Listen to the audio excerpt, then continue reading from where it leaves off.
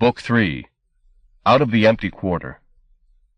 Part 10, The Search for the Scourge. If you gaze for long into an abyss, the abyss gazes also into you. Friedrich Nietzsche, Beyond Good and Evil. Chapter 1, No Rest for the Wicked. 1. Before the explorers, the Rub al-Khali had been a blank space on the map of the world. After them, it remained so. Its very name, given to it by the Bedou, the desert nomads who'd lived for unnumbered centuries in the deserts of the Arab Peninsula, meant the empty quarter. That they, familiar with wilderness that would drive most men insane, should designate this place empty, was the most profound testament to its nullity imaginable. But among those Europeans for whom names were not proof enough, and who had from the beginning of the 19th century gone looking for places to test their mettle, the Rub al-Khali rapidly acquired legendary status.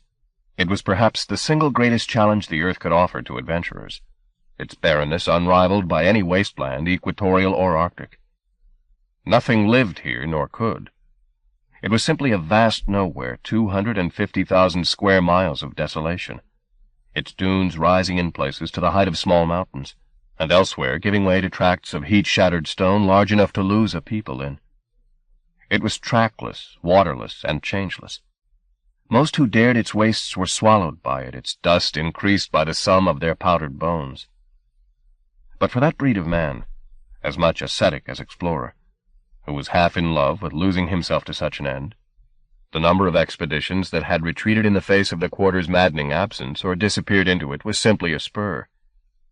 Some challenged the wasteland in the name of cartology, determined to map the place for those who might come after them, only to discover that there was nothing to map but the chastening of their spirit. Others went looking for lost tombs and cities, where fabled wealth awaited that man strong enough to reach into hell and snatch it out. Still others, a patient, secretive few, went in the name of academe, seeking verification of theories geological or historical. Still others looked for the Ark there, or for Eden.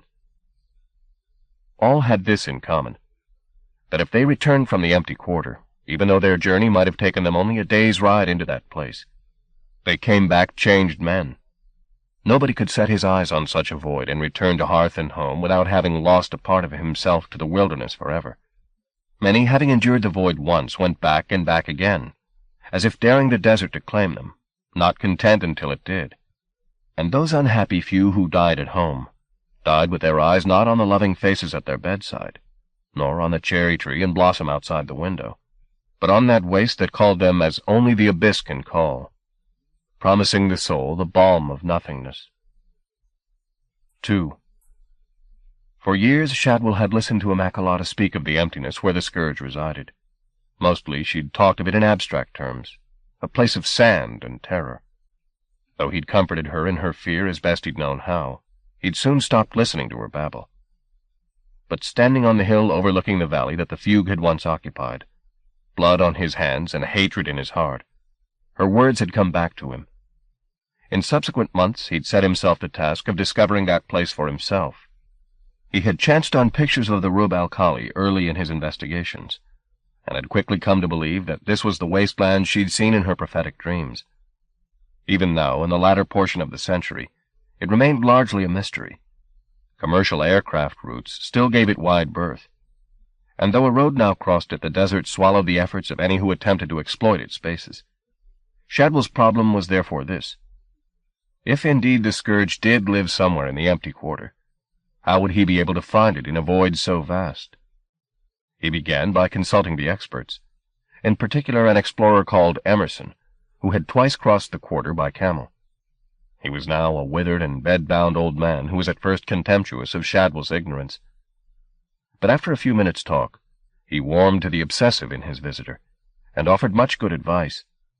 When he spoke of the desert, it was as of a lover who'd left stripes upon his back, yet whose cruelty he ached to have again. As they parted, he said, "I envy you, Shadwell. God alive, I envy you." 3. Though Emerson had told him that the desert was always a solitary experience, Shadwell did not go alone to the Rub al-Khali. He took Hobart with him. The law no longer called Hobart as it had. An investigation into the events that had all but destroyed his division had found him criminally negligent. He might well have been imprisoned, but that his masters concluded he was unbalanced. Indeed, probably always had been. And that exposing a system that would employ such a madman to the scrutiny of a court case would cover none of them in glory. Instead, a complete story was fabricated, which made heroes of those men who'd gone into the fugue with Hobart and died there, and retired on full pay those who'd emerged with their sanity in tatters. There was a valiant attempt by several bereaved wives to discredit this fiction, but when hints of the real explanation were uncovered, it seemed infinitely more unlikely than the lie, nor were the survivors able to give any coherent account of what they'd experienced. Those few details they did unburden themselves of merely served to confirm their lunacy. Hobart, however, did not have madness as a place of retreat, having been in its hold for years. The vision of fire that Shadwell had given him, and which had first claimed him for the salesman's faction, obsessed him still, despite the fact that the coat had been discarded. Knowing that in Shadwell's company his obsession would not be mocked, Hobart elected to remain there. With Shadwell his dreams had come closest to being realized, and though their shared ambitions had been defeated, the man still spoke a language Hobart's dementia understood. When the salesman talked of the scourge, Hobart knew it could only be the dragon of his dreams by another name. Once, he half remembered, he'd sought that monster in a forest, but he'd found only confusion there. It had been a sham, that dragon, not the true beast he still longed to meet.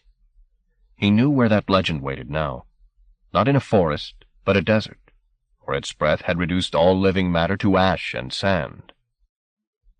They went together, therefore, to a village on the southern fringe of the quarter, a place so inconsequential it couldn't even lay claim to a name. Here they were obliged to leave their jeep, and with their driver as interpreter pick up guides and camels. It was not simply the practical problems of crossing the quarter by vehicle that made Shadwell forsake wheels for hoofs. It was a desire, encouraged by Emerson, to be as much a part of the desert as was possible, to go into that void not as conquerors but as penitents. Locating their two guides for the expedition was the business of an hour, no more, there being so few either willing or able-bodied enough to make the journey. Both men were of Almura tribe, who alone of all the tribes claimed spiritual kinship with the quarter. The first, a fellow called Mitrak ibn Talak, Shadwell chose because he boasted that he'd guided white men into the Rub al-Khali, and back out again on 4 previous occasions. But he would not go without the company of a younger man by the name of Jabir, whom he variously described as his cousin, half-cousin, and brother-in-law. This other looked to be little more than 15, but had the scrawny strength and the world-wise glance of a man 3 times that age. Hobart was left to haggle with them, though the terms of the arrangements took some time to sort out, as the Arabic he'd learned for this expedition was primitive, and the Arabs' English as bad. They seemed to know their profession, however. The purchase of camels took half a day, the purchasing of supplies another morning. It was therefore the labor of a mere 48 hours to prepare for the crossing. On the day of their departure, however, Shadwell, whose fastidiousness had not kept him from satisfying his belly, fell foul of an intestinal plague that turned his innards to water. With his gut in revolt, he couldn't keep a morsel of food in his system long enough to profit by it, and he quickly became weak. Racked by fever and with access to only the most rudimentary medication, all he could do was take refuge in the hovel they'd hired, find the corner where the sun couldn't reach him, and there sweat the sickness out. 2 days passed without his improving. He was not used to illness, but on those few occasions he had fallen sick, he'd always hidden himself away and suffered in private. Here, privacy was nearly impossible to find. All day he could hear scrabblings outside the door and window, as people fought for a chance to peer through the cracks at the infidel, moaning on his filthy sheet. And when the locals grew tired of the spectacle, there were still the flies watching over him, thirsty for the tainted waters at his lips and eyes. He'd long since learned the hopelessness of shooing them away. He simply lay in his sweat and let them drink, his fevered mind drifting off to cooler places. On the 3rd day, Hobart suggested they postpone the journey, pay off Ibn Talak and Jabir, and return to civilization. There Shadwell could regain his strength for another try. Shadwell protested at this, but the same thought had crept into his own head more than once. When the infection finally left his body, he'd be in no fit state to dare the quarter. That night, however, things changed. For one, there was a wind. It came not in gusts, but as a steady assault, the sand it carried creeping in beneath the door and through the cracks in the window. Shadwell had slept a little during the preceding day, and had benefited from his rest, but the wind prevented him from settling now. The disturbance got into his gut, too, obliging him to spend half the night squatting over the bucket he'd been provided with while his bowels gave vent. That was where he was, squatting in misery in a cloud of flatulence, when he first heard the voice. It came out of the desert, rising and falling like the wail of some infernal widow. He'd never heard its like. He stood up, soiling his legs. In doing so, his body racked with shudders. It was the scourge he was hearing, he had no doubt. The sound was muted but indisputable, a voice of grief and power, and summoning. It offered them a signpost. They would not have to go blindly into the wilderness, hoping luck would bring them to their destination. They'd follow the route the wind had come. Sooner or later, wouldn't it lead them to the creature whose voice it carried? He hoisted up his trousers and opened the door. The wind was running wild through the tiny town, depositing sand wherever it went, whining at the houses like a rabid dog. He listened again for the voice of the scourge, praying that it was not some hallucination brought on by his hunger. It was not. It came again, the same anguished howl. One of the villagers hurried past the spot where Shadwell stood. The salesman stepped out of the doorway and took the man's arm. "You here?"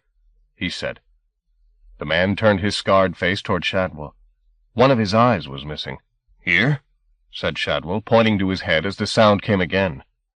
The man shook off Shadwell's grip. "Al-Hial," the man replied, practically spitting the words out. "Huh?" "Al-Hial," he said again, backing away from Shadwell as from a dangerous idiot, his hand at the knife in his belt. Shadwell had no argument with the man. He raised his hands, smiling, and left him to his troubles. A curious exhilaration had seized hold of him, making his starved brain sing. They'd go tomorrow into the quarter, and damn his intestines to hell. As long as he could stay upright on his saddle, he could make the journey. He stood in the middle of the squalid street, his heart pounding like a jackhammer, his legs trembling. "I hear you," he said. And the wind took the words from his lips as if by some perverse genius known only to desert winds. It could return the way it had come, and deliver Shadwell's words back to the power that awaited him in the void. Chapter 2. Oblivion. 1. Nothing, neither in the books he'd read nor in the testimonies he'd listened to, nor even in the tormented voice he'd heard on the wind the previous night, had prepared Shadwell for the utter desolation of the Rub al-Khali.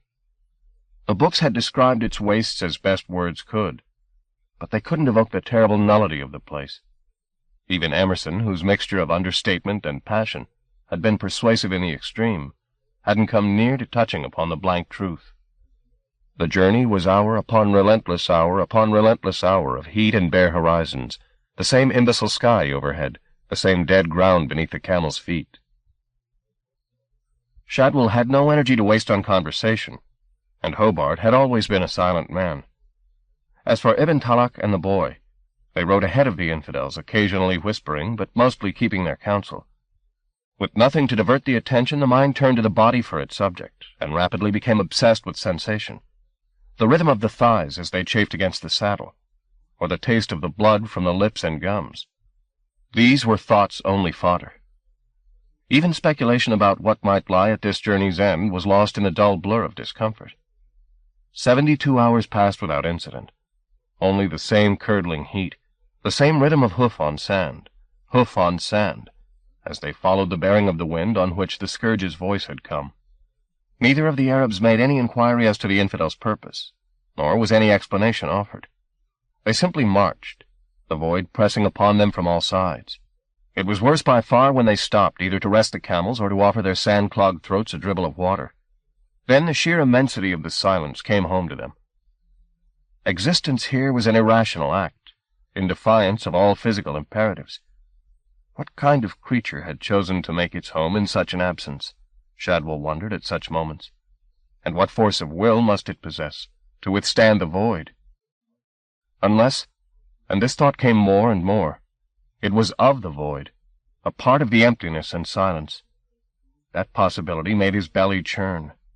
That the power he sought belonged here, chose dunes for its bed and rock for its pillow. He finally began to understand why Immaculata's visions of the scourge had brought sweat to her brow. In those nightmares she had tasted a terrible purity, one that had made her own pale by its light. But he was not afraid, except of failing, until he stepped into the presence of that creature, until he learned the source of its cleanliness. He could not be cleansed himself. That he longed for above all things. And as the night fell on their 4th day in the quarter, that desire came still closer to being realized. Jabir had just set the fire when the voice came again. There was little wind tonight, but it rose with the same solemn authority as before, tainting the air with its tragedy. Ibn Talak, who'd been cleaning his rifle, was the first to his feet, his eyes wide and wild, either an oath or a prayer on his lips. Hobart was on his feet seconds later, while Jabir went to soothe the camels, who had panicked at the sound and were tearing at their tethers. Only Shadwell stayed beside the fire, gazing into the flames as the howl, sustained as if on one monumental breath, filled the night. It seemed to go on for minutes before it finally died away. When it did, it left the animals muttering and the men silent. Ibn Talak was first back to the fire, and the business of rifle cleaning. The boy followed. Finally, Hobart, too. "We're not alone," said Shadwell after a time, his gaze still on the flames. "What was it?" said Jabir. "Al-Hiyal," Ibn Talak said. The boy pulled a face. "What is Al-Hiyal?" Shadwell said. "They mean the noise the sand makes," Hobart said. "The sand?" said Shadwell. "You think that was the sand?" The boy shook his head. "Of course not," said Shadwell. "That's the voice of the one we've come to meet." Jabir threw a handful of bone-white sticks onto the fire. It devoured them immediately. "Do you understand?" Shadwell asked. Ibn Talak looked up from his work and stared at Shadwell. "They understand," said Hobart. "I thought maybe they'd lose their nerve." Ibn Talak seemed to sense the implication of this remark. "Rub al-Khali," he said. "We know. All of it.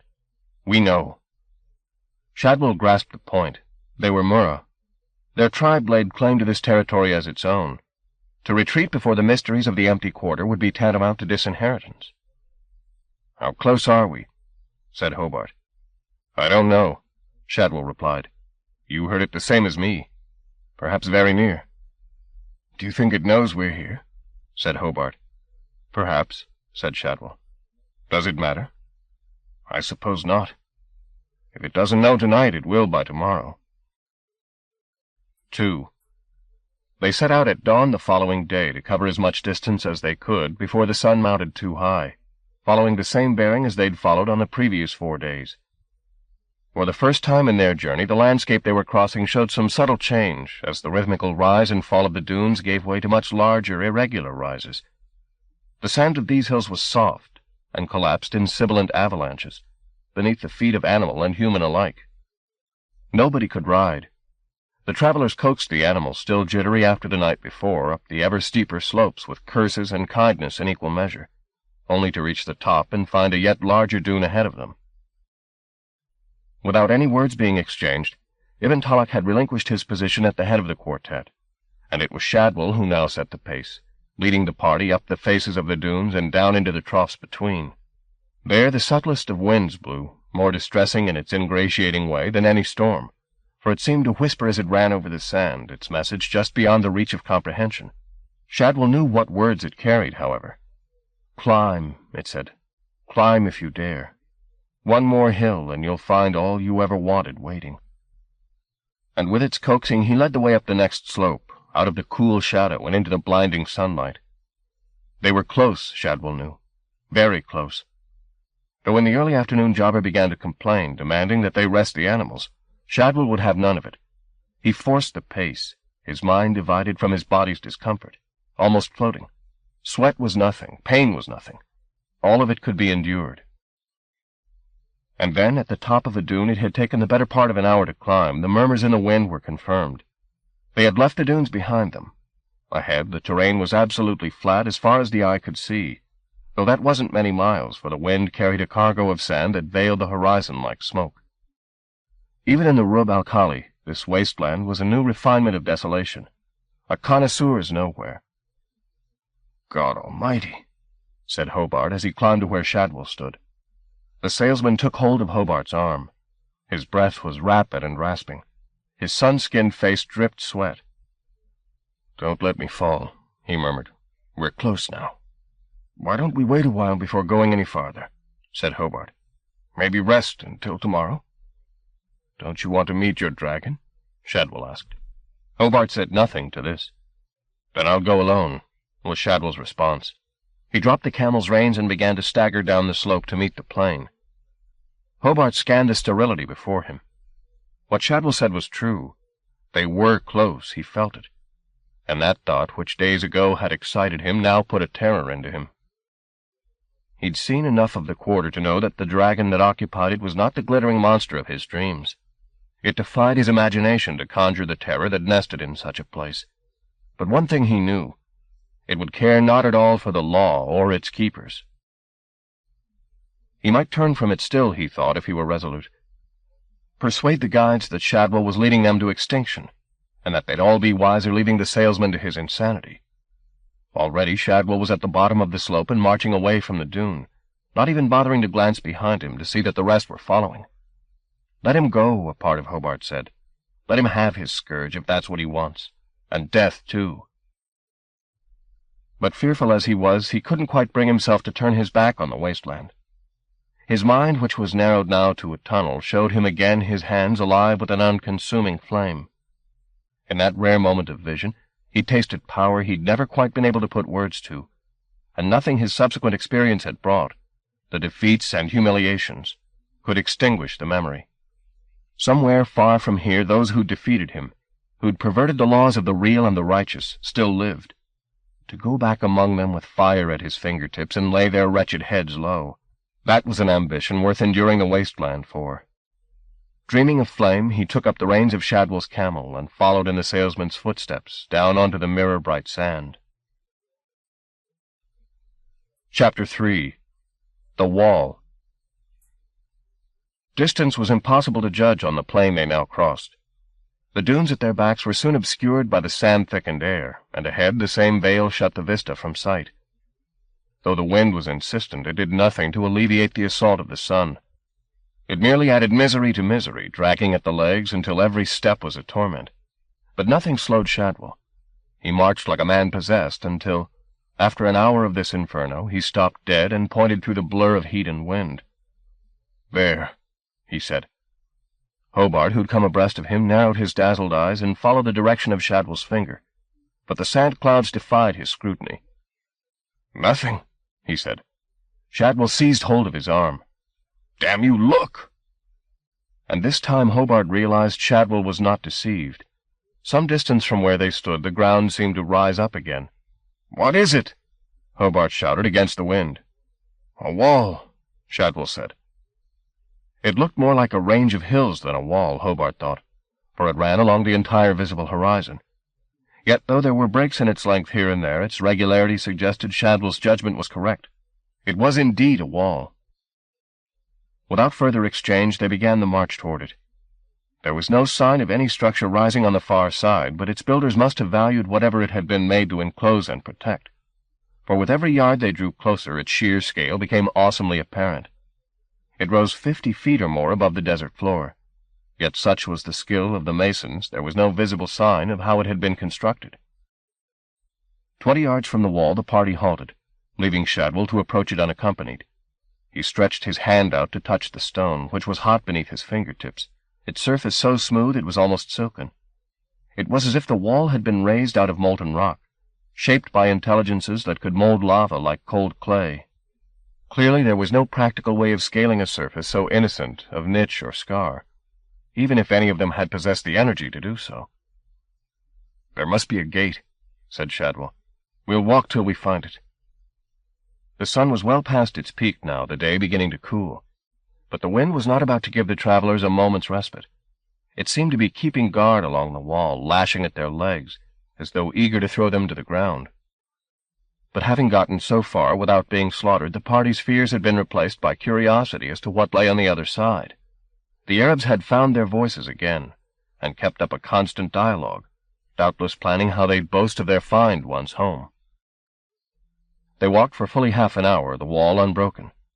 There were places where cracks had appeared in it, though none low enough to offer handholds, and others where the top edge showed signs of crumbling. But there was neither window nor gate in its length, however small. "Who built this?" said Hobart as they walked. Shadwell was watching their shadow on the wall as it kept pace with them. "Ancients," he said. "To keep the desert out? Or keep the scourge in?" The last few minutes had brought a subtle change in the wind. It had given up nipping at their legs and gone about braver business. It was Ibn Talak who first spotted what. "There, there!" he said, and pointed along the wall. A few hundred yards from where they stood, a stream of sand was being carried out through the wall, bellowing as it went. As they approached, it became apparent that this was not a gate, but a breach in the wall. The stone had been thrown down in heaps of rubble. Shadwell was first to reach the scattered pieces, many the size of small houses, and began to scramble up over them until at last he looked down into the place the walls had been raised to guard. Behind him, Hobart called, "What do you see?" Shadwell didn't speak. He simply surveyed the scene behind the wall with disbelieving eyes as the wind that roared through the breach threatened to throw him from his perch. There were neither palaces nor tombs on the other side of the wall. Indeed, there was no sign, however vestigial, of habitation. No obelisks, no colonnades. There was only sand and more sand. Endless sand. Another desert rolling away from them, as empty as the void at their backs. Nothing. It wasn't Shadwell who spoke, but Hobart. He, too, had scaled the boulders and stood at Shadwell's side. "Oh, Jesus! Nothing!" Shadwell made no reply. He simply clambered down the other side of the breach and stepped into the shadow of the wall. What Hobart said appeared to be true. There was nothing here. Why then did he feel certain that this place was somehow sacred? He walked through the mire of sand that the wind had heaped against the rubble of the breach and surveyed the dunes. Was it possible that the sand had simply covered the secret they'd come here to find? Was the scourge concealed here, its howl that of something buried alive? If so, how could they ever hope to locate it? He turned back and squinted up at the wall. Then, on impulse, he began to climb the open edge of the breach. It was heavy going. His limbs were weary, and the wind had polished the stone in its many years of passage, but he eventually gained the summit. At first, it seemed his efforts had been for nothing. All he'd won for his sweat was a view of the wall running off in both directions until distance claimed it. But when he came to survey the scene below, he realized that there was a pattern visible in the dunes. Not the natural wave patterns that the wind created, but something more elaborate. Vast geometrical designs laid out in the sand, with walkways or roads between them. He'd read in his research on wastelands of designs drawn by some ancient people on the plains of South America, pictures of birds and gods that could have made no sense from the earth, but had been drawn as if to enchant some heavenly spectator. Was that the case here? Had the sand been raised in these furrows and banks as a message to the sky? If so, what power had done it? A small nation would be needed to move so much sand, and the wind would undo tomorrow what had been done today. Whose work was this, then? Perhaps night would tell. He climbed back down the wall to where Hobart and the others were waiting amid the boulders. "We'll camp here tonight," he said. "Inside the walls or out?" Hobart wanted to know. "Inside." Chapter 4. Uriel. Night came down like a dropped curtain. Jobber made a fire in the shelter of the wall out of the remorseless assault of the wind, and there they ate bread and drank coffee. There was no conversation. Exhaustion had claimed their tongues. They simply sat hunched up, staring into the flames. Though his bones ached, Shadwell couldn't sleep. As the fire burned low, and one by one the others succumbed to fatigue, he was left to keep watch. The wind dropped a little as the night deepened, its bellow becoming a moan. It soothed him like a lullaby, and at last his eyelids dropped closed. Behind them, the busy patterns of his inner eye. Then emptiness. In sleep, he heard the boy Jobber's voice. It called him from darkness, but he didn't want to answer. Rest was too sweet. It came again, however, a horrid shriek. This time he opened his lids. The wind had died completely. Overhead, the stars were bright in a perfect sky, trembling in their places. The fire had gone out, but their light was sufficient for him to see that both Ibn Talak and Jobber were missing from their places. He got up, crossed to Hobart, and shook him awake. As he did so, his eye caught sight of something on the ground a little way beyond Hobart's head. He stared, doubting what he saw. There were flowers underfoot, or so he seemed to see. Clusters of blooms set in abundant foliage. He looked up from the ground, and his parched throat unleashed a cry of astonishment. The dunes had gone. In their place a jungle had risen up, a riot of trees that challenged the wall's height, vast flower-laden species whose leaves were the size of a man. Beneath their canopy was a wilderness of vines and shrubs and grasses. For a moment he doubted his sanity until he heard Hobart say, "My God!" at his side. "You see it too?" said Shadwell. "I see it," Hobart said. "A garden." "Garden?" At first sight the word scarcely described this chaos, but further scrutiny showed that there was order at work in what had initially seemed anarchy. Avenues had been laid under the vast blossom-laden trees. There were lawns and terraces. This was indeed a garden of sorts, though there would be little pleasure to be had walking in it, for despite the surfeit of species, plants and bushes of every size and shape, there was not among them a single variety that had a color. Neither bloom nor branch nor leaf nor fruit, all down to the humblest blade, had been bled of pigment. Shadwell was puzzling at this when a further cry issued from the depths. It was Ibn Talak's voice this time, and it rose in a steep curve to a shriek. He followed it. The ground was soft beneath his feet, which slowed his progress, but the shriek went on, broken only by sobbing breaths. Shadwell ran, calling the man's name. There was no fear left in him, only an overwhelming hunger to see the maker of this enigma face to face. As he advanced down on the shadowy boulevards, its pathway strewn with the same colorless plant life, Ibn Talak's cry stopped dead. Shadwell was momentarily disoriented. He halted and scanned the foliage for some sign of movement. There was none. The breeze did not stir a single frond, nor, to further compound the mystery, was there a hint of perfume, however subtle, from the mass of blossoms. Behind him Hobart muttered a cautionary word. Shadwell turned and was about to condemn the man's lack of curiosity when he caught sight of the trail his own footsteps had made. In the gyre his heels had brought forth life. Here they'd destroyed it. Wherever he'd set foot, the plants had simply crumbled away. He stared at the blank ground where there had previously been grasses and flowers, and the explanation for this extraordinary growth became apparent. Ignoring Hobart now, he walked toward the nearest of the bushes, the blooms of which hung like censers from their branches. Tentatively, he touched his fingers to one of the flowers. Upon this lightest of contacts, the blossom fell apart, dropping from the branch in a shower of sand. He brushed its companion with his thumb. It too fell away, and with it the branch, and the exquisite leaves it bore. All returned to sand at a touch. The dunes hadn't disappeared in the night to make way for this garden. They had become the garden, risen up at some unthinkable command to create this sterile illusion. What had at first sight seemed a miracle of fecundity was a mockery. It was sand, scentless, colorless, lifeless, a dead garden. A sudden disgust gripped him. This trick was all too like the work of the seer kind, some deceitful rapture.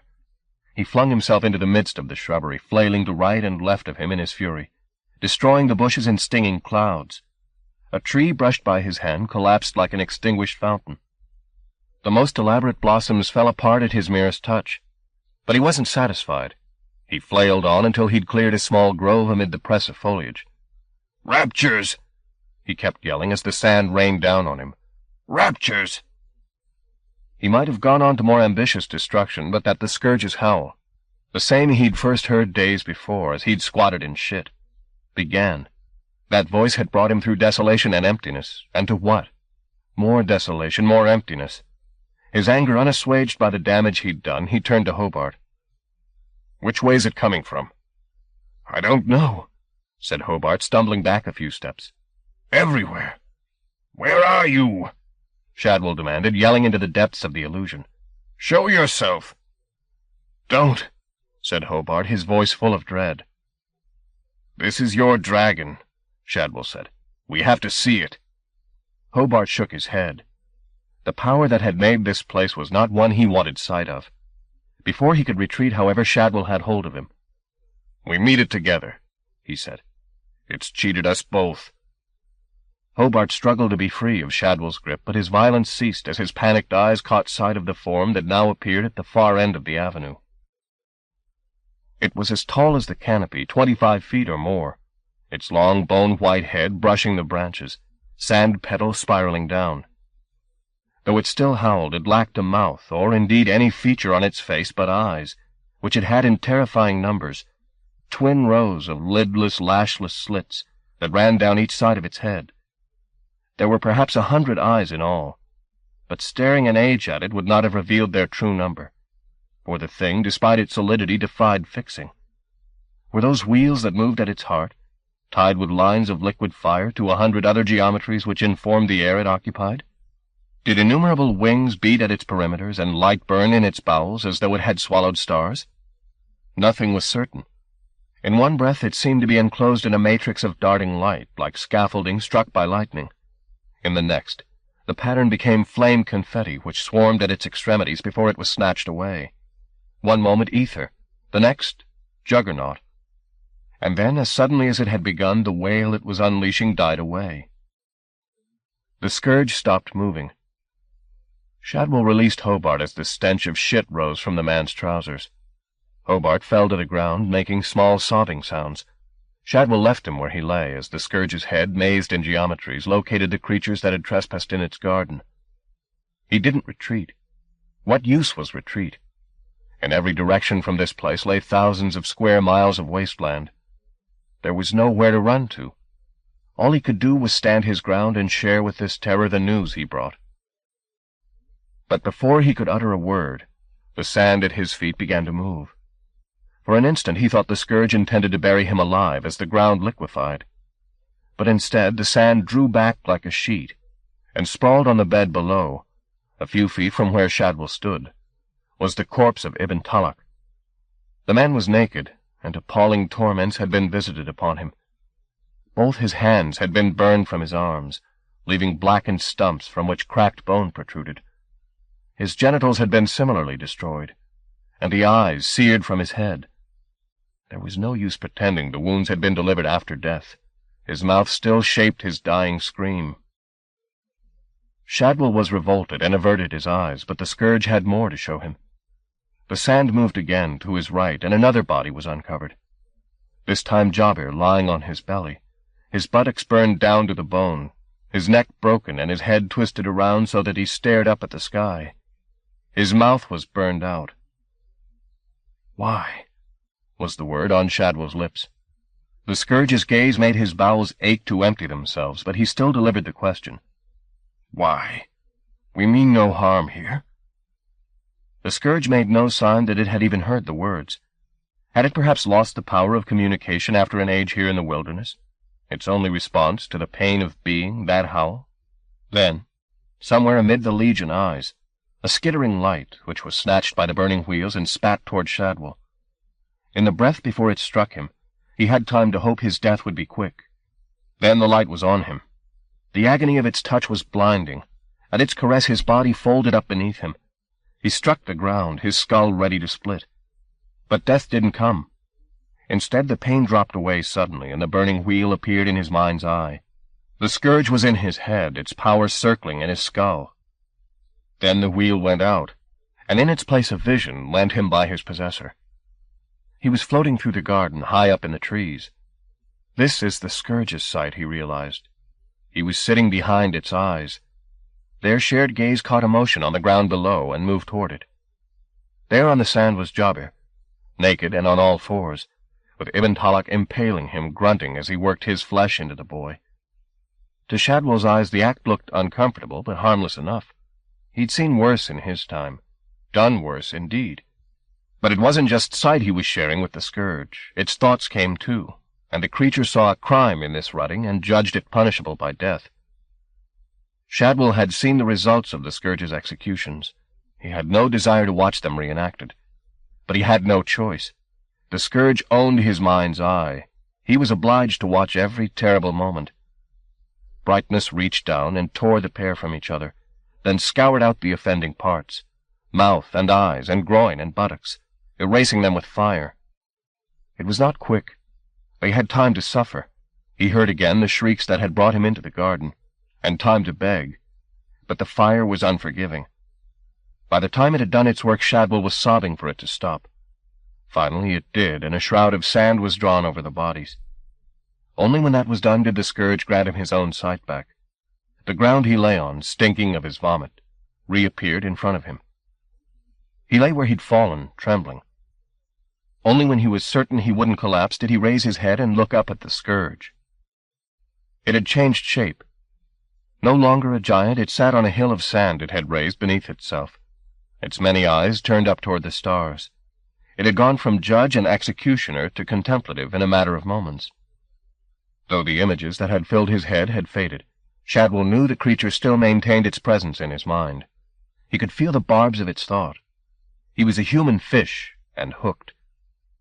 It looked away from the sky and down at him. Shadwell. He heard his name called, though in its new incarnation the scourge still lacked a mouth. It needed none, of course, when it could dabble in a man's head this way. "I see you," it said. Or rather, that was the thought it placed in Shadwell's head, to which he put words. "I see you, and I know your name." "That's what I want," Shadwell said. "I want you to know me. Trust me. Believe me." Sentiments like these had been part of his salesman spiel for more than half his life. He drew confidence from speaking them. "You're not the first to come here," the scourge said. "Others have come, and gone." Shadwell knew all too well where they'd gone.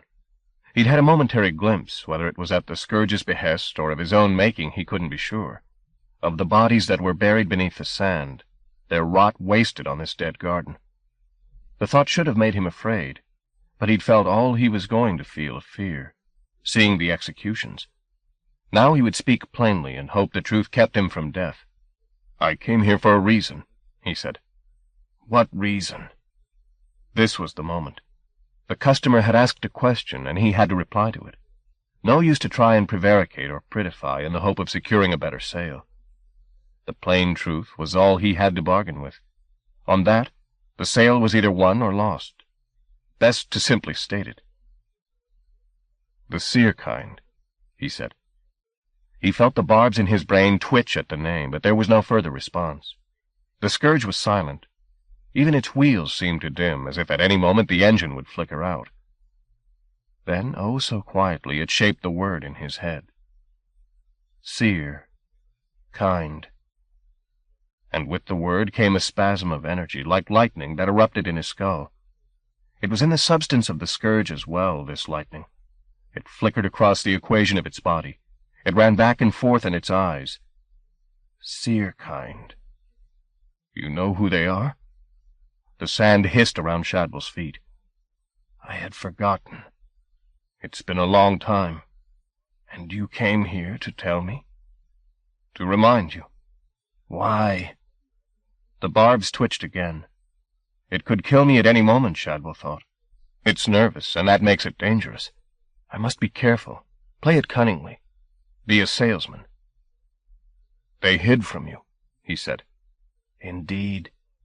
All these years. Hid their heads so you'd never find them. And now?" "Now they're awake again. In the human world." "I had forgotten. But I'm reminded now. Oh, yes, sweet Shadwell." The barbs relaxed, and a wave of the purest pleasure broke over Shadwell, leaving him almost sick with the excess of it. It was a joy-bringer, too, this scourge. What power did not lie in its control? "May I ask a question?" he said. "Ask." "Who are you?" The scourge rose from its throne of sand, and in an instant it grew blindingly bright. Shadwell covered his eyes, but the light shone through flesh and bone and into his head, where the scourge was pronouncing its eternal name. "I am called Uriel," it said. "Uriel of the Principalities." He knew the name, as he'd known by heart the rituals he'd heard at St. Philomena's, and from the same source. As a child he'd learned the names of all the angels and archangels by heart, and among the mighty Uriel was of the mightiest. The archangel of salvation, called by some the flame of God. The sight of the executions replayed in his head, the bodies withering beneath that merciless fire, An angel's fire. What had he done, stepping into the presence of such power? This was Uriel of the Principalities. Another of the angel's attributes rose from memory now, and with it a sudden shock of comprehension. Uriel had been the angel left to stand guard at the gates of Eden. Eden. At the word, the creature blazed. Though the ages had driven it to grief and forgetfulness, it was still an angel, its fires unquenchable. The wheels of its body rolled, the visible mathematics of its essence turning on itself and preparing for new terrors. "There were others here," the seraph said, "that called this place Eden. But I never knew it by that name." "What, then?" Shadwell asked. "Paradise," said the angel. And at the word a new picture appeared in Shadwell's mind. It was the garden in another age. No trees of sand then, but a lush jungle that brought to mind the flora that had sprung to life in the gyre. The same profligate fecundity, the same unnamable species that seemed on the verge of defying their condition. Blooms that might at any moment take breath, fruit about to fly. There was none of the urgency of the gyre here, however. The atmosphere was one of inevitable rising up, things aspiring at their own pace to some higher state, which was surely light. For everywhere between the trees brightnesses floated like living spirits. "This was a place of making," the angel said, "forever and ever, where things came to be." "To be?" "To find a form and enter the world." "And Adam and Eve?" "I don't remember them," Uriel replied. "The first parents of humanity. Humanity was raised from dirt in 1,000 places, but not here. Here were higher spirits." "The seer kind?" said Shadwell. "Higher spirits?" The angel made a sour sound. The image of the paradise garden convulsed, and Shadwell glimpsed furtive figures moving among the trees like thieves. "They began here," said the angel. And in Shadwell's mind he saw the earth break open, and plants rise from it with human faces, and mist congeal. But they were accidents, droppings from greater stuff that found life here. We did not know them, we spirits. We are about sublimer business." "And they grew?" "Grew, and grew curious." Now Shadwell began to comprehend. "They smelled the world," he prompted. The angel shuddered, and again Shadwell was bombarded with images. He saw the forefathers of the seer kind, naked, every one, their bodies all colors and sizes, a crowd of freakish forms, tails, golden eyes, and coxcombs, flesh on one with the sheen of a panther, another with vestigial wings. He saw them scaling the wall, eager to be out of the garden. "They escaped." "Nobody escapes me," said Uriel. "When the spirits left, I remained here to keep watch until their return."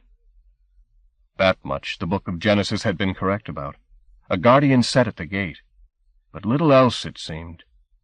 The writers of that book had taken an image that mankind knew in his heart, and folded it into their narrative for their own moral purposes. What place God had here, if any, was perhaps as much a matter of definition as anything. Would the Vatican know this creature as an angel if it presented itself before the gates of the state? Shadwell doubted it. "And the spirits," he said. "The others who were here?" "I waited," said the angel. And waited, thought Shadwell, until loneliness drove it mad.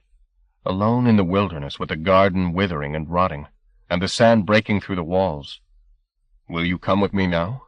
said Shadwell. "I can lead you to the seer kind." The angel turned its gaze on Shadwell afresh. "I hate the world," it said. "I was there before, once." "But if I take you to them," said Shadwell, "you can do your duty and be finished with it." Uriel's hatred of the kingdom was like a physical thing. It chilled Shadwell's scalp. Yet the angel didn't reject the offer, merely bided its time as it turned the possibility over. It wanted an end to its waiting, and soon.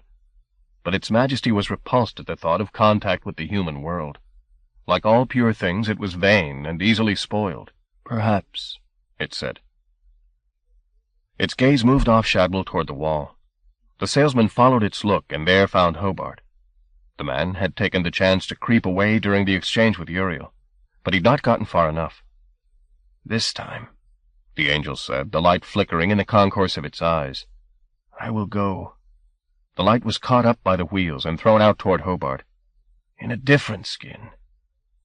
With that, the entire engine flew apart, and not one but countless arrows of light fled toward Hobart. Uriel's gaze had bound him to the spot. He could not avoid the invasion. The arrows struck him from forehead to foot, their light entering him without breaking his skin. In the space of a heartbeat, all trace of the angel had gone from the hill beside Shadwell, and with its disappearance into flesh came a new spectacle. A shudder ran through the ground from the wall where Hobart stood and through the garden. At its passage, the sand forms began to decay, countless plants dropping into dust, avenues of trees shuddering and collapsing like arches in an earthquake. Watching the escalating destruction, Shadwell thought again of his first sight of the patterns in the dunes. Perhaps his assumptions then had been correct. Perhaps this place was in some way assigned to the stars. Uriel's pitiful way of recreating a lost glory, in the hope that some passing spirit would come calling and remind it of itself. Then the cataclysm grew too great, and he retreated before he was buried in a storm of sand. Hobart was no longer on the garden side of the breach, but had climbed the boulders and stood looking out across the blank wastes of the desert. There was no outward sign of Uriel's occupancy. To a casual eye, this was the same Hobart. His gaunt features were as glacial as ever, and it was the same colorless voice that emerged when he spoke. But the question he posed told a different story. "Am I the dragon now?" he asked. Shadwell looked at him. There was, he now saw, a brilliance in the hollows of Hobart's eyes that he'd not seen since he'd first seduced the man with promises of fire. "Yes," he said, "you're the dragon." They didn't linger. They began the trek back toward the border there and then, leaving the empty quarter emptier than ever. Part 11. The Dream Season. The sky is darkening like a stain. Something is going to fall like rain, and it won't be flowers. W. H. Auden. The Two. Chapter 1. Portrait of the Hero as a Young Lunatic. 1. "What's happened to Cal Mooney?" the neighbors were saying. "What an odd fellow he's become, full of half-smiles and sly glances. Mind you, weren't they always a peculiar family? The old man was related to a poet, I've heard, and you know what they say about poets. A little mad, all of them. And now the son's gone the same way. So sad. Funny the way people change, isn't it?" The gossip rang true, of course. Cal knew he had changed. And yes, he probably was a little mad. When he looked at himself in the mirror some mornings, there was a wildness in his eyes which was no doubt distressing to the cashier at the supermarket, or the woman who tried to pry some potential scandal from him as they waited in line at the bank. "Are you living alone, then?"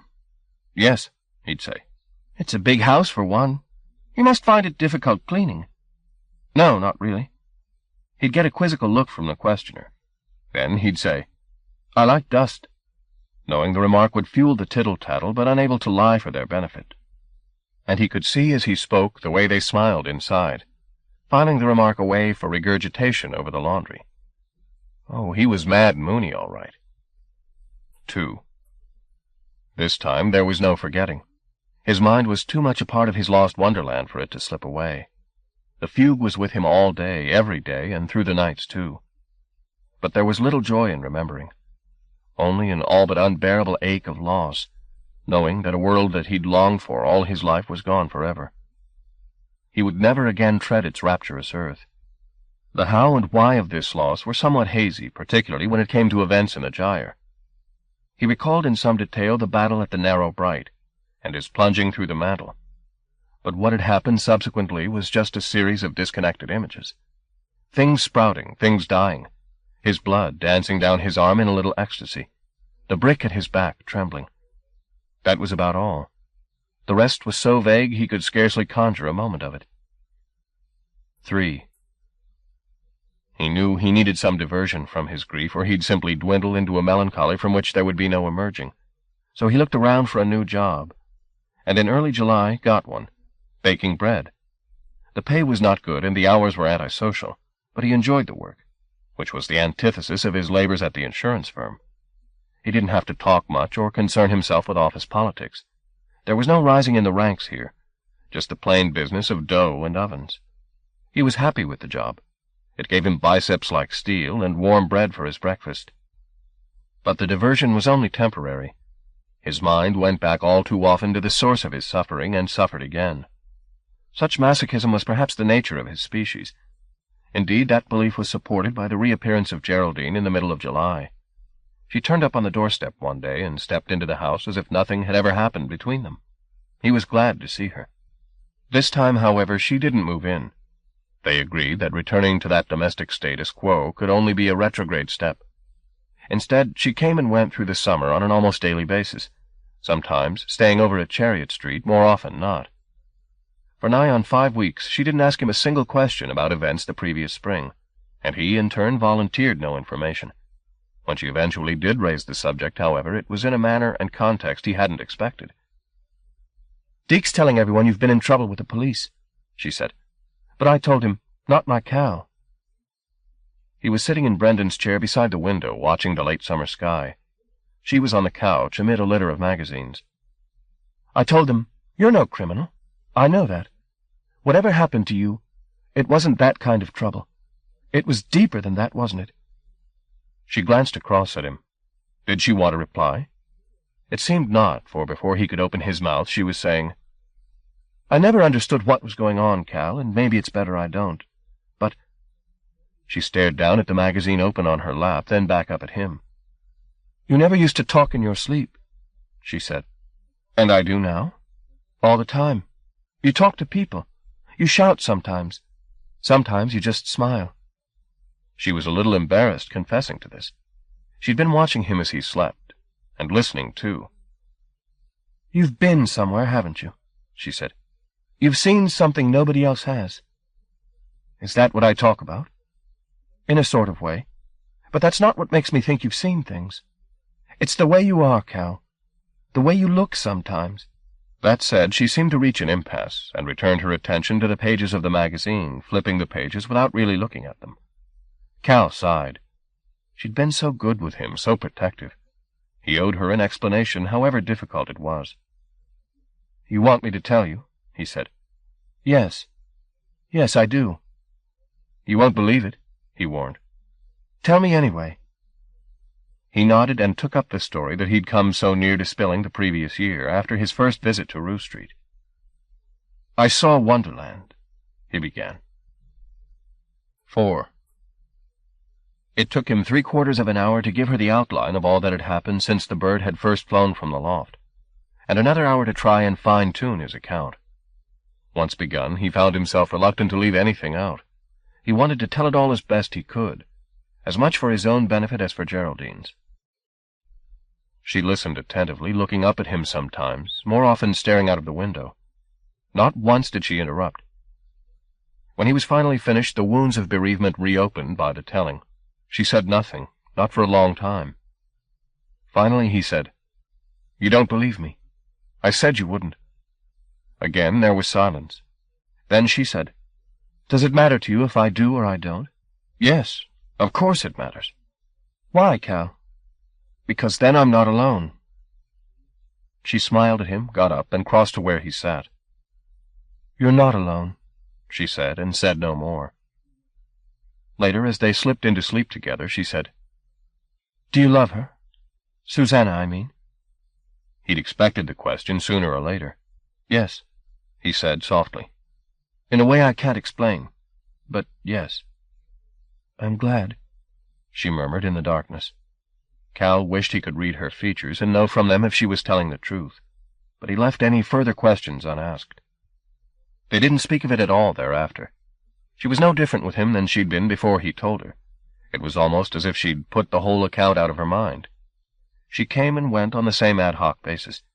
Sometimes they'd make love, sometimes not, and sometimes they'd be happy, or almost so. The summer came and went without much disturbing the thermometer, and before the freckles had a chance to bloom on Geraldine's cheeks, it was September. 5. Autumn suits England, and that autumn, preceding as it would the worst winter since the late 40s, came in glory. The winds were high, bringing passages of warm rain interspersed with stabs of liquid brightness. The city found a lost glamour. Clouds the color of slate piled up behind its sun-struck houses. The wind brought the smell of the sea, brought gulls, too, on its back, dipping and weaving over the roofs. That month Cal felt his spirits rise again, seeing the kingdom of the cuckoo shine, while above it the skies seemed charged with secret signs.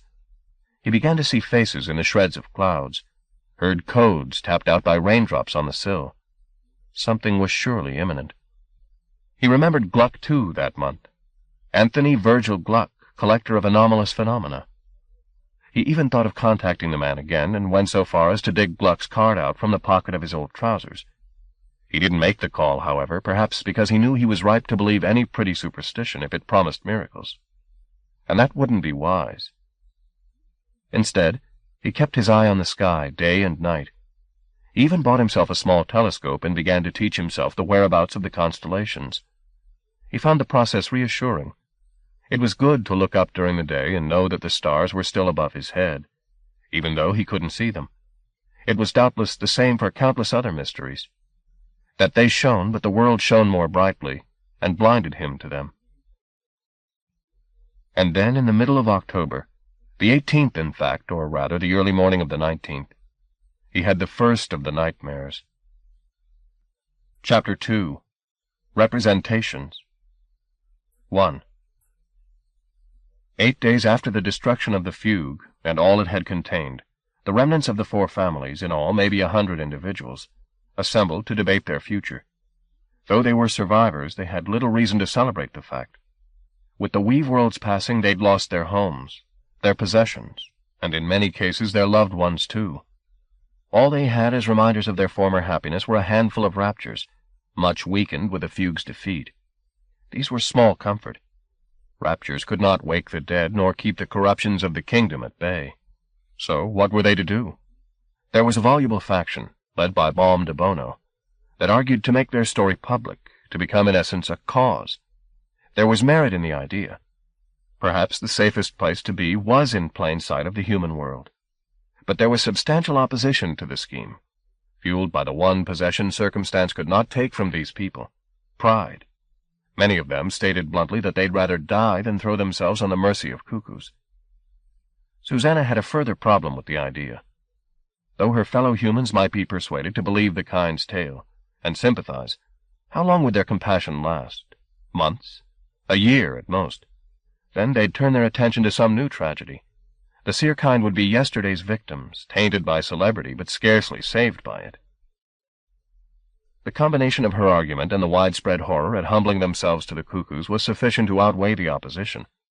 Determined to be civilized in defeat, de Bono conceded. It was the last time the etiquette of debate shaped the night's proceedings, as the meeting grew steadily more heated. The escalation began with a call from a harried, gray-faced man that they put aside all pretense to bettering their lot, and concentrate on revenging themselves on Shadwell. "We've lost everything," he said. "The only satisfaction we've got left is seeing that bastard dead." There were voices raised in protest against this defeatism, but the man demanded the right to be heard. "We're going to die out here," he said, his face knotted up. "All we've got left are a few moments to destroy the ones who did this to us." "Seems to me this is no time for a vendetta," Nimrod said. "We have to think constructively, plan for the future." There was some ironic laughter among the gathering, above which the voice of the would-be avenger rose. "What future?" he said, almost triumphant in his despair. "Look at us!" There were many downcast eyes at this. They knew all too well what a forlorn sight they made. "We're the last of the few. There won't be any coming after us, and we all know it." He turned on Nimrod. "I don't want to talk about the future," he said. "That's just asking for more grief." "That's not true," Susanna said. "Easy for you to say," he retorted. "Shut your mouth, Hamel," Nimrod shouted. "I won't. She came here to help us." "We've had enough help from her to kill us," Hamel yelled back. His pessimism had found a good number of supporters. "She's a cuckoo," one of them now piped up. "Why doesn't she go back where she belongs?" Part of Susanna was ready to do just that. She had no desire to be the target for so much bitterness. Their words stung. More than that, they stirred another fear, that somehow she could have done more than she had, or at least done it differently. But she had to stay for De Bono and Nimrod and all the others who looked to her for guidance in the kingdom. The fact was that all Hamel had argued made a sad sense to her. She could see how easy it would be to take strength from hating Shadwell, and so be diverted from the losses they'd sustained. They more than she, of course, and that thought she had to keep uppermost in her mind. She'd lost a dream she'd had a few precious moments to indulge. They'd lost their world. A new voice now entered the controversy, one she was surprised to hear, that of Apolline. Susanna hadn't even been aware of the woman's presence in the room until she rose from a cloud of tobacco smoke and addressed the company. "I'm not going to lie down and die for anyone," she said. "Especially not you, Hamel." Her defiance echoed that of Yolanda Dorr back in Capra's house. It seemed always to be the women who argued most vehemently for life. "What about Shadwell?" somebody said. "What about him?" said Apolline. "You want to go kill him, Hamel? I'll buy you a bow and arrow." The remark won over-enthusiastic laughter from some quarters, but only served to infuriate the opposition more. "We're practically extinct, sister," Hamel replied, his scorn lavish. "And you're not too fertile these days." Apolline took the taunt in good humor. "Want to try me?" she said. Hamel's lips curled at the suggestion. "I had a wife," he said. Apolline, taking her usual pleasure in offending, jiggled her hips at Hamel, who spat in her direction. He should have known better. She spat back, only more accurately. Though the missile was harmless enough, he responded as though he'd been stabbed, throwing himself toward Apolline with a cry of rage. Somebody got between them before he could land a blow, and he struck out instead at the peacemaker. The assault ended any lingering pretense to civilized debate. The whole assembly began shouting and arguing, while Hamel and the other man traded punches among the overturned chairs. It was Apolline's pimp who parted them. Though the fight had lasted no more than a minute, both had taken a beating and were bleeding at mouth and nose. Susanna watched with a heavy heart as Nimrod attempted to calm the proceedings. There was so much she wanted to talk with the kind about. Problems upon which she needed their advice, secrets, tender and difficult, which she wanted to share. But while things were so volatile, she feared voicing these matters would simply be further fuel for dissension. Hamel took his leave, cursing Susanna, Apolline, and all who, as he put it, sided with the shit. He didn't go unaccompanied. 24 left with him. There was no serious attempt to return to the debate after this eruption. The meeting had effectively been brought to a halt. No one was in any mood to make balanced decisions, nor were they likely to be so, at least until a little time had passed. It was concluded, therefore, that the survivors would disperse, and lie low in any safe place they could find. There were so few of them left that melting among the populace would not prove too difficult. They'd wait out the winter, until the reverberations had died down. 2. Susanna parted from Nimrod after the meeting, leaving instructions with him as to her whereabouts in London. She was exhausted. She needed to rest her head a while. After 2 weeks back at home, however, she discovered that attempting to restore her energies by doing nothing was a sure route to lunacy, and instead returned to work at the studio. It proved a wise move. The problems of re-establishing a working rhythm distracted her from dwelling too much on the losses and failures of recent times, and the very fact of making something, even if it was only pots and plates, answered the need she had to begin again. She'd never been so aware of Clay's mythic associations as now, of its reputation as the first stuff, the base matter from which storybook nations had taken shape. Her skill could only manage pots, not people, but worlds had to begin somewhere. She worked long hours with just the radio and the smell of the clay for company, her thoughts never completely free of melancholy, but lighter than she'd dared hope. Hearing that she was back in town, Finnegan appeared on her doorstep one afternoon, spruce as ever, to invite her out to dinner. It was strange to think of his waiting for her while she'd been adventuring. And touching, too. She accepted his invitation and was more thoroughly charmed by his company than she ever remembered being. He, forthright as ever, said that they were made for each other, and should marry immediately. She told him she made a rule of never marrying bankers. The next day he sent flowers and a note saying that he'd relinquished his profession. They saw each other regularly thereafter. His warmth and easy manner were the perfect diversion from the darker thoughts that still threatened to intrude when she had time to think. Every now and then, through the summer months and into the early autumn, she had some brief contact with members of the kind, though they were kept to the minimum for safety's sake. The news seemed to be good. Many of the survivors had returned to the vicinity of their ancestors' homes, and found niches there. Better news still, there was no sign of either Shadwell or Hobart. There were rumors that Hamill had instigated a search for the salesman and had given up after failing to uncover a single clue as to the enemy's whereabouts. As to the remnants of his army, those seerkind who'd embraced the prophet's visions, they'd been the authors of their own punishment, waking from their evangelical nightmare to find it had destroyed all they held dear. Some had sought forgiveness from their fellows and had arrived shamefaced and despairing at that controversial meeting. Others, the grapevine confirmed, had been overcome by remorse and had spiraled into dereliction. Some had even taken their own lives. There were yet others, she'd heard, the born bloodletters among the kind, who'd left the battlefield regretting nothing, and gone into the kingdom in search of further violence.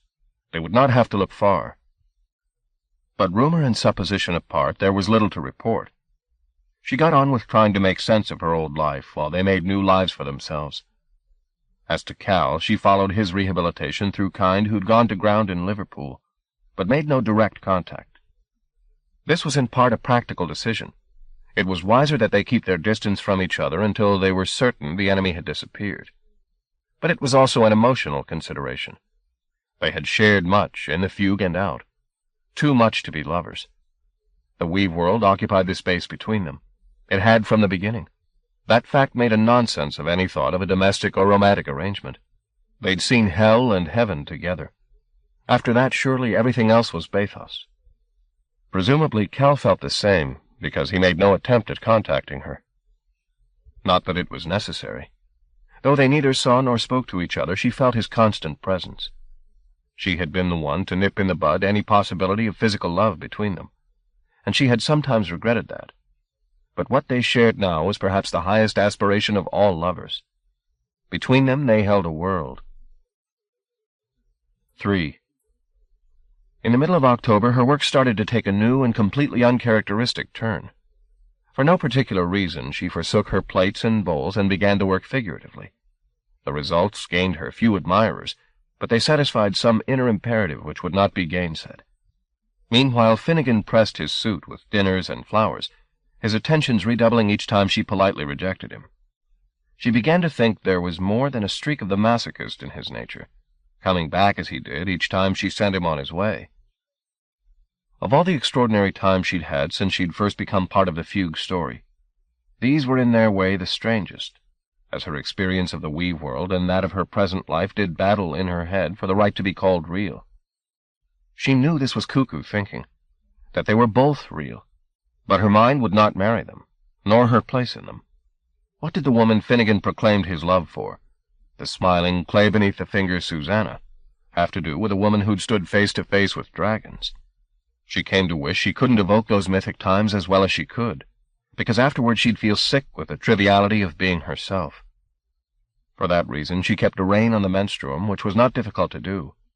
Its once unpredictable nature was much tamed now, a consequence of the fugue's demise, she assumed. It hadn't forsaken her entirely.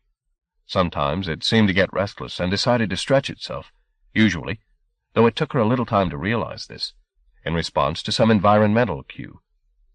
There were places in the kingdom that were charged up, places where she sensed a spring beneath the earth, aching to fountain. The menstruum knew them. So in some cases did the cuckoos, sanctifying the spots as best their myopia knew how, with steeples and monuments. Just as many of these territories remained unrecognized, however, and passing through some unremarkable street, she'd feel a surge in her belly, and no power was buried there. Most of her life she'd associated power with politics or money, but her secret self had learned better. Imagination was true power. It worked transformations wealth and influence never could. She saw its processes even in Finnegan. On the few occasions she coaxed him to talk about his past, particularly his childhood, she saw the colors around his head strengthen and ripen, as in the act of imagining he was reunited with himself, made a continuum. At those moments she'd remember the line from Mimi's book, "That which is imagined need never be lost," and on those days she was even happy. 4. Then, early in the third week of December, any fragile hope of good times abruptly came to an end. The weather turned icy that week. Not just bitter, but Arctic. There was no snow as yet, just a cold so profound the nerve endings couldn't tell it from fire. She still worked on in the studio, unwilling to give up her creating, though her paraffin heater could barely raise the temperature above freezing, and she was obliged to wear 2 sweaters and 3 pairs of socks. She scarcely noticed. She'd never been so preoccupied with making as she was now, bullying the clay into the shapes in her mind's eye. Then, on the 17th, completely without warning, Pauline came calling. The eternal widow, she was swathed in black from head to foot. "We have to speak," she said as soon as the door was closed. Susanna escorted her through to the studio and cleared a seat for her amid the chaos. She didn't want to sit, however, but wandered around the room, eventually ending up at the frost-scoured windows, peering out of them while Susanna rinsed the clay from her hands. "Are you being followed?" Susanna asked her. "I don't know," came the reply. "Maybe. Do you want some coffee?" "I'd prefer something stronger. What have you got?" "Just brandy." "Just brandy will do." She sat. Susanna located the bottle she kept for her occasional one-woman parties, and put an ample measure in a cup. Pauline drained it, filled it a second time, then said, "Have you had the dreams?" "What dreams?" "We've all been having them," Pauline said. The way she looked, face sallow despite the cold, eyes ringed with darkness, Susanna wondered that she'd had any sleep at all of late.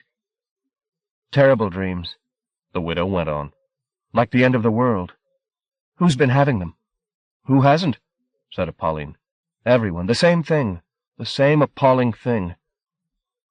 She drained her cup a second time and now took the bottle from the bench for a further shot. "Something bad's going to happen. We can all feel it. That's why I've come." Susanna watched her while she poured herself more brandy, her mind posing 2 quite separate questions. First, were these nightmares simply the inevitable result of the horrors the seer kind had endured, or something more? And, if the latter, why hadn't she had them too? Pauline interrupted these thoughts, her words slightly slurred by her intake of alcohol. "People are saying it's the scourge, that it's coming for us again after all this time.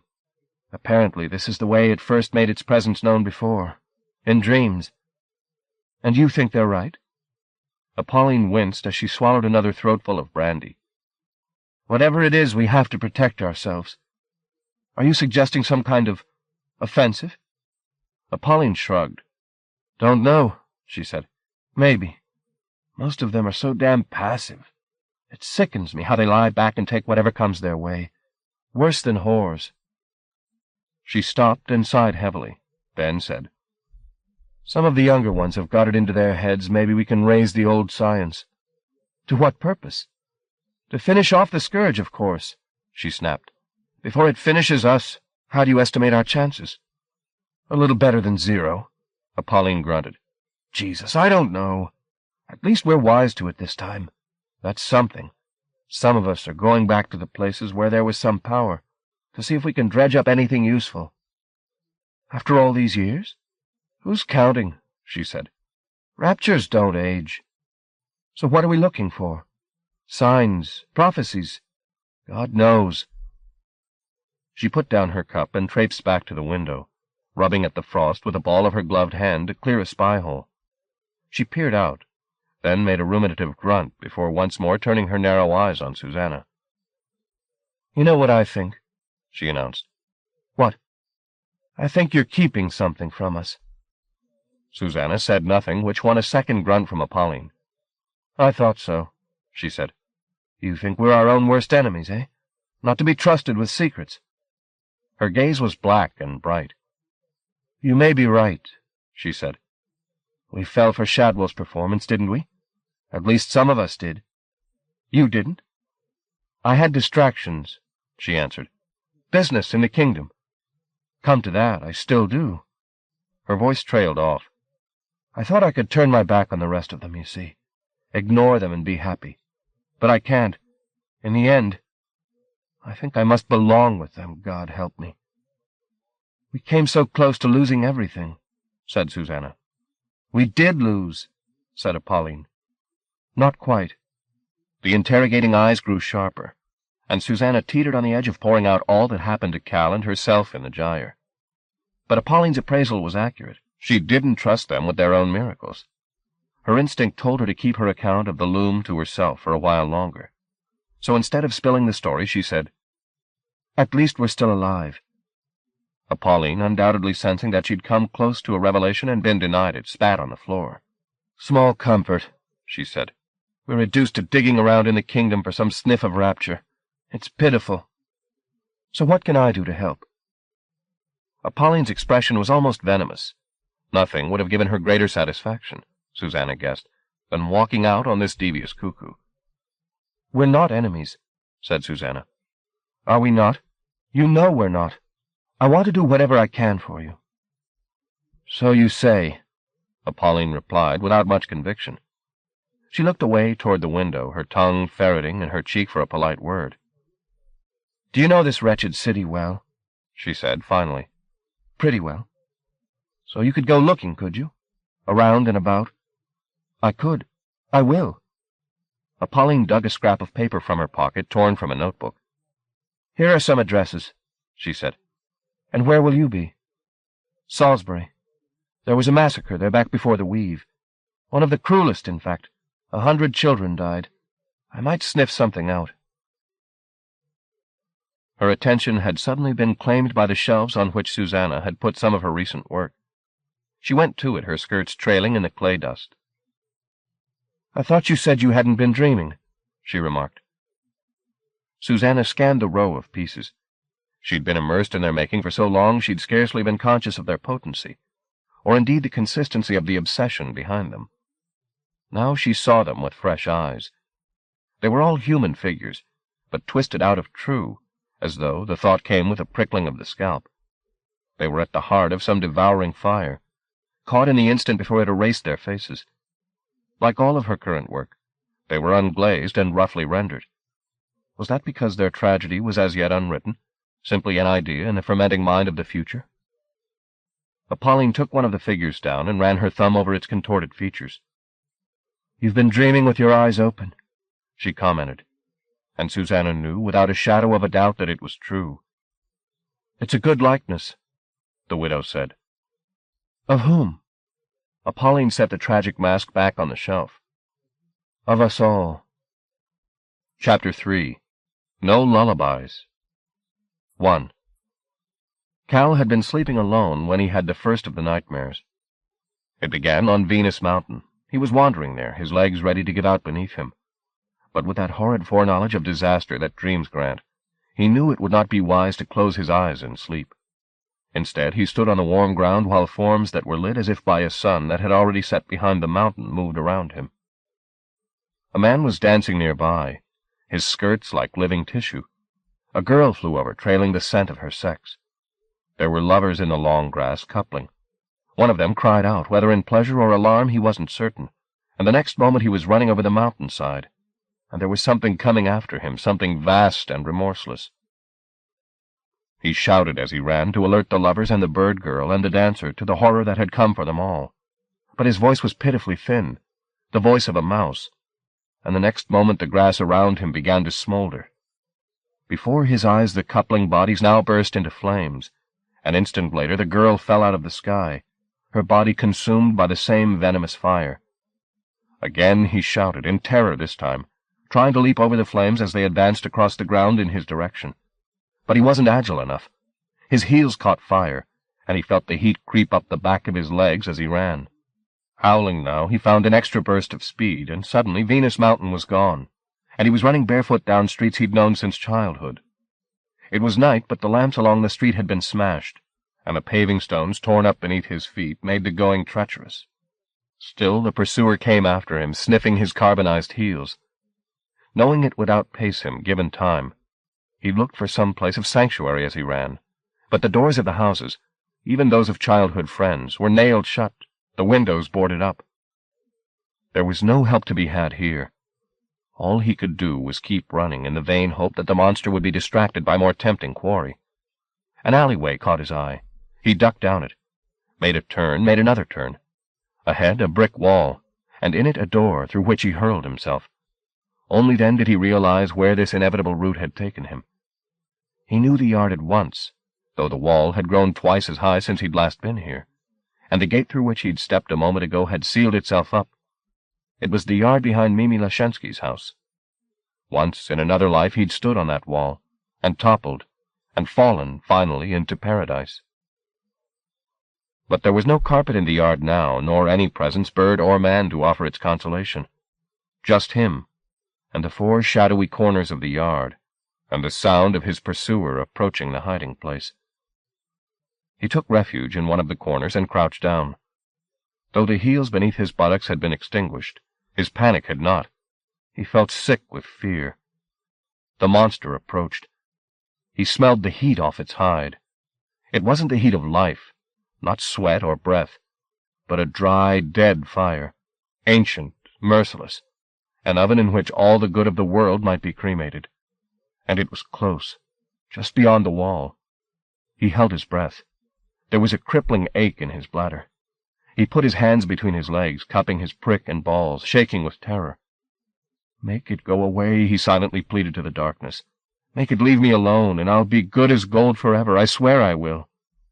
Though he could scarcely believe his luck, his appeal was heard, for the presence on the other side of the wall gave up its pursuit and retreated.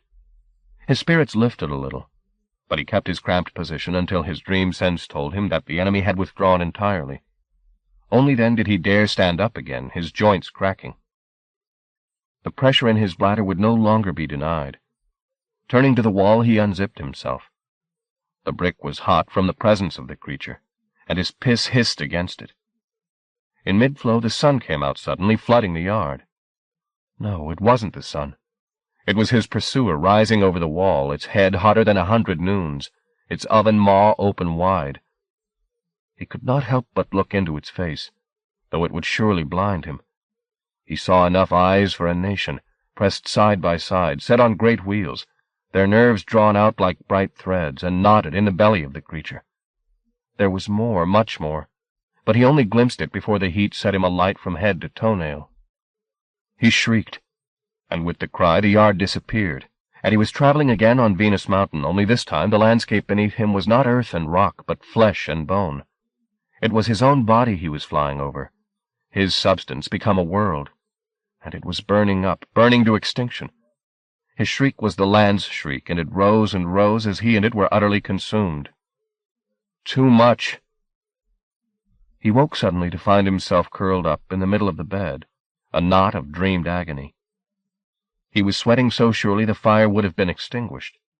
But no, it burned on in his mind's eye for minutes afterward, still bright. 2.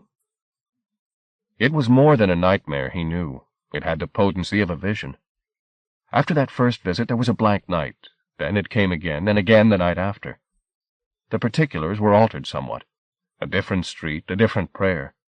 But it was in essence the same warning, or prophecy. There was a gap of several days before the 4th dream, and this time Geraldine was with him. Though she made every attempt to wake him, he was howling, she said. He could not be roused until the dream was over. Only then did he open his eyes to find her sobbing with panic.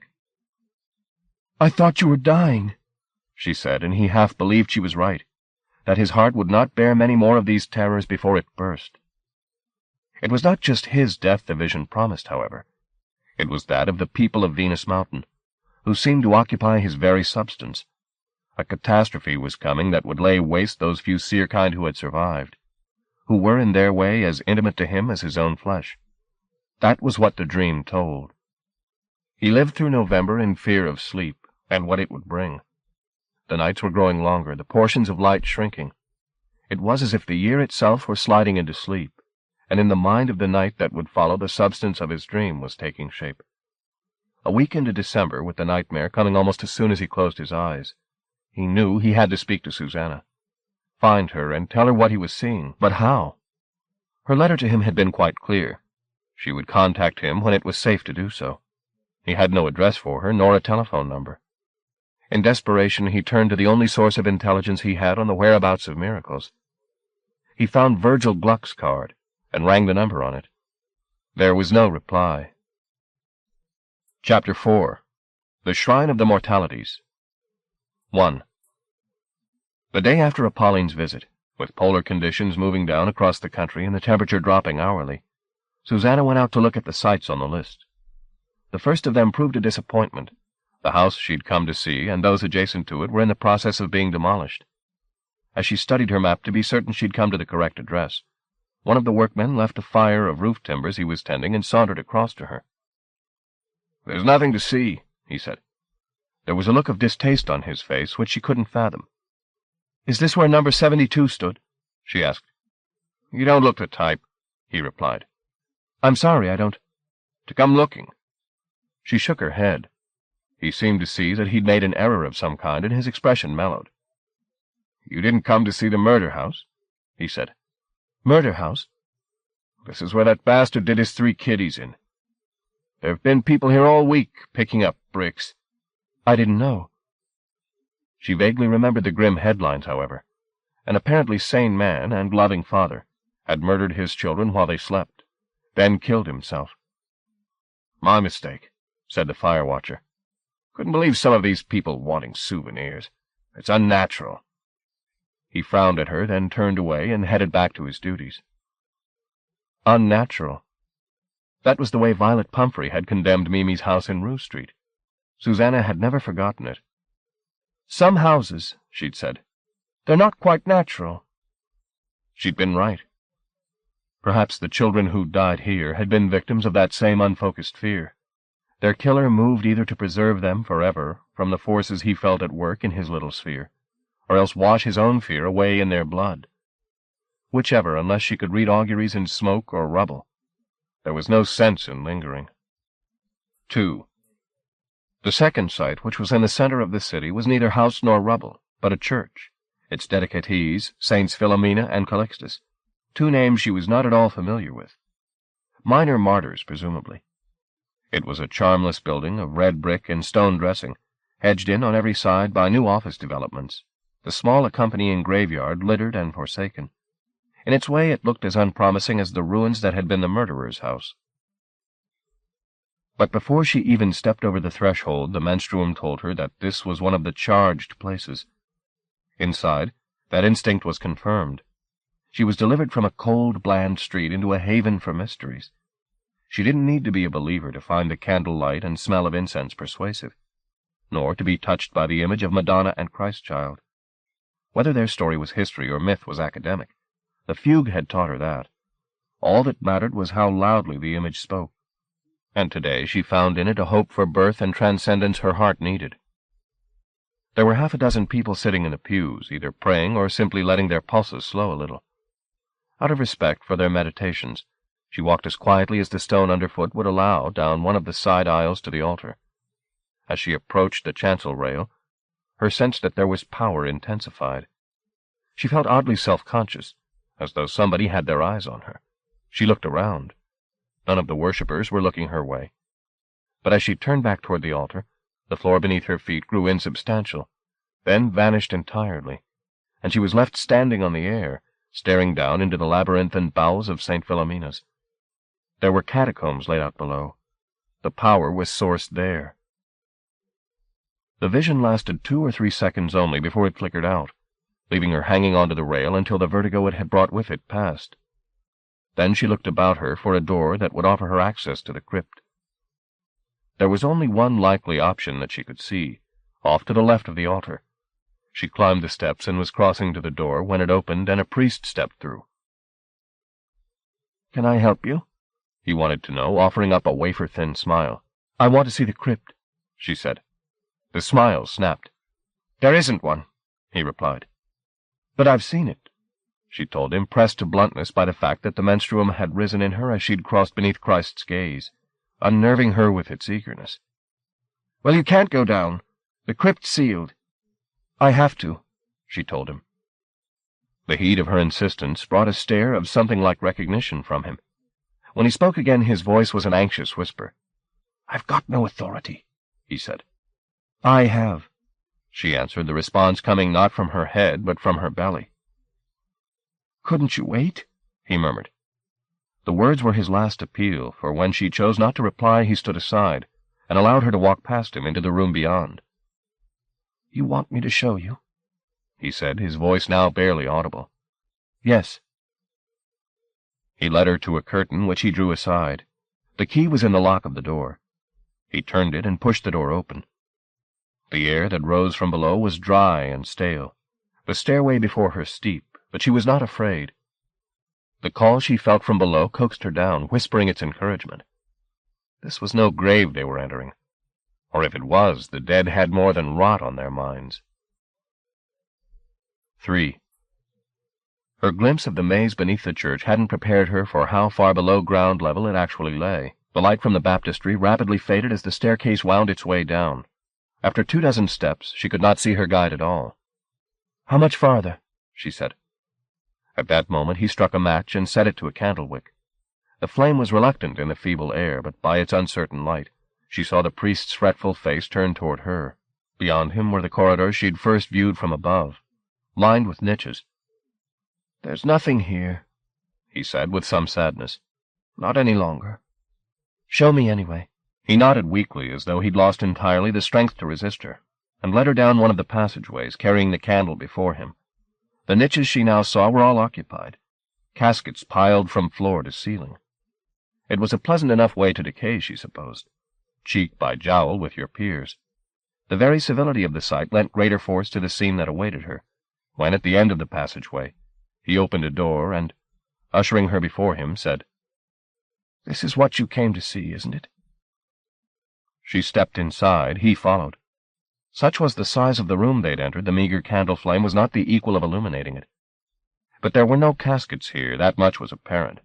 There were only bones, and those there were in the thousands, covering every inch of the walls and ceiling. The priest crossed the room and put the candle to a dozen wicks set in candelabra of femur and skull pan. As the flames brightened, the full ambition of the bone arranger's skills became apparent. The mortal remains of hundreds of human beings had been used to create vast symmetrical designs, baroque configurations of shin and rib, with clusters of skulls as their centerpieces, exquisite mosaics of foot and finger bones, set off with teeth and nails. It was all the more ghastly because it was so meticulously rendered, the work of some morbid genius. "What is this place?" she asked. He frowned at her, perplexed. "You know what it is. The shrine." "Shrine?" He moved toward her. "You didn't know?" "No." Rage and fear suddenly ignited his face. "You lied to me," he said, his voice setting the candles fluttering. "You said you knew." He snatched hold of her arm. "Get out of here," he demanded, dragging her back toward the door. "You're trespassing." His grip hurt her. It was all she could do to stop the menstruum from retaliating. As it was, there was no need, for the priest's gaze suddenly left her and strayed to the candles. The flames had grown brighter, their jittering manic. His hand dropped from her arm, and he began to back away toward the door of the shrine as the faltering fires became incandescent. His short-cropped hair was literally standing on end. His tongue lolled in his open mouth, robbed of exclamation. She didn't share his terror. Whatever was happening in the chamber, it felt good to her. She bathed in the energies that were loose in the air around her head. The priest had reached the door, and now fled down the passageway toward the stairs. As he did so, the caskets began to rattle in their brick niches, as if their contents wanted to be up to meet the day that was dawning in the shrine. Their drumming lent fervor to the spectacle before her. In the center of the chamber, a form was beginning to appear, drawing its substance from the dust-filled air and the bone shards that lay on the floor. Susanna could feel it plucking flecks from her face and arms, to add to its sum. It was not one shape she now saw, but three, the central figure towering over her. Common sense might have counseled retreat, but unlikely as it seemed, given that death surrounded her on all sides, she'd seldom felt safer. That sense of ease didn't falter. The dust moved in front of her in a slow dance, more soothing than distressing, the two flanking shapes forsaking their creation before they became coherent and running into the central figure to lend it new solidity. Even then it was only a dust ghost, barely able to hold itself together. But in the features that were taking shape before her, Susanna could see traces of Immaculata. What more perfect place for the incantatrix to keep her shrine? Death had always been her passion. The priest was scrabbling for a prayer in the passageway outside. but the gray, glittering smudge that hung in the air in front of Susanna was unmoved. Its features had elements of all three sisters: the hag senility, the Magdalene sensuality, the exquisite symmetry of Immaculata. Unlikely as it seemed, the synthesis worked. The marriage of contradictions rendered both more tenuous and more pliant by the delicacy of its construction. It seemed to Susanna that if she breathed too hard she'd undo it. And then the voice. That at least was recognizably Immaculata's. But there was a softness in it now that it had previously lacked, perhaps even a delicate humor. "We're glad you came," she said. "Will you request the Automatical to leave? We have business to do, you and I." "What sort of business?" "It's not for his ears," the moat ghost said. "Please, help him to his feet, will you? And tell him there's no harm done. They're so superstitious, these men." She did as Immaculata asked, went down the drumming corridor to where the man was cowering, and drew him to his feet. "I think maybe you should leave," she said. "The lady wants it." The priest gave her a sickened look. "All this time," he said, "I never really believed." "It's all right," she said. "There's no damage done." "Are you coming too?" "No." "I can't come back for you," he warned her, tears spilling down his cheeks. "I understand," she said. "You go on. I'm safe." He needed no further urging, but was off up the stairs like a jackrabbit. She returned down the passageway, the casket still rattling, to face the woman. "I thought you were dead," she said. "What's dead?" Immaculata replied. "A word the cuckoos use when the flesh falls. It's nothing, Susanna, you know that. Why are you here, then?" "I've come to pay a debt to you. In the temple you kept me from falling, or have you forgotten?" "No, nor I. Such kindnesses are not negligible. I understand that now. I understand many things. You see how I'm reunited with my sisters? Together we're as we could never be apart. A single mind, three in one. I am we, and we see our malice, and regret it." Susanna might well have doubted this unlikely confession, but that the menstruum, brimming at her eyes and throat, confirmed the truth of it. The wraith before her, and the power behind it, had no hatred on its mind. What did it have? There was the question. She didn't need to ask, it knew her mind. "I'm here with a warning," it said. "About what? Shadwell?" "He's only a part of what you now face, sister. A fragment. Is it the Scourge?" The phantom shuddered at the name, though surely its state put it beyond the reach of such dangers. Susanna didn't wait for confirmation. There was no use disbelieving the worst now. "Is Shadwell something to do with the Scourge?" she asked. "He raised it. Why?" "He thinks magic has tainted him," the dust said. "Corrupted his innocent salesman's soul. Now he won't be content until every Rapture maker's dead. And the Scourge is his weapon?" "So he believes. The truth may be more complex." Susanna ran her hand down over her face, her mind seeking the best route of inquiry. One simple question occurred. "What kind of creature is this Scourge?" "The answer is perhaps just another question," said the sisters. "It thinks that it's called Uriel." "Uriel? An angel." Susanna almost laughed at the absurdity of this. "That's what it believes, having read the Bible." "I don't follow." "Most of this is beyond even our comprehension, but we offer you what we know. It's a spirit, and it once stood guard over a place where magic was. A garden, some have said, though that may be simply another fiction. Why should it want to wipe the seer kind out? They were made there in that garden, kept from the eyes of humankind because they had raptures. But they fled from it. And Uriel was left alone, guarding an empty place, for centuries." Susanna was by no means certain she believed any of this, but she wanted to hear the story completed. "What happened?" "It went mad, as any prisoner of duty must, left without fresh instructions. It forgot itself and its purpose. All it knew was sand and stars and emptiness." "You should understand," said Susanna.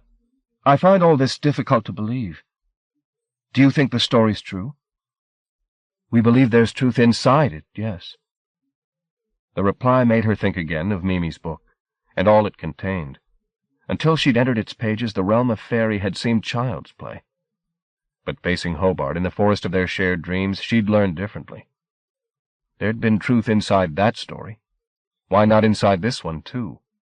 The difference was that the scourge occupied the same physical world as she did. Not metaphor, not dream stuff. Real. So it forgot itself, she said to the phantom. How then did it remember? Perhaps it never has, said Immaculata. But its home was found 100 years back by men who'd gone looking for Eden. In their heads it read the story of the Paradise Garden, and took it up for its own, whether it was or not. It found a name, too. Uriel, Flame of God, the spirit who stood at the gates of lost Eden. And it was Eden, the place it guarded. You don't believe that any more than I do, but Uriel does. Whatever its true name is, if it even has one, that name's forgotten. It believes itself an angel. So, for better or worse, it is. The notion made sense to Susanna, in its way. If, in a dream of the book, she'd believed herself a dragon, why shouldn't something lost in madness take an angel's name? It murdered its discoverers, of course, Immaculata was saying, then went looking for those who'd escaped it, the families, or their descendants, and it almost wiped them out. But they were clever. Though they didn't understand the power that pursued them, they knew how to hide. The rest you're familiar with. And Uriel? What did it do when the Seerkind disappeared? It returned to its fortress. Until Shadwell. Susanna mused on this for a little time, then asked the one question this whole account begged. What about God? She said. The 3-in-1 laughed, her motes somersaulting. We don't need God to make sense of this, she said.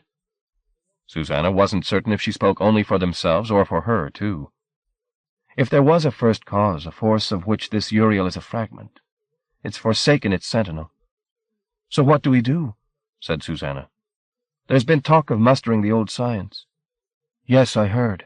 Would that defeat it? I don't know. Certainly I made some miracles in my time that might have wounded it. Then help us now. That's beyond us, Susanna. You can see our condition for yourself. All that's left is dust and willpower, haunting the shrine we were worshipped at until the scourge comes to destroy it. You're certain it'll do that? This shrine is sacred to magic.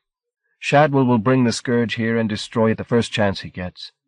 And we're defenseless against it. All we can do is warn you. Thank you for that.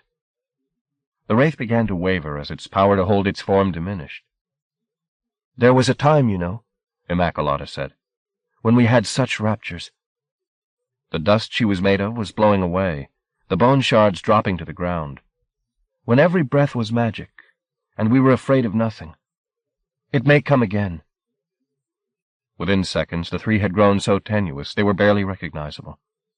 But the voice lingered a little while to say, It's in your hands, sister. And then they were gone. Chapter 5. The Naked Flame. 1. The house that Mimi Lashensky had occupied for over half a century had been sold 2 months after her death. The new owners had been able to purchase it for a song, given its dilapidated condition, and put several weeks of hard labor into modernizing it before moving in. But that investment of time and money was not enough to persuade them to stay. A week later they left in a hurry, claiming the place was haunted. Sensible folks, too, to look at them, talking of empty rooms that growled, of large invisible forms that brushed past them in darkened passageways, and almost worse in its way the pungent smell of cats that hung over the place, however hard they scrubbed the boards. Once left empty, number 18 Rue Street remained so. The property market was slow up that end of the city, and the rumors about the house were enough to deter the few who came to view it. It was eventually taken over by squatters who, in the 6 days of their occupancy, undid much of the work the previous owners had put in.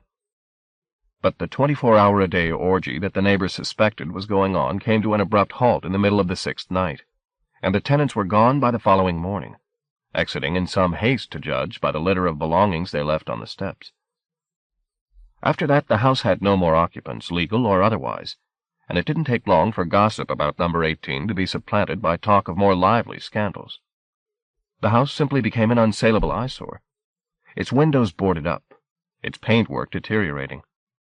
That was until that night in December. What would happen that night would change the face of Rue Street entirely, and guarantee that the house in which Mimi Lashensky had lived out her lonely old age was never occupied again. 2. Had Cal set eyes on the 5 figures that entered number 18 that night, it would have taken him some time to recognize their leader as Bom de Bono. The rope dancer's hair was cropped so short it was all but invisible. His face was thin, his features set. Even less recognizable perhaps was Toller, whom Cal had last seen perched on a rope in Starbrook's field. Toller's ambition as a rope dancer had come to an abrupt end hours after that encounter, when he'd fallen foul of the Prophet's men. They'd broken his legs and cracked his skull, leaving him for dead. He had at least survived. Starbrook's third pupil, Galen, had perished that night, in a vain attempt to protect his master's field from desecration. It had been de Bono's inspiration to visit the Lashensky house, where the Weave had lain for so long, in the hope of finding a pocket of the old science to arm themselves against the approaching cataclysm.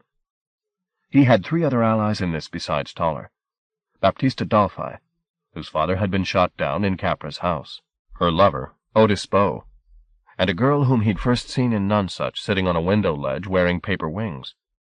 He'd seen her again on Venus Mountain in the reverie the presences there had granted him, and she'd shown him a world of paper and light that had kept him from total despair in the hours that followed.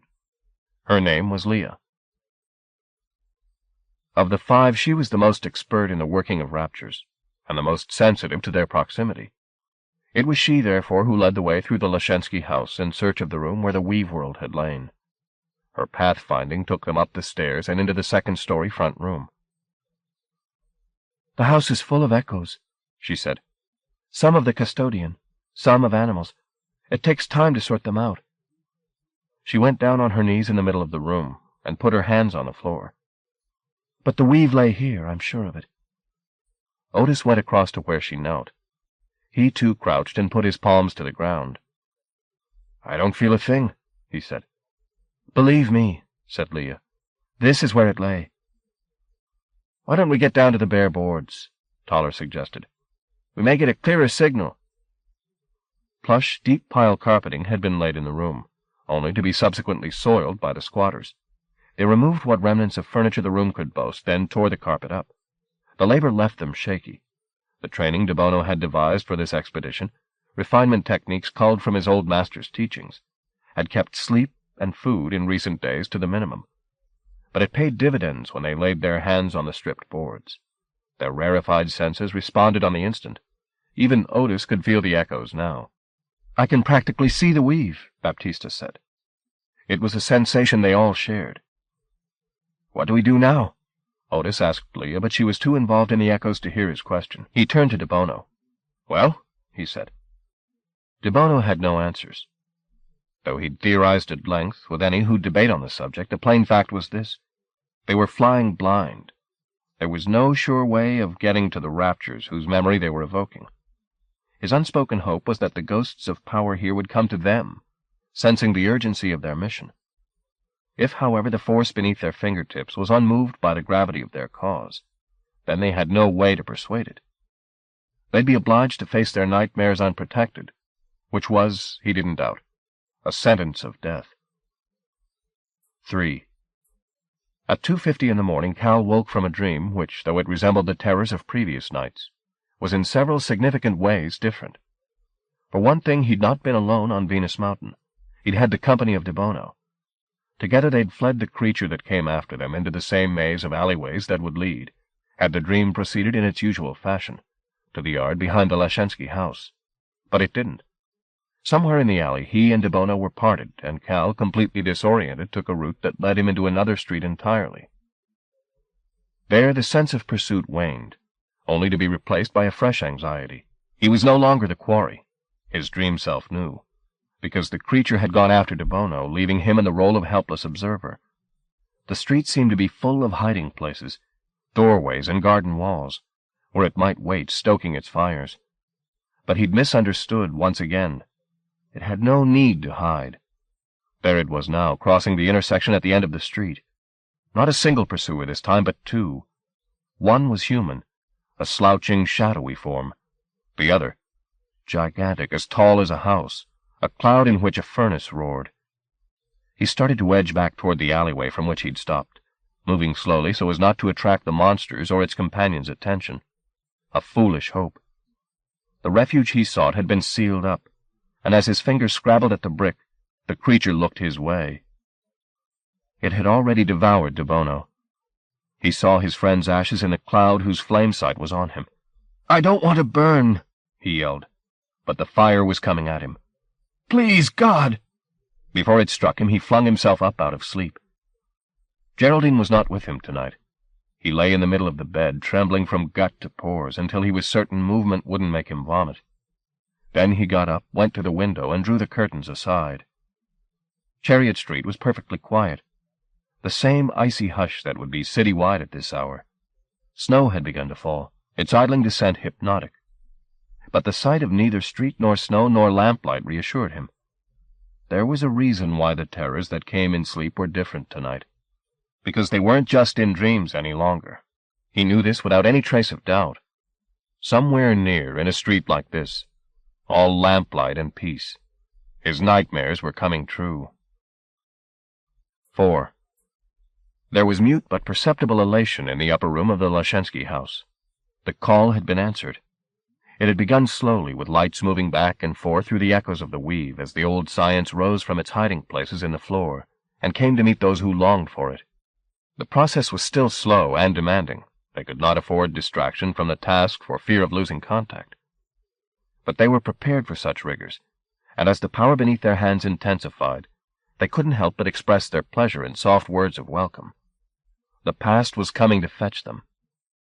Suddenly, a noise from the floor below drew De Bono's attention.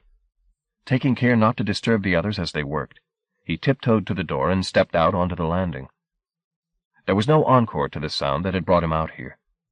He crossed the darkened landing to the top of the stairs and studied the shadows below. Nothing moved there. He'd imagined it, he decided. His protein-starved brain was playing tricks on him. But just to be certain, he went through to one of the back bedrooms and peered down into the yard. Snow was falling, the flakes tapping lightly on the glass. That was all he could see or hear. He took his spectacles off and pressed his fingers to his eyes. The burst of energy that had come with the first intimations of success had faded. All he wanted now was sleep. But they had a good deal of work to do yet. Calling the old science up was just the beginning. Next came the problem of harnessing it. He turned away from the window to make his way back to his companions. As he did so, he saw two figures moving toward the weave room. Had someone come out to search for him? He put his spectacles back on to get a better look at them. The sight before him brought a shouted warning to his lips, but it was old news by the time he raised it, falling on ears already deafened by their own screams. It was all so quick. One moment he was slipping the scene into focus. The very next it erupted.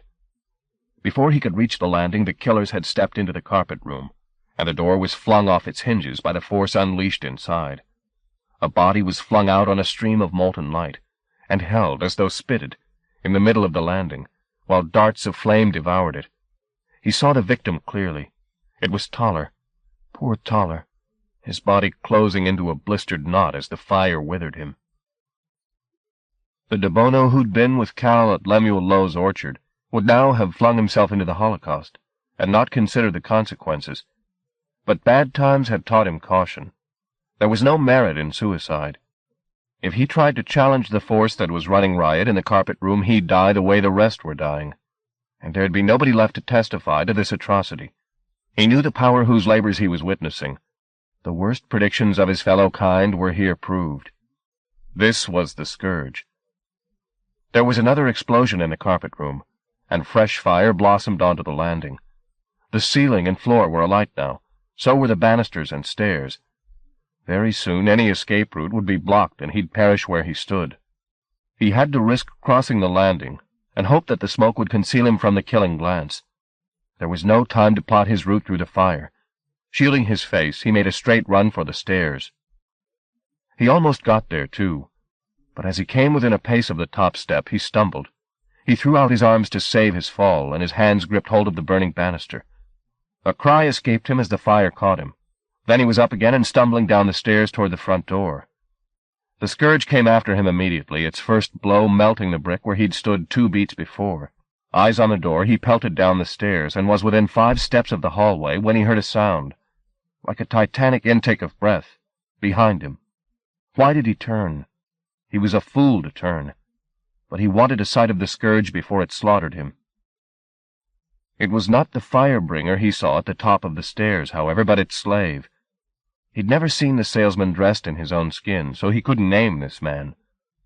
All he saw in that instant was a wasted, sweating face, regarding him with more desperation than malice. The sight made him hesitate, and as he did so this cuckoo stood aside and the scourge came into view. It was made of innumerable eyes, and bone that had never been clothed, and emptiness. He saw the fire in it too, of course, a fire from the bowels of a sun, in love with extinction. And he saw agony. It would have been upon him, both fire and agony, had the ceiling above the stairs not given way at that moment, falling between him and his tormentors in a curtain of flame. He didn't escape its touch. Pieces of debris struck him. He smelled his skin burn. But while the deluge eclipsed him, he was down the rest of the stairs and out, in 3 or 4 panicked paces, into the freezing air of the street. There was a body burning in the gutter, having been thrown from the upper window, reduced by the scourge's heat to the size of a child. It was beyond all recognition. With sudden fury, he turned back on the house and yelled at the beasts within. "Bastards! Bastards!" Then he took to his heels before the fire came after him. There were lights on all along the street, and doors opening as cuckoos came out to see what it was that had disturbed their slumbers. Always the sightseers, open-mouthed, disbelieving.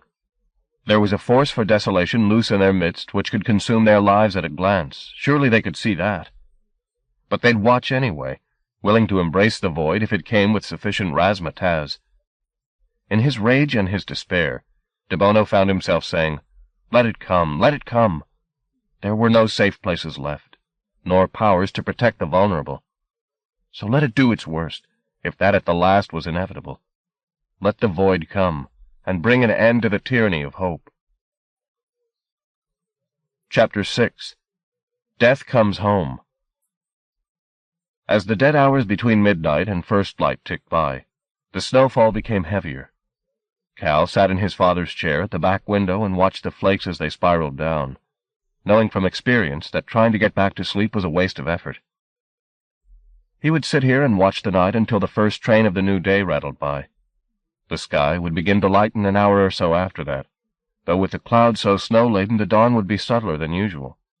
About 7:30 he'd pick up the telephone and try calling Gluck, something he'd been doing regularly both from the house and from the bakery for several days, and always with the same result.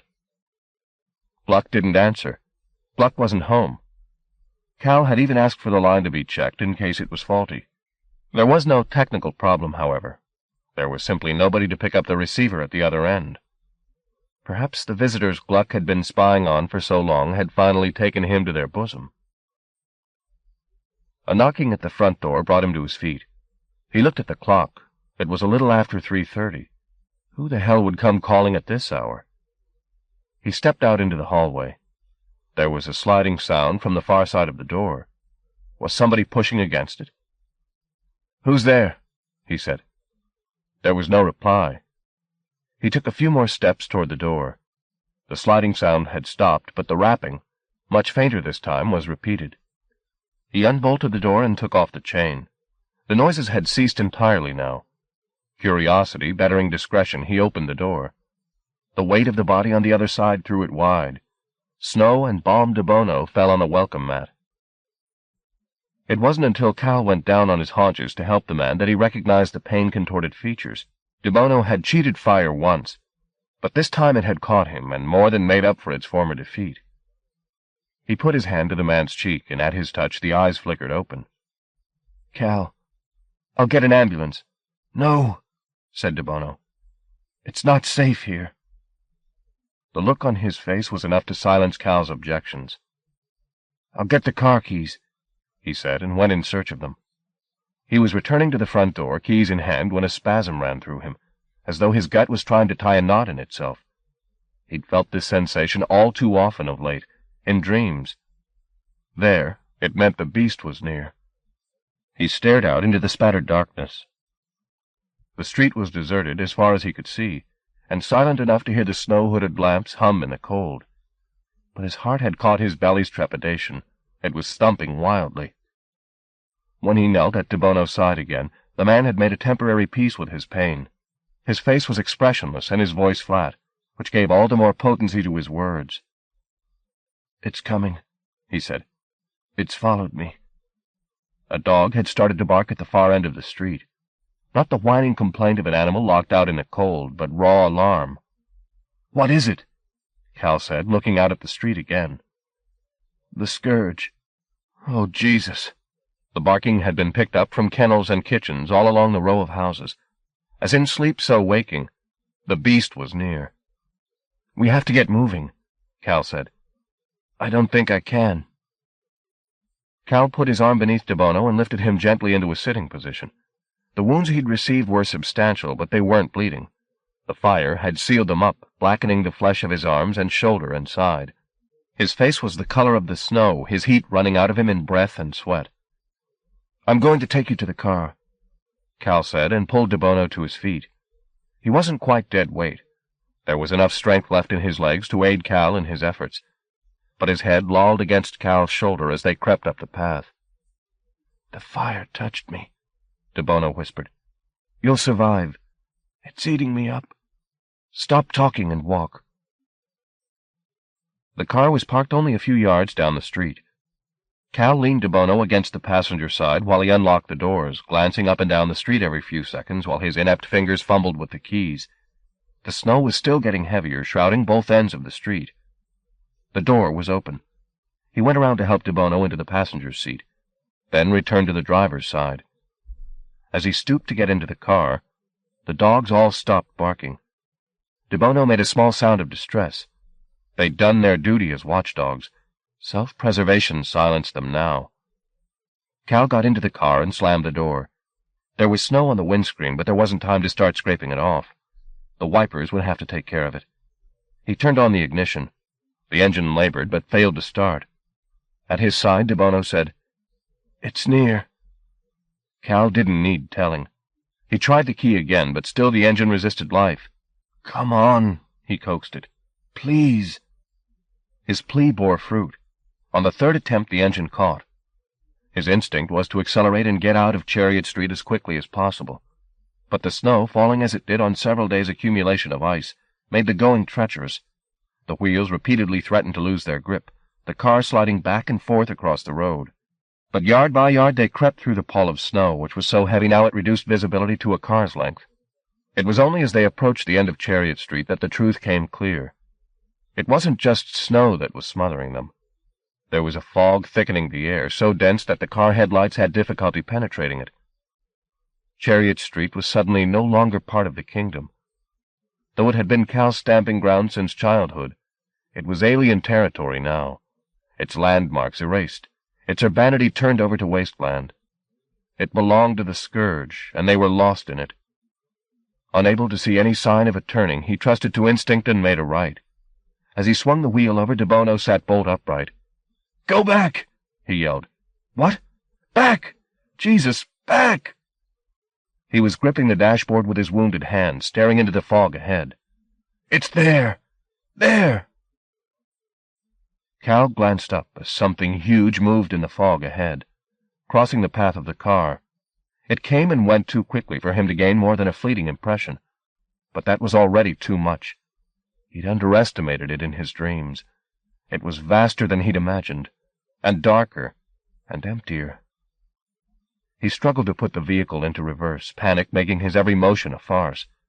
Off to his right the fog was folding itself, or unfolding. Which direction was the thing going to come from next?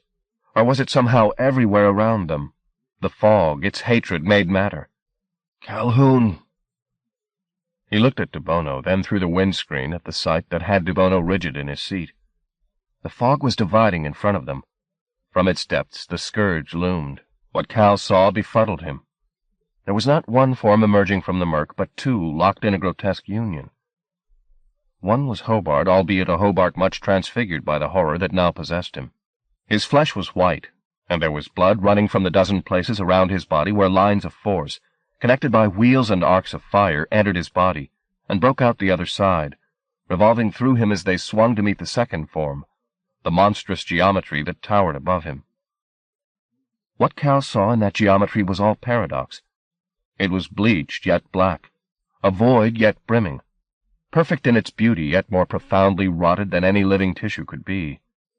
A living citadel of eyes and light, corrupt beyond words and stinking to high heaven. De Bono threw himself against the door and began to wrestle with the handle.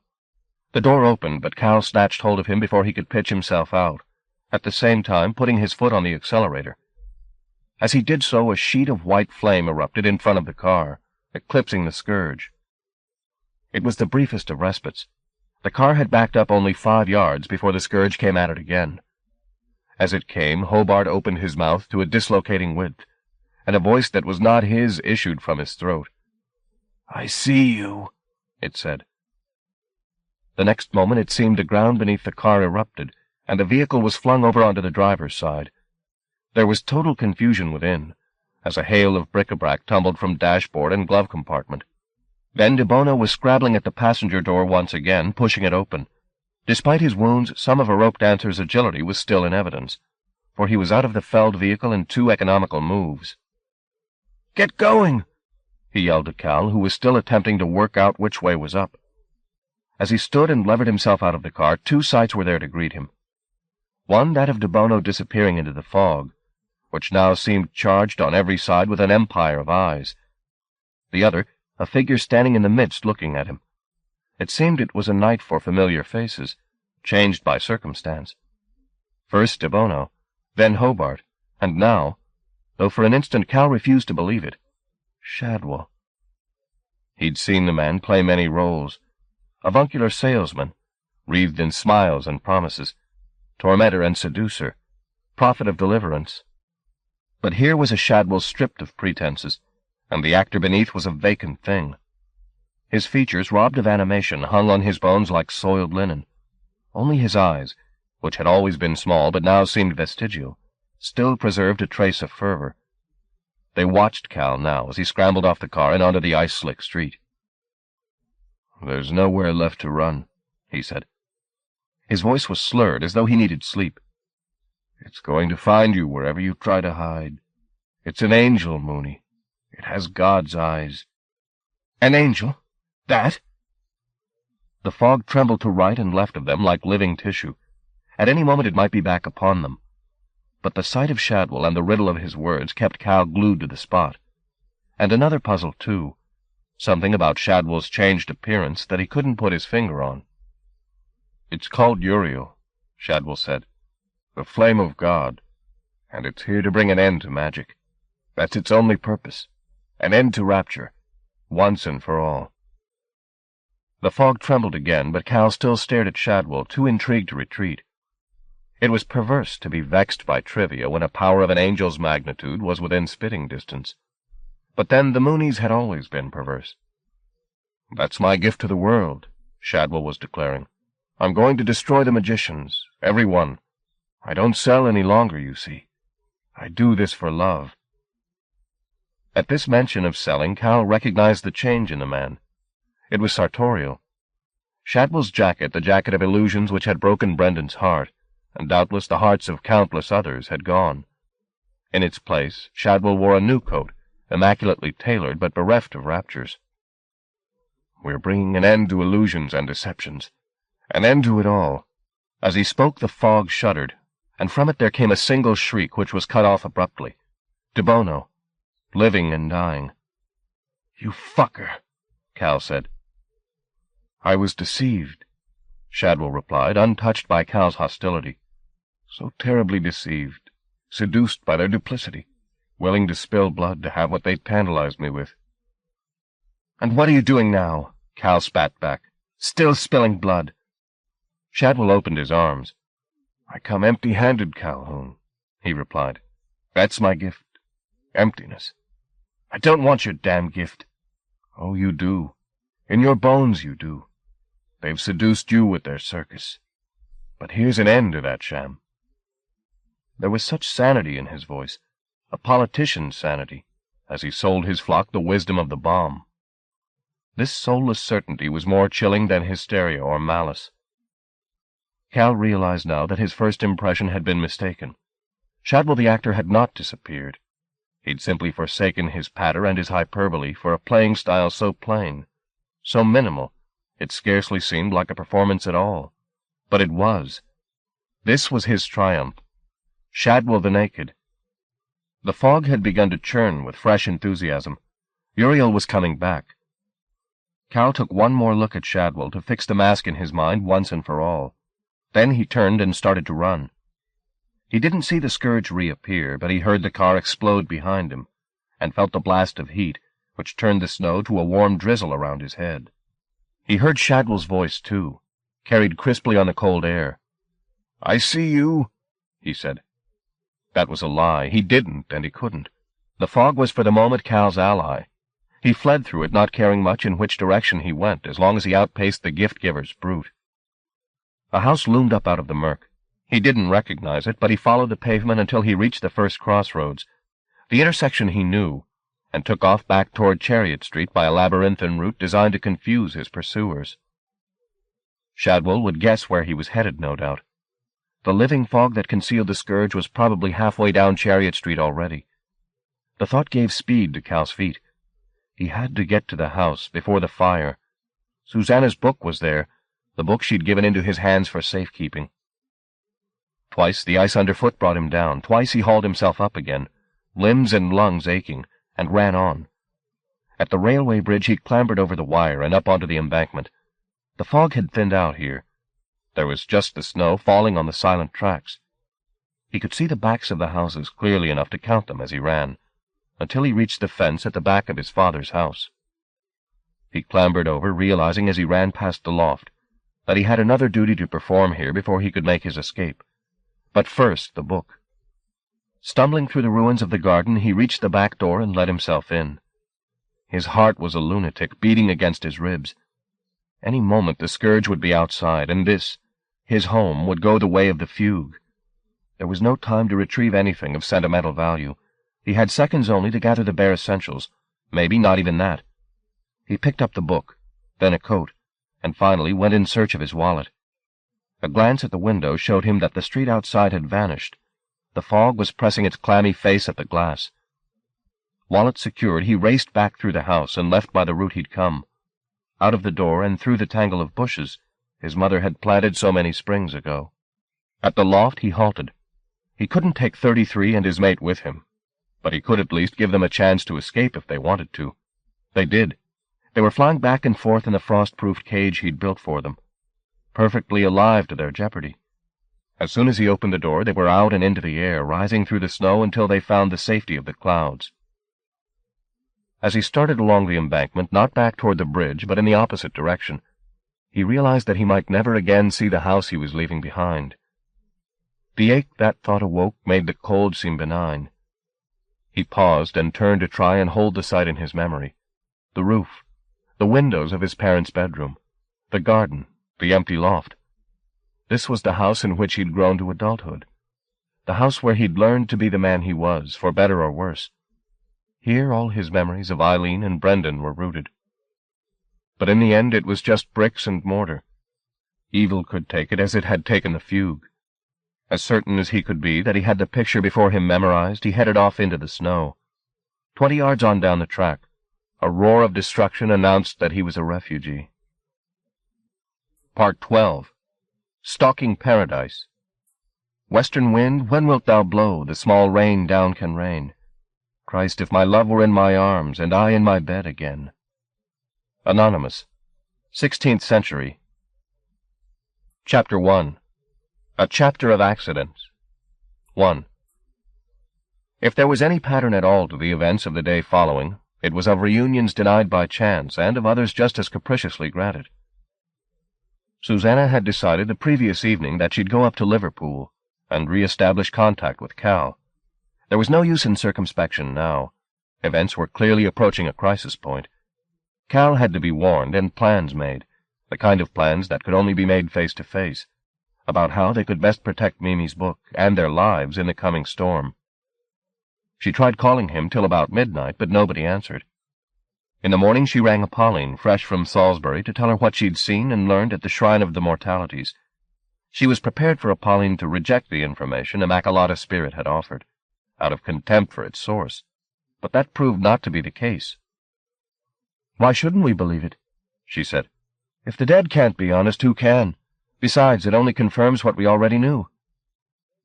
Susanna told her she planned to go to Liverpool and talk with Cal. "You won't be alone up there," Apolline informed her. "Some people went looking for Raptures in your grandmother's house. You might want to find out if they had any luck." "I'll do that. I'll call you when I've seen them. Don't expect me to be sober." Before setting out, Susanna tried calling Chariot Street once more. This time her call received a number disconnected tone. The operator could not tell her why. The morning news bulletin would have answered the question had she switched on the radio. The television would even have shown her pictures of the patch of blasted ground where the Mooney house had once stood. But she tuned in too late for the news, only catching the weather report, which promised snow and more snow. Attempting the journey by car was, she knew, a certain disaster. Instead, she took a taxi to Euston, and the mid-morning train north. Just about the time she was settling down for the 4-hour trip to Liverpool, Lime Street, which in fact took 6, Cal was halfway to Birmingham on the 8:20 train via Runcorn and Wolverhampton. 2. He'd called Gluck from a telephone box at the pier head, where he'd gone following the confrontation in the fog. There was no particular plan in this. He'd just felt the need to go to the river, and the last night bus before dawn had taken him there. He'd slipped the scourge, at least for the time being. He even entertained the thought that the creature might be satisfied with the devastation it had wrought. But his gut knew differently. The angel, Shadwell's flame of God, had an insatiable appetite for death. It would not be satisfied until they were all dust, Shadwell included, he hoped. Indeed, the only comfort he drew from the night's horrors was the sense he'd had that he'd been viewing the salesman's farewell performance. The wind off the river was bitter. The snow in it pricked his skin like needles. But he leaned on the railing and watched the water until his fingers and face were numb. Then, with the clocks on the liver building all offering times in the vicinity of 6, he went in search of sustenance. He was in luck. A small cafe was open, serving breakfast to the early-run bus drivers. He bought himself a substantial meal, thawing out as he ate his eggs and toast, still trying to sort out what was for the best. Then around 6:30 he tried to get through to Gluck. He hadn't really expected any reply, but luck was with him, at least in this. For just as he was about to put the receiver down, the phone at the other end was picked up. "Hello?" said a sleep-thickened voice. Though Cal knew Gluck scarcely at all, he'd seldom, if ever, been so happy to make contact with someone. "Mr. Gluck, it's Cal Mooney. You probably won't remember me, but—" "Of course I remember. How are things on the Mersey?" "I have to talk to you. It's urgent." "I'm all ears." "I can't on the phone." "Well, come and see me. Do you have my address?" "Yes. I've still got your card." "Then come. I'd enjoy the company." These welcoming words, coming after the losses of the night, were almost too much. Cal felt his eyes pricking. "I'll get the first train down," he said. "I'll be here." Cal stepped out of the telephone box into the biting air. Daylight was still a while away. The snow-bound streets were almost deserted as he trudged up toward the station. A truck labored through the gloom, spreading grit on the icy road. A newspaper vendor was laying out the early morning edition in the dubious shelter of a doorway. Otherwise he saw nobody. It was difficult to imagine, as he trudged, that there would ever be another spring in Spook City. 3. Susanna stood at the end of Chariot Street and stared at the sight before her. There were too many people milling around for her to advance any further. Her suspicion of uniforms had not mellowed, nor had that of cuckoos in large numbers. But she could see clearly from where she stood that the Mooney house no longer existed. It had been razed literally to the ground, and the fire that had consumed it had spread along the row in both directions. The scourge had come visiting in the night. Trembling, she left the scene and made her way to Rue Street, fearing the worst. She found there nothing she hadn't anticipated.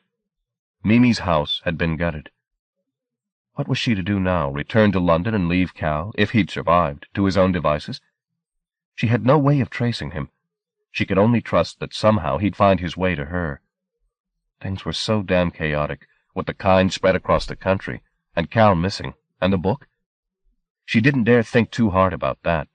She just turned her back on the ruins of Mimi's house and walked away down Rue Street, what little store of optimism she'd possessed defeated by what she'd seen. As she turned the corner, a cruiser drew up alongside her, and a round face wearing sunglasses leaned out of the window. "You're going to get cold," he said. "Go to hell," she told him, and quickened her step. He kept pace with her. "I told you to go to hell," she said, throwing him a look intended to leave him limp. He slid his glasses down his nose and stared at her. The eyes revealed beneath were bright gold. "Nimrod? Who else?"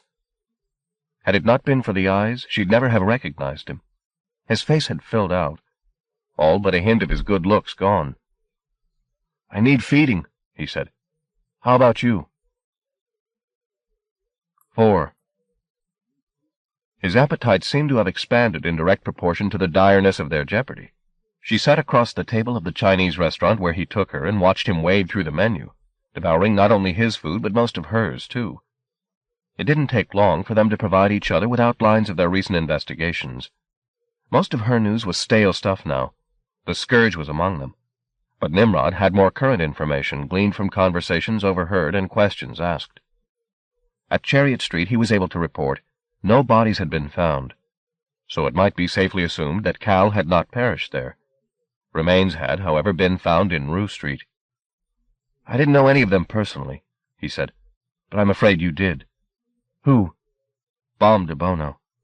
"De Bono? He was at Rue Street last night." She fell silent, thinking of the brief time she'd spent with de Bono and of their debates together. Now he was gone. And how soon would the rest of them follow? "What do we do, Nimrod?" she murmured. "Do we try and hide again? Another weave?" "There aren't enough of us to fill a prayer mat," Nimrod said mournfully. "Besides, we don't have the Raptures. There's very little power left between us." "So we sit back and wait for the scourge to pick us off? Is that what you're saying?" Nimrod drew his hand over his face. "I've fought about as hard as I can," he said. "I think we all have." He fetched a tobacco tin from his pocket and began to roll himself a cigarette. "I've made my mistakes," he said. "I fell for Shadwell's lies. I even fell in love." "You did?" He made a slight smile, which reminded Susanna of the irrepressible creature he'd once been. "Oh, yes," he said. "I've had my adventures in the kingdom, but they didn't last long. There was always a part of me that never left the fugue, that still hasn't left." He lit the match-thin cigarette he'd rolled. "I suppose that's ludicrous," he said, "given that the place doesn't exist any longer." He'd forsaken his dark glasses as soon as the waiter had retired. His eyes, their gold untarnished, were on her now, looking for some sliver of hope. "You can remember it," she said. "The fugue? Of course. So can I. Or at least I think I can. So maybe it isn't lost." He shook his head. "Don't be sentimental," he chided. "Memories aren't enough." It was fruitless to argue the niceties of that. He was telling her that he was in pain. He didn't want platitudes or metaphysics. She turned over in her head the problem of whether she should tell him what she knew, that she had reason to hope that all was not lost, that the fugue might be again one day. It was, she knew, a slender hope, but he needed a lifeline, however tenuous. "It's not over," she said. "Dream on," he replied. "It's finished. I tell you, the fugue's not gone." He looked up from his cigarette. "What do you mean?" "In the gyre. I used the loom." "Used the loom? What are you saying?" "Or it used me. Maybe a bit of both." "How? Why?" "To keep everything from being lost." Nimrod was leaning across the table now. "I don't understand," he said. "Neither do I, fully," she replied. "But something happened. Some force." She sighed. She didn't have the words to describe those moments. Part of her wasn't even sure it had happened. But of one thing she was certain. "I don't believe in defeat, Nimrod. I don't care what this fucking scourge is. I won't lie down and die because of it." "You don't have to," he said. "You're a cuckoo. You can walk the other way." "You should know better than that." she said sharply. "The fugue belongs to anyone who'll die for it. Me. Cal." He looked chastened. "I know," he said. "I'm sorry. It's not just you who needs the fugue, Nimrod. We all do." She glanced toward the window. Through the bamboo blinds she could see that the snow was coming down again with fresh vehemence. "I never believed in Eden," she said softly. "Not the way the Bible tells it. Original sin and all that crap. But maybe the story's got an echo somewhere in it." "An echo?" "Of the way things really were. A place of miracles, where magic was made. And the Scourge ended up believing the Eden story because it was a corrupted version of the truth." "Does it matter?" Nimrod sighed. "Whether the Scourge is an angel or not, whether we come from Eden or not, how does that alter anything? The point is, it believes it's Uriel, and that means it'll destroy us." The point was incontestable. When the world was coming to an end, what did names matter? "I think we should be together," he said after a pause, "instead of spread across the country. Perhaps we can muster something if we're all in one place. I see the sense in that. Better than the Scourge picking us off." "But where?" "There was a place," he said, "where it never came. I remember it vaguely. Apolline will tell us better." "What kind of place?" "A hill, I think it was," he said, his unblinking stare on the white paper tablecloth between them. "Some kind of hill." "We'll go there then, shall we?" "It's as good a place to die as any." Chapter 2. Dust and Ashes. The saints on the facade of the church of St. Philomena and St. Calixtus had long since lost their faces to the rain. They had no eyes to see the visitors that came to the door in the early evening of December 21st, nor did they have ears to hear the debate on the step. Even if they had heard and seen, even if they'd stepped off their pedestals and gone out to warn England that it had an angel in its midst, their alarms would have gone unheeded. England had no need of saints tonight, nor any night. It had martyrs enough.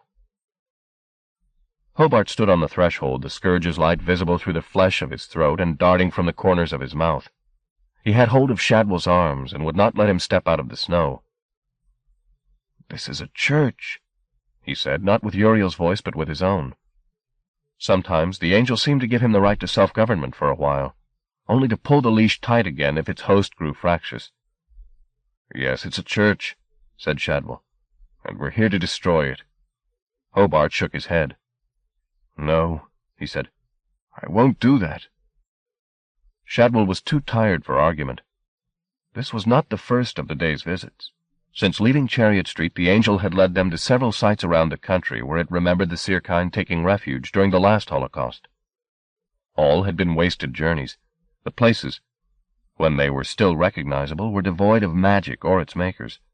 The weather had deteriorated by the hour. Snow now blanketed the country from one end to the other, and Shadwell was weary of both the trek and the chill. He'd become anxious, too, as each pursuit ended in disappointment, anxious that Uriel would grow impatient and his control of the creature would begin to slip. That was why he'd brought the angel here, where he knew there was magic, or its leavings. This was where Immaculata had made the rake, a place part shrine, part womb. Here Uriel's hunger for destruction would be assuaged, for tonight at least. "We have work to do inside," he told Uriel's host. "The Scourge's work."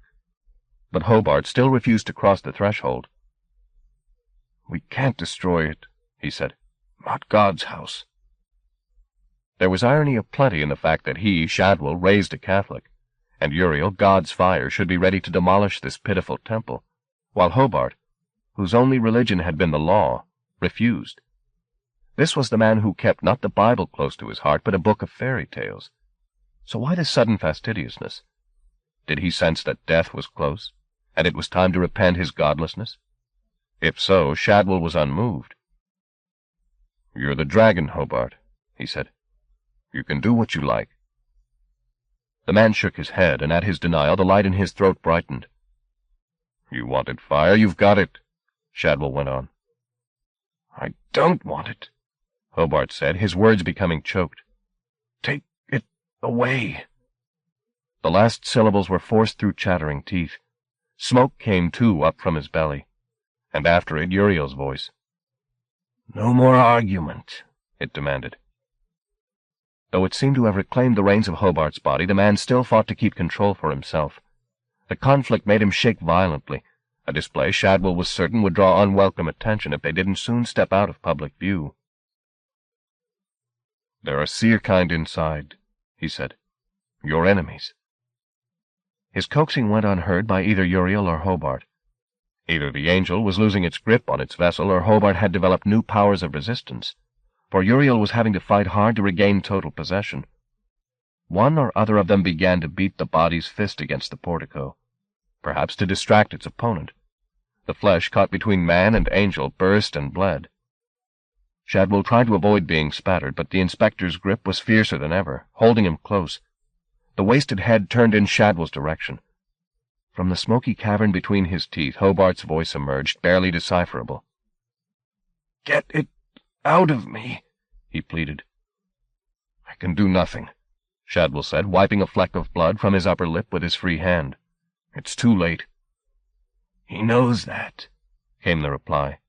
Not Hobart's voice this time, but Uriel's. "He's the dragon forever."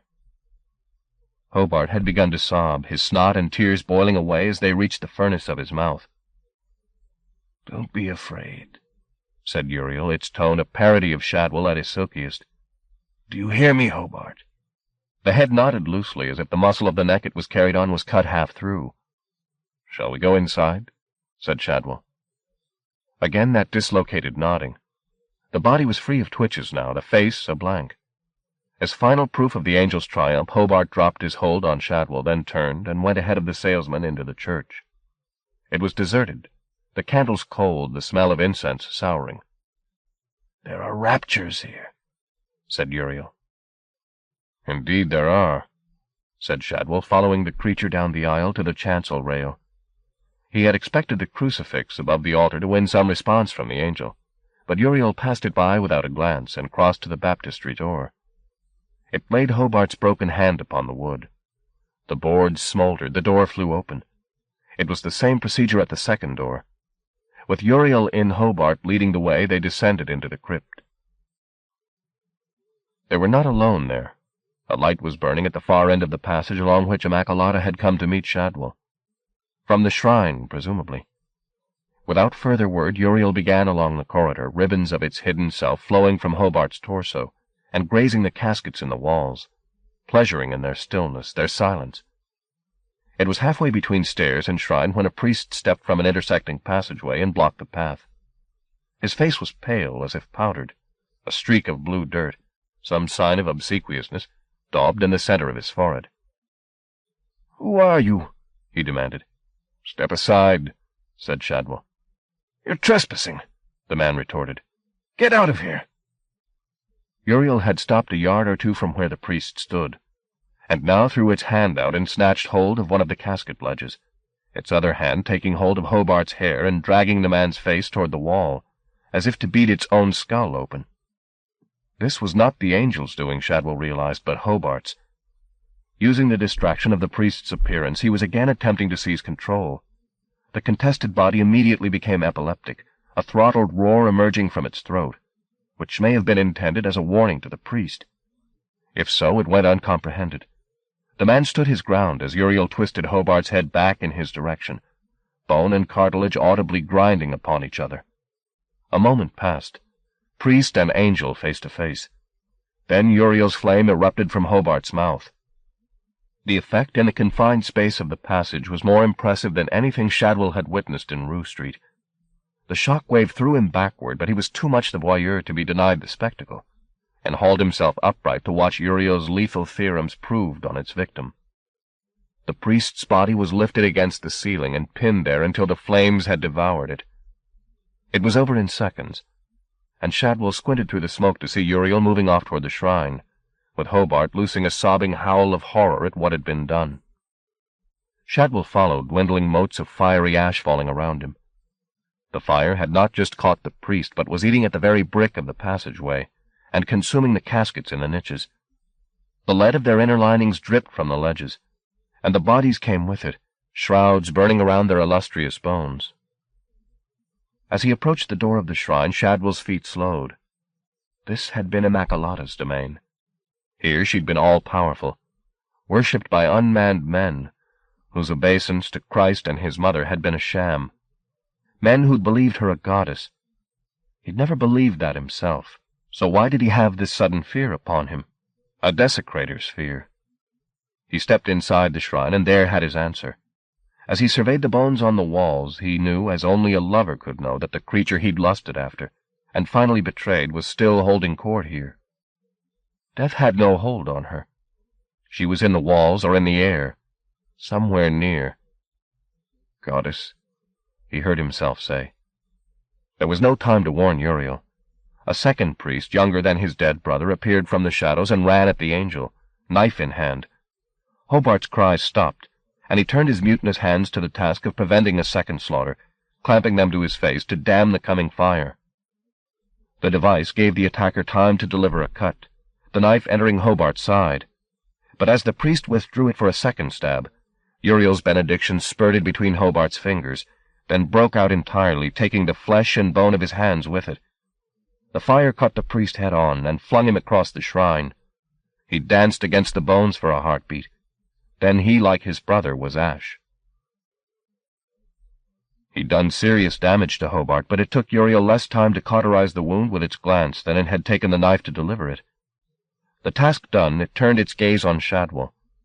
For a breathless moment, the salesman thought it meant to burn him where he stood. But no. "Don't be afraid," it said. It had offered the same meager comfort to Hobart mere minutes before. The sentiment had sounded hollow then, but more so now, in the light of the way it had maimed its host. Hobart's hands, which he'd once envisaged burning with righteous fire, had been reduced to withered claws in the act of trying to prevent that fire from doing its work. Hobart was sobbing again, as he, or the angel, held the stumps up to be examined. Had Uriel left him with the burden of pain his nerve endings must be suffering? Or did he sob that his body was an instrument in these abominations? The arms dropped, and Uriel turned its attention to the walls. "I like these bones," it said, and wandered over to the most elaborate of the designs. Tendrils, thin as sewing thread and lightning bright, skipped from its borrowed torso and face, and ran over the skulls and rib cages.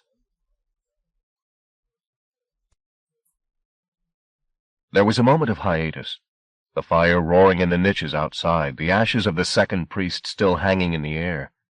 In that moment Shadwell heard Immaculata's voice. It was the most intimate of whispers, a lover's whisper. "What have you done?" she said. He glanced across at Uriel, who was still entranced by the macabre symmetry of the wall. It made no sign of having heard the incantatrix. Again the question. "What have you done?" she said. "It knows no mercy." He did not need to voice his response. Thought was enough. "And you did?" he answered. "I didn't know myself," Immaculata told him. "I think this scourge is the same." "It's called Uriel," Shadwell reminded her. "It's an angel." "Whatever it is, you have no power over it." "I freed it," Shadwell responded. "It obeys me." Immaculata said, "I know when you're afraid." The din of destruction broke the exchange. Shadwell looked up from his thoughts to see Uriel, its tendrils extended across the wall, sweep all the bones from their places like so much crockery from a piled table. They fell around it in a dusty litter, the remains of fully 100 people. Uriel laughed, another trick it had caught from Shadwell, the sound made more distressing by its artificiality. It had found a game it liked. Turning to the next wall, it proceeded to vandalize that in the same manner, then on to the third. "Tell it to stop," Immaculata's ghost whispered as bones large and small joined the myriad on the ground. "If you're not afraid, tell it to stop." But Shadwell simply watched as the angel cleared the fourth wall at a stroke, then turned its attention to the ceiling. "You'll be next," Immaculata said. Shadwell flattened himself against the now naked brick as remains rained down. "No," he murmured. The bones stopped falling. There were none left on either walls or ceiling. Slowly the dust began to settle. Uriel turned to Shadwell. Why do you whisper behind my back? It inquired lightly. Shadwell glanced toward the door. How far would he get if he tried to run now? 1 yard or 2, probably. There was no escape. It knew. It heard. "Where is she?" Uriel demanded. The demolished chamber was hushed from one end to the other. "Make her show herself." "She used me," Shadwell began. "She'll tell you lies. Tell you I loved Raptures. I didn't. You must believe me, I didn't." He felt the angel's countless eyes upon him. Their stare silenced him. "You can hide nothing from me," the angel pronounced. "I know what you've desired, in all its triviality, and you needn't fear me." "No?" "No. I enjoy the dust you are, Shadwell. I enjoy your futility, your meaningless desires. But the other that's here, the woman whose raptures I can smell, she I want to kill. Tell her to show herself and be done with it." "She's dead already." "So why does she hide?" "I don't," came Immaculata's voice, and the bones on the floor churned like a sea as the ghost rose from them. Not simply from them, but of them. Defying Uriel's destruction as her will made a new anatomy from the fragments. The result was far more than a sum of its parts. It was, Shadwell saw, not one, but all of the sisters, or a projection of their collective spirit. "Why should I hide from you?" the monument said. Every shard in its body revolved as she spoke. "Are you happy now?" she asked. "What is happy?" Uriel wanted to know. "Don't bother to protest your innocence," the phantom said. "You know you don't belong in this world. I came here before, and you left. Do so again." "When I'm done," Uriel replied. "When the Rapture Makers are extinguished. That's my duty." "Duty?" Immaculata said, and her bones laughed. "Why do I amuse you?" Uriel demanded. "You're so deceived. You think you're alone." "I am alone." "No. You've forgotten yourself, and so you've been forgotten." "I am Uriel. I guard the gate." "You are not alone. Nobody, nothing, is alone. You're part of something more." "I am Uriel. I guard the gate." "There's nothing left to guard," Immaculata said, "but your duty." "I am Uriel. Look at yourself. I dare you. Throw the man you're wearing away and look at yourself." Uriel did not speak its reply, but shrieked it. "I will not!" And with its words it unleashed its fury against the body of bones. The statue flew apart as the fire struck it, burning fragments shattering against the walls. Shadwell shielded his face as Uriel's flame ran back and forth across the chamber to eradicate the incantatrix's image completely. It was not satisfied for a long while, scouring each corner of the shrine until every last offending shard was chased to ash. Only then did that same sudden tranquility descend that Shadwell loathed so much. The angel sat Hobart's wretched body on a pile of bones, and picked up the skull between the fire-blackened hands. "Might it not be cleaner," the angel said, its words measured, "if we emptied the whole world of living things?" The suggestion was floated so delicately, its tone so perfectly a copy of Shadwell's reasonable man, that it took him a moment to comprehend the ambition of what it proposed. "Well," it said, "might it not?" It looked up at Shadwell. Though its features were still, in essence, Hobart's, all trace of the man had been banished from them. Uriel shone from every pore. "I asked a question," it said. "Would that not be fine?" Shadwell murmured that it would.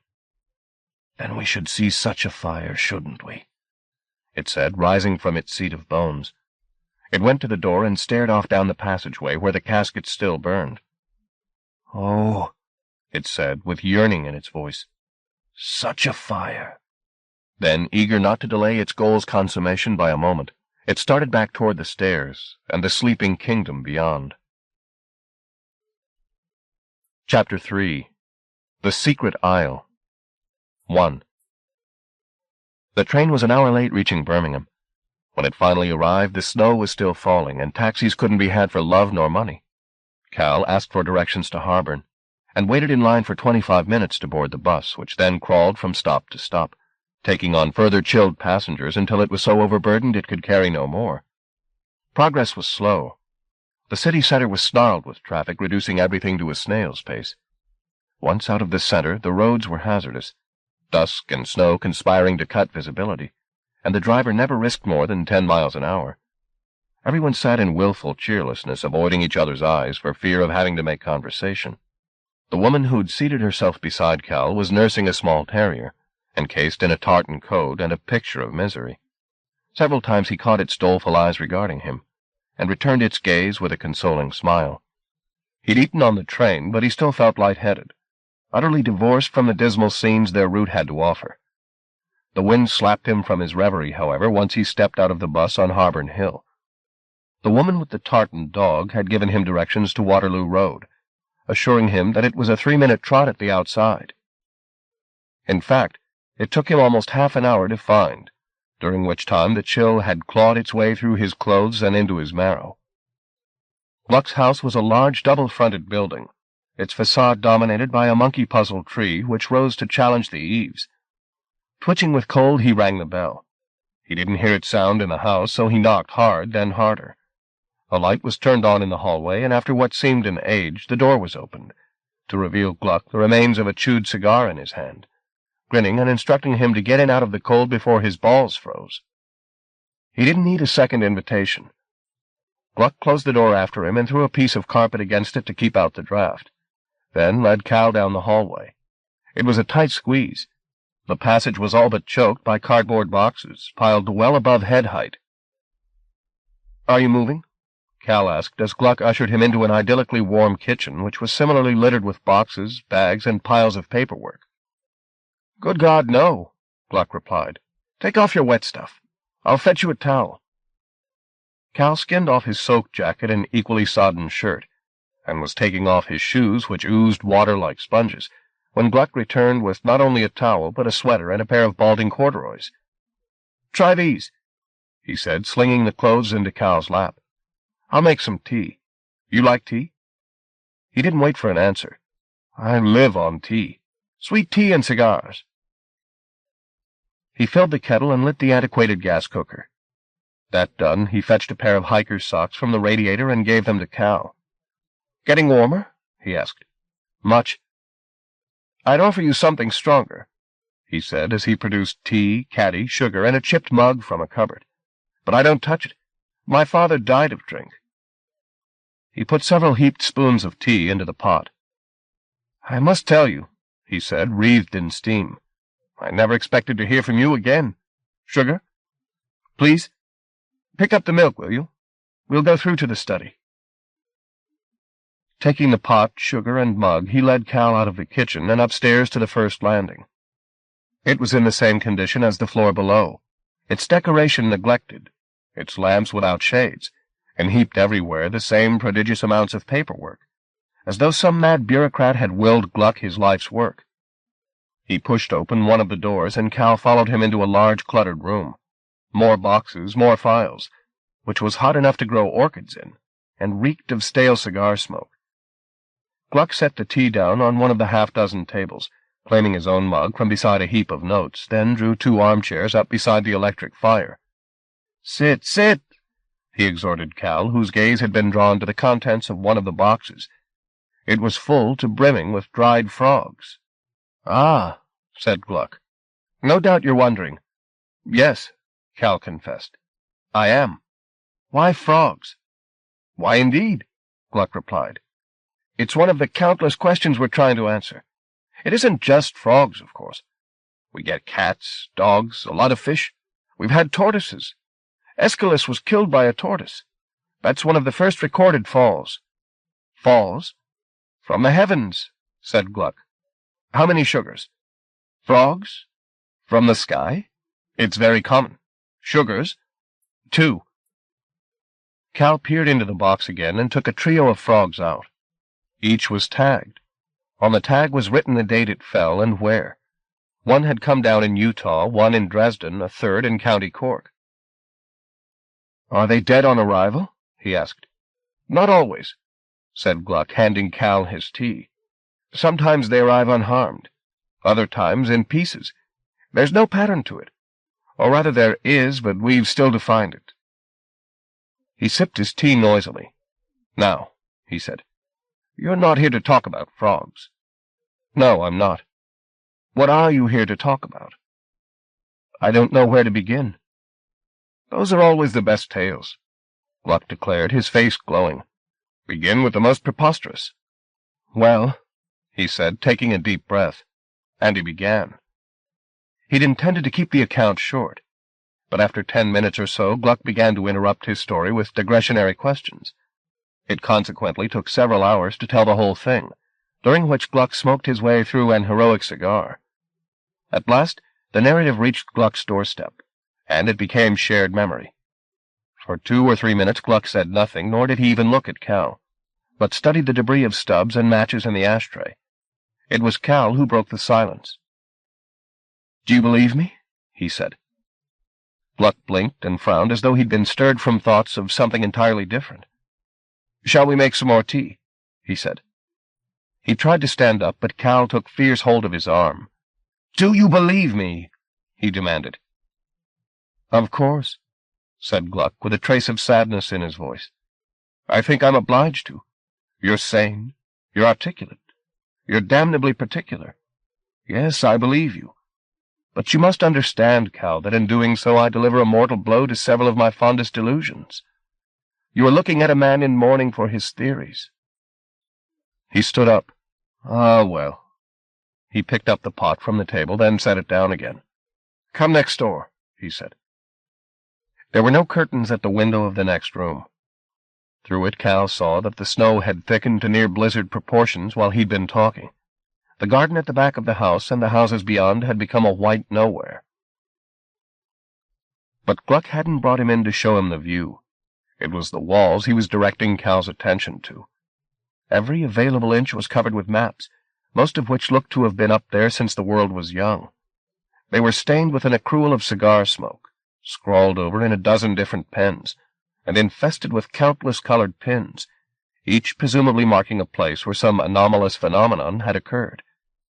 And on the fringes of these maps, tacked up in mind-boggling profusion, were photographs of the events, grainy thumbnail pictures, foot-wide enlargements, strips of sequential images lifted from a home movie. There were many he could make no sense of, and others that looked patently fake. But for every blurred or phony photograph there were 2 that pictured something genuinely startling, like the frumpy woman standing in a domestic garden up to her ankles in what seemed to be a trawler's deep-sea catch, or the policeman standing guard outside a 3-story house that had fallen over on its face, though not a single brick was out of place, or the car hood that bore the imprint of 2 human faces, side by side. Some of the pictures were comical in their casual weirdness, others had a grim authenticity about them, the witnesses sometimes distressed, sometimes shielding their faces. That was anything but amusing. But all, whether ludicrous or alarming, went to support the same thesis, that the world was stranger than most of humankind ever assumed. "This is just the tip of the iceberg," said Gluck. "I've got thousands of these photographs, tens of thousands of testimonies." Some of the pictures, Cal noted, were linked by threads of various colors to pins in the maps. "You think there's a pattern here?" said Cal. "I believe so. But now, after hearing what you've told me, I begin to think maybe I was looking in the wrong place for it. Some of my evidence, you see, overlaps with your account. For the last 3 weeks, while you were trying to contact me, Max and I were up in Scotland, looking at a site we just found in the Highlands. We picked up some very strange articles there. I'd assumed it was a landing place of some kind for our visitors. I think now I was wrong. It was probably the valley your unweaving took place in." "What did you find?" "The usual debris. Coins, clothing, personal effects of one kind or another. We boxed them all up, and brought them back down with us to examine at leisure. We could have made them fit our pet theories, you know. But now I think much of that's in ruins." "I'd like to see that stuff," Cal said. "I'll unpack it for you," said Gluck. His expression since Cal had told his story had been that of a deeply perplexed man. Even now he surveyed the map room with something akin to despair. In the past few hours he'd seen his whole world view thrown into disarray. "I'm sorry," said Cal. "What for?" Gluck replied. "Telling me about miracles? Please don't be. I'll just as happily believe in your mystery as in mine. It'll just take a little time to adjust. All I ask is that the mystery be there." "Oh, it is," said Cal. "Believe me, it is. I just don't know where." His attention strayed from Gluck's face to the window, and the blank scene beyond. More and more he feared for his beloved exiles. The night, the scourge, and the snow all seemed to be conspiring to erase them. He crossed to the window. The temperature plummeted as he approached the icy glass. "I have to find them," he said. "I have to be with them." He'd successfully kept his sense of desolation at bay until now, but sobs suddenly racked him. He heard Gluck come to his side, but he didn't have sufficient mastery of himself to control his tears. Gluck put a comforting hand on his shoulder. "It's good to see somebody so in need of the miraculous," he said.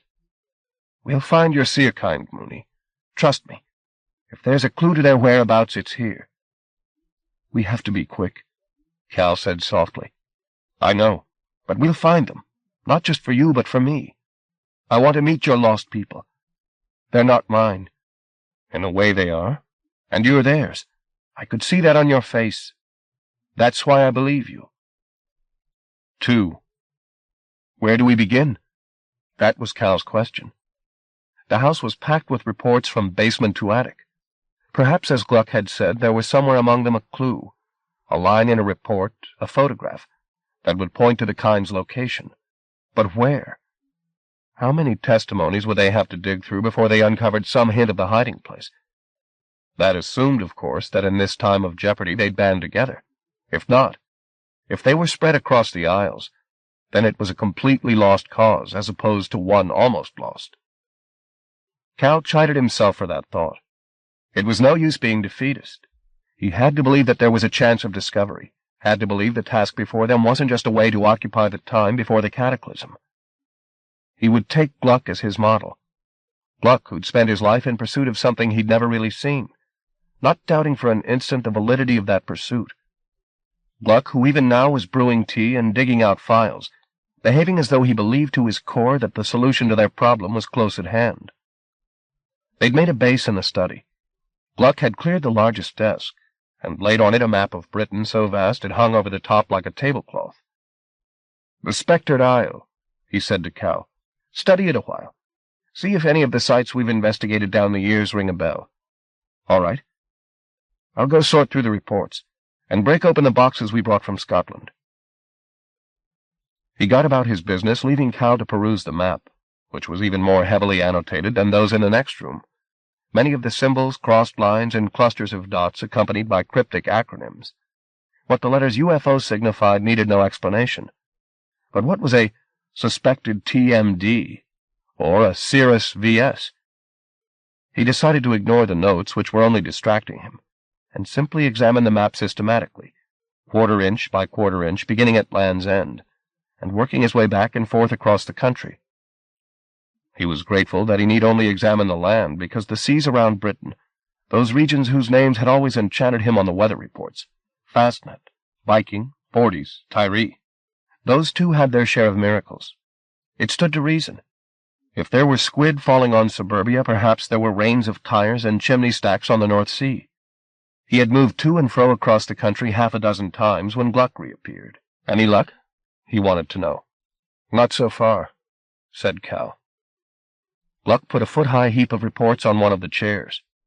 "Maybe we'll find something here," he said. "I've started with events in the neighborhood of Spook City, and we'll spread out from there. Seems logical. You dig in. Anything that seems faintly familiar, set aside. As long as you keep reading, I'll keep supplying." Gluck pinned the map up on the wall beside the desk, and left Cal to wade through the first collection of reports. The work required concentration, which Cal found hard to come by. It was 10:30, and he already wanted sleep. But as he leafed through this catalogue of neglected wonders, his weary eyes and wearier brain forgot their fatigue, reinvigorated by the startling stuff before them. Many of the incidents were variations on by now familiar themes, events in defiance of laws geographical, temporal, and meteorological, misplaced menageries, excursions from distant stars, houses larger inside than out, radios that picked up the voices of the dead, ice in midsummer trees, and hives that hummed the Lord's Prayer. All these things had taken place not in the far away, but in Preston and Healy Bridge, in Scunthorpe and Windermere. Solid, stoical places, inhabited by pragmatists not prone to hysteria. This country, which Gluck had called the Spectred Isle, was alive from one end to the other with delirious visions. It, too, was Wonderland. Gluck came and went supplying fresh files and fresh tea at intervals, but otherwise doing as little as possible to disturb Cal's concentration. It was difficult, Cal found, not to be sidetracked by many of the more bizarre accounts, but by disciplining himself severely, he sifted out the one in every 100 or so that contained some detail that might connect the event described with the fugue or its inhabitants. Some he knew of already, the destruction of Shearman's house, for instance. But there were other reports, of words seen in the air, of a man whose pet monkey quoted the Psalms, which had occurred in places he'd never heard of. Perhaps the kind were there now. It was only when he decided to take a short break from his labors that Gluck mentioned he'd unpacked the boxes they'd brought from Scotland, and asked if Cal wanted to examine the contents. He followed Gluck back into the map room, and there, every item tagged and marked meticulously, was the litter events in the valley had left behind. There wasn't much. Either the survivors had destroyed the bulk of it, or natural processes had done the job. But there were a few pitiful reminders of the disaster, personal belongings of no particular interest, and some weaponry. Into both categories, weapons and personal effects, fell the one item that made Cal's skin run with gooseflesh. There, laid across one of the boxes, was Shadwell's jacket. He stared at it nervously. "Something you recognize?" said Gluck. Cal told him what and from where. "My God," said Gluck. "That's the jacket?" His incredulity was understandable. Viewed by the light of a bare bulb, there was nothing so remarkable about the garment. But it still took Cal a minute to pluck up the courage to pick it up. The lining, which had probably seduced hundreds in its time, seemed quite unexceptional. There was perhaps a gleam in the cloth that was not entirely explicable, but no more evidence than that of its powers. Perhaps they'd gone out of it, now that its owner had discarded it, but Cal wasn't willing to take the risk. He threw it down again, covering up the lining. "We should take it with us," Gluck said, "when we go." "Go where?" "To meet with the seer kind." "No, I don't think so." "Surely it belongs with them," Gluck said. "Maybe," Cal replied without conviction. "But we have to find them first." "Back to work, then." He returned to the reports. Taking a break had been an error. He found it difficult to re-establish his rhythm. But he pushed on, using as a spur the sad remains next door, and the thought that they might soon represent his last keepsakes of the kind. At 3:45 in the morning he finished going through the reports. Gluck had taken the opportunity to sleep for a while in one of the armchairs. Cal stirred him and presented him with the 9 key files he'd selected. "Is this all?" said Gluck. "There were others I wasn't sure about. I kept them aside, but I thought they might be red herrings." "True enough," said Gluck. He went over to the map and put pins in the 9 locations. Then he stood back and looked. There was no discernible pattern to the sites. They were spread irregularly over the country. Not one was within 50 miles of another. "Nothing," said Cal. "Don't be so hasty," Gluck told him. "Sometimes the connections take a little while to become apparent." "We don't have a while," Cal reminded him wearily. The long hours of sleeplessness were catching up with him. His shoulder, where Shadwell's bullet had wounded him, ached. Indeed, his whole body ached. "It's useless," he said. "Let me study it," said Gluck. "See if I can find the pattern." Cal threw up his hands in exasperation. "There is no pattern," he said. "All I can do is go to those places one by one." "In this weather?" he heard himself thinking. "You'll be lucky if you can step out of the door tomorrow morning." "Why don't you go lay your head down for a few hours? I'd prepared a bed in the spare room. It's up one more flight, second on your left." "I feel so bloody useless." "You'll be even more useless if you don't get some sleep. Go on." "I think I'll have to. I'll get going first thing. Just sleep, Mooney. We can talk about tactics tomorrow. He climbed the stairs. The upper landing was cold. His breath went before him. He didn't undress, but slung the blankets over him and left it at that. There were no curtains at the frost-encrusted window, and the snow outside cast a blue luminescence into the room, bright enough to read by. But it didn't keep him from sleep more than 30 seconds. Chapter 4. Past Hope. 1. They came at the summons, all of them. Came in ones and twos sometimes in families or groups of friends. They came with few suitcases. What did they have in the kingdom worth weighing themselves down with? The only possessions they cared about, those they'd brought out of the fugue and carried upon their persons. Souvenirs of their lost world. Stories. Seeds. The key of their house. And of course they brought their raptures, what few they had. Brought them to the place Nimrod had told Susanna about, but had failed to name. Apolline had remembered it, however. It was a place, in the time before the weave, that the Scourge had never found. It was called Raymond's Hill.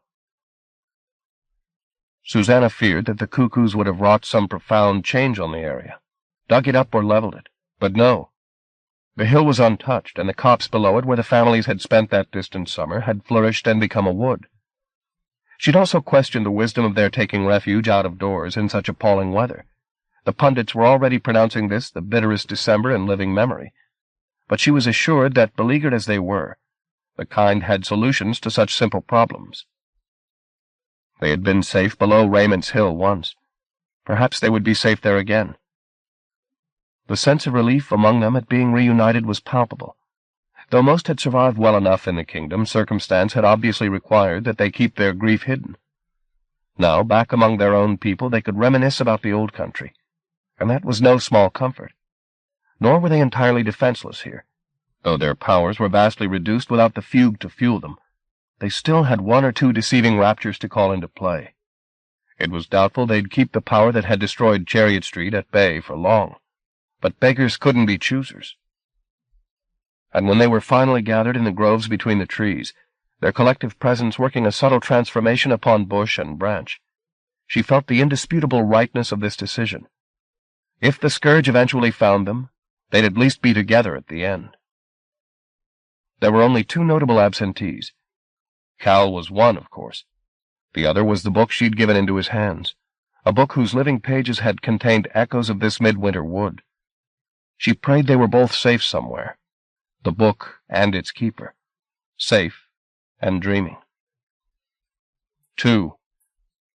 Perhaps it was the thought he'd been in the process of shaping when sleep came, that the snow light was bright enough to read by, that prompted the dream he had. He imagined that he woke, and reaching into the pocket of his jacket, which was unaccountably deep, took out the book which he'd saved from destruction back at Chariot Street. He tried to open it, but his fingers were numb and he fumbled like a fool.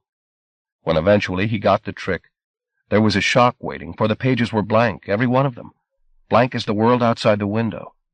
The stories and the illustrations had gone, and the snow kept falling on the seas of Viking and Dogger Bank, and on the land, too. It fell on Healy Bridge and Blackpool, on Bath and Devizes, burying the houses and streets, the factories and the cathedrals, filling the valleys until they were indistinguishable from the hills, blinding the rivers, smothering the trees, until at last the spectred isle was as blank as the pages of Susanna's book. All this made perfect sense to his dreaming self, for were they not part of the same story, the book and the world outside it? Warp and weft, one world, indivisible. The sights made him afraid. Emptiness was inside and out, and he had no cure for it. "Susanna," he murmured in his sleep, longing to put his arms around her, to hug her close to him. But she wasn't near. Even in dreams he could not pretend she was near, couldn't bring her to his side. All he could do was hope she was safe, hope she knew more than he did about keeping Nullity at bay. "I don't remember being happy," a voice from the past whispered in his ear. He couldn't put a name to it, but he knew its owner was long gone. He pressed his dream into reverse, in pursuit of its identity. The words came again, more strongly. "I don't remember being happy." Memory gave him the name this time, and a face, too. It was Lilia Palicia, and she was standing at the bottom of the bed. Only it wasn't the bed he'd gone to sleep in. It wasn't even the same room. He looked around. There were others here, too, conjured from the past. Reddy Camel was peering at his reflection. Apolline was straddling a chair, a bottle to her lips. At her side stood Jericho, nursing a golden-eyed child. He knew now where he was and when. This was his room in Chariot Street, the night the fragment of the carpet had come unwoven. Without prompting, Lilia spoke again, the same line that had brought him here. "I don't remember being happy." Why, of all the extraordinary sights he'd seen and conversations he'd heard since that night, had his memory chosen to replay this moment? Lilia looked at him. Her distress was all too apparent. It was as though her second sight had predicted the night of snow he was dreaming through, had known even then that all was lost. He wanted to comfort her, wanted to tell her that happiness was possible, but he had neither the conviction nor the will to misrepresent the truth. Apolline was speaking now. "What about the hill?" she said. What about the hill? He thought. If he'd once known what she'd been talking about, he'd forgotten since. "What was it called?" she asked. "Where we stayed?" Her words began to slide away. "Go on," he willed her. But the remembered warmth of the room was already fading. A chill from the present had crept over him, driving that balmy August night into retreat. He listened still, his heart beginning to thump in his head.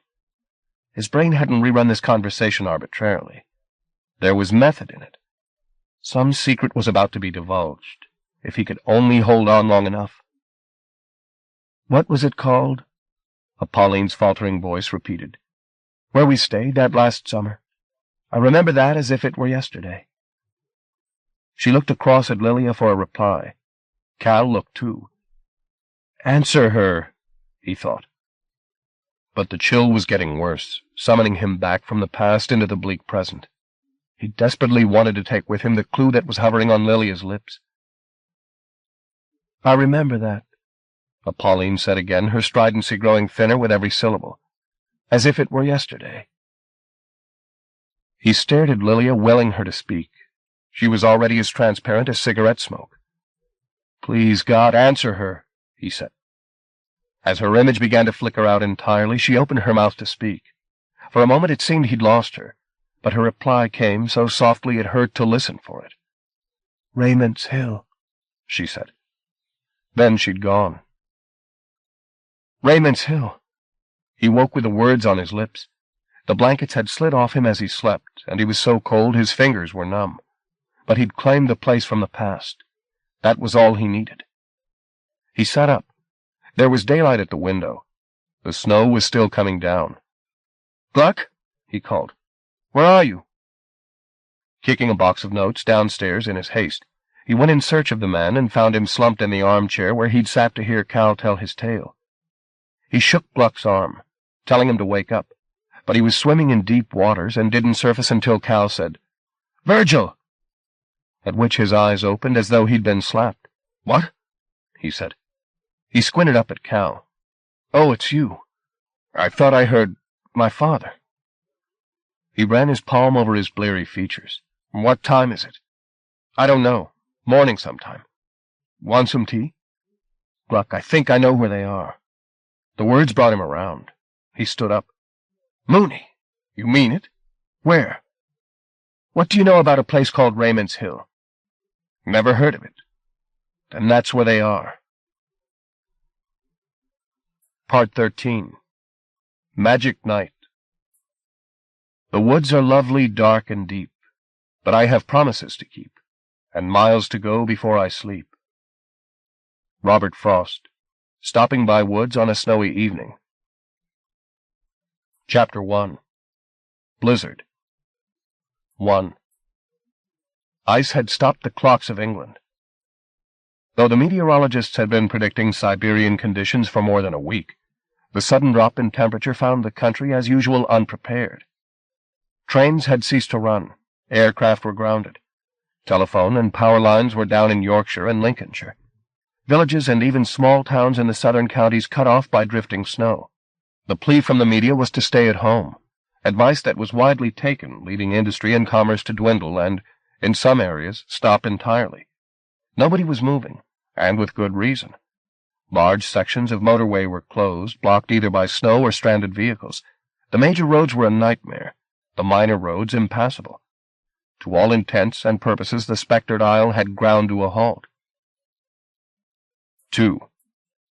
It had taken Cal some time to locate Raymond's Hill among Gluck's comprehensive supply of maps, but he found it eventually. It was in Somerset, south of Glastonbury. In ordinary conditions, it was perhaps an hour's drive down the M5. Today, however, God alone knew how long it would take. Gluck, of course, wanted to come with him, but Cal suspected that if the seer kind were indeed in hiding at the hill, they'd not take kindly to his bringing a stranger into their midst. He put the point to Gluck as gently as he could. Try as he might, Gluck wouldn't conceal his disappointment, but said he understood how delicate these encounters could be. He'd been preparing himself for just such a meeting all his life. He would not insist. And yes, of course Cal could take one of the cars, though neither was exactly reliable. As Cal prepared to leave, bundled up as best they could devise against the cold, Gluck presented him with a parcel, roughly tied up with string. "What is it?" he asked. "The jacket," Gluck replied. "And some of the other evidence I picked up. I don't want to take it, especially not the jacket." "It's their magic, isn't it?" Gluck said. "Take it, damn you. Don't make a thief of me." "Under protest. I put some cigars in, too. A little peace offering from a friend." He grinned. "I envy you, Cal. Every frozen mile." He had time to doubt as he drove, time to call himself a fool for hoping again, for even daring to believe some memory he'd dredged up would lead him to the lost ones. But his dream, or a part of it at least, was validated as he drove. England was a blank page. The blizzard had blotted everything out. Somewhere beneath its shroud, people were presumably about their lives, but there was little sign of that.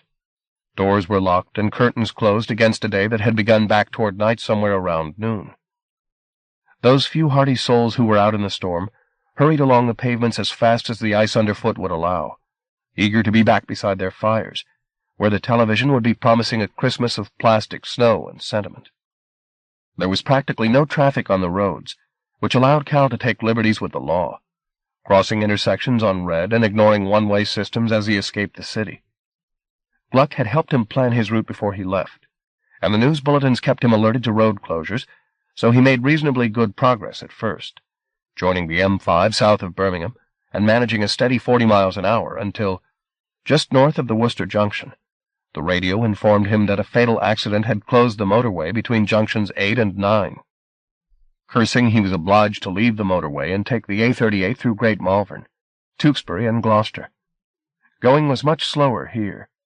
No attempt had been made to clear or grit the road, and several vehicles had simply been abandoned by drivers who decided that to press on was tantamount to suicide. The weather worsened as he approached Bristol, obliging him to cut his speed to a crawl. Blinded by snow, he missed the turn for the A37 and had to retrace his route, the sky now almost pitch black, though it was still only the middle of the afternoon. A mile or so short of Shepton Mallet, he stopped for petrol and chocolate, to be told by a garage attendant that most of the roads south of the town were blocked. He began to feel plotted against. It was as though the weather was somehow part of the Scourge's master plan, that it knew he was near and was throwing obstacles in his path to see just how hard he'd fight to reach his place of execution. But if that were so, then at least it meant he was on the right track, that somewhere in the wilderness ahead his loved ones were waiting. 3. The truth in the warning he'd been given at the garage became all too apparent when he turned off the A road at Lidford-on-Foss, and onto a minor thoroughfare that would in theory carry him west to Raymond's Hill. He'd known before setting out that this would be the most problematic part of the journey, but there was no alternative. No main road fed this area. There were only narrow tracks and backwaters, most of which, he knew, would have been buried beneath the drifts. He advanced maybe 2 miles, the road ahead white on white, until the ice-clogged tread of the tires would no longer grip, and the car came to a halt, its spinning wheels doing no more than kicking up sheets of snow. He revved the engine, bullying it and coaxing it by turns, but the vehicle was not going to move without help. Reluctantly, he got out and immediately sank to mid-shin in the snow. Gluck had lent him a pair of hiking boots and heavy socks, which protected his feet, but the chill soaked through his trousers in an instant. He put up the hood of his anorak, again Gluck's gift, and trudged around to the back of the car. Having no shovel, all he could do was clear the snow by hand. His efforts bore no fruit. After 20 minutes' work, he hadn't succeeded in getting the car to move an inch either forward or backward. He decided to give up on the task before his fingertips froze. Taking refuge in the car, the engine idling so as to keep the heat coming, he sat and considered the options available to him. The last sign of human habitation had been back at the turn into this road, 2 miles behind him. 2 miles of digging through the drifts, with the snow still falling, in near as damn it total darkness. Suppose after that walk he could get someone foolish or charitable enough to help him. Hours would have been lost. There were 2 other options. One, that he stay where he was and sit out the night. This he rejected without a second thought. The other, that he finish the journey to Raymond's Hill on foot. To judge by his map, which was not detailed, the road forked a little way on. If he were to take the left-hand track, it would in principle take him to the vicinity of the hill. He'd be guided almost entirely by instinct, however, for virtually all distinguishing features of the landscape, ditches, hedgerows, the road itself, had disappeared. But what else could he do? It was better to travel blind than not at all. With the decision made, his spirits rose, and he turned his attention to the problem of protecting himself against the elements. In the back of the car, upturned between the seats, and presumably overlooked, he found a box of Gluck's precious reports. Hoping he'd be forgiven this trespass, he clambered over onto the back seat and proceeded to put several layers of paper and photographs between his skin and his clothing, insulating himself with tales of falling frogs and talking bees. The supply exhausted, he tore up the box itself and double-lined his trousers, which would take the brunt of the cold, with cardboard. Finally, he ripped up 2 chamois leathers he'd found on the back window ledge and wrapped them around his face, pulling his anorak hood up and tying its drawstring tight to seal himself in. With more paper lining his gloves, he was as ready for the onslaught as he'd ever be. Picking up the parcel Gluck had given him, he turned off the engine and stepped out to meet the snow. This is the act of a lunatic, he thought as he slammed the door and began to trudge away from the car. I'm mad Mooney to the bitter end. It wasn't as dark outside as he'd anticipated. In the time it had taken to prepare for his march, the fury of the blizzard had abated somewhat, and the landscape was suffused with a milky brightness, the canvas of snow more luminous than the leaden sky above it. There were even breaks in the clouds. Stars glimmered between. He began to think he might have a chance after all. The first quarter-mile did nothing to dispel his optimism, but with the next quarter, his makeshift insulation began to fail. The damp started to creep through the cardboard beneath his trousers, numbing his legs. It crept through his gloves and their lining, too, making his fingers ache. Worse still, he couldn't find any sign of the fork in the road marked on the map, and became more certain with every dragging step that he'd missed the turning, his present route leading away from the hill rather than toward it. He decided to take a risk and strike out across the fields. The land to his left rose steeply. Perhaps at the top he'd get a better grasp of the lay of the land. He glanced back in the direction of the car, but he could no longer see it. No matter. He was committed now. He made toward the white face of the hill and began to climb. The break in the clouds had grown larger, and there was an expanse of glittering sky above him, pinpointed with stars. He'd learned the names of the major constellations when he bought his telescope, and he could name them easily. He, the memory man. They meant nothing, of course, those names, except in a human perspective. They were just tags bestowed by some stargazer who'd seen a pattern in the scattering overhead. A bow and arrow, a bear, a plow. They meant nothing in the cosmic context. But it was a necessary comfort to see the stars and call them by name, as if you knew them as friends. Without that courtesy, the sight might break a man's heart. The ache in his legs and hands was contagious. His arms and torso had caught it, so had his prick and balls, his ears and sinuses. Indeed, there seemed to be no part of him that didn't give him pain. But there was no going back. Another 30 yards would bring him to the top of the hill, he estimated, and began to count them off. At 18, he had to stop to gain some breath for the remaining 12. Walking against both the snow and the incline was claiming more energy than he had to give. As he stood gasping for air like an asthmatic, he glanced down at the tracks he'd left in the snow. He'd taken his path to be straight, but had wandered back and forth wildly. Not wanting to think about what that signified, he turned back to his ascent. Every step now was a major challenge. He was obliged to lift his knees to groin height in order to step over the snow, rather than try and drag through it. His freezing muscles protested every stride, but he finally got there, presented at the summit with a pure white panorama.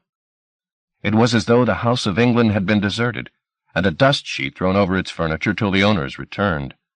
If they returned.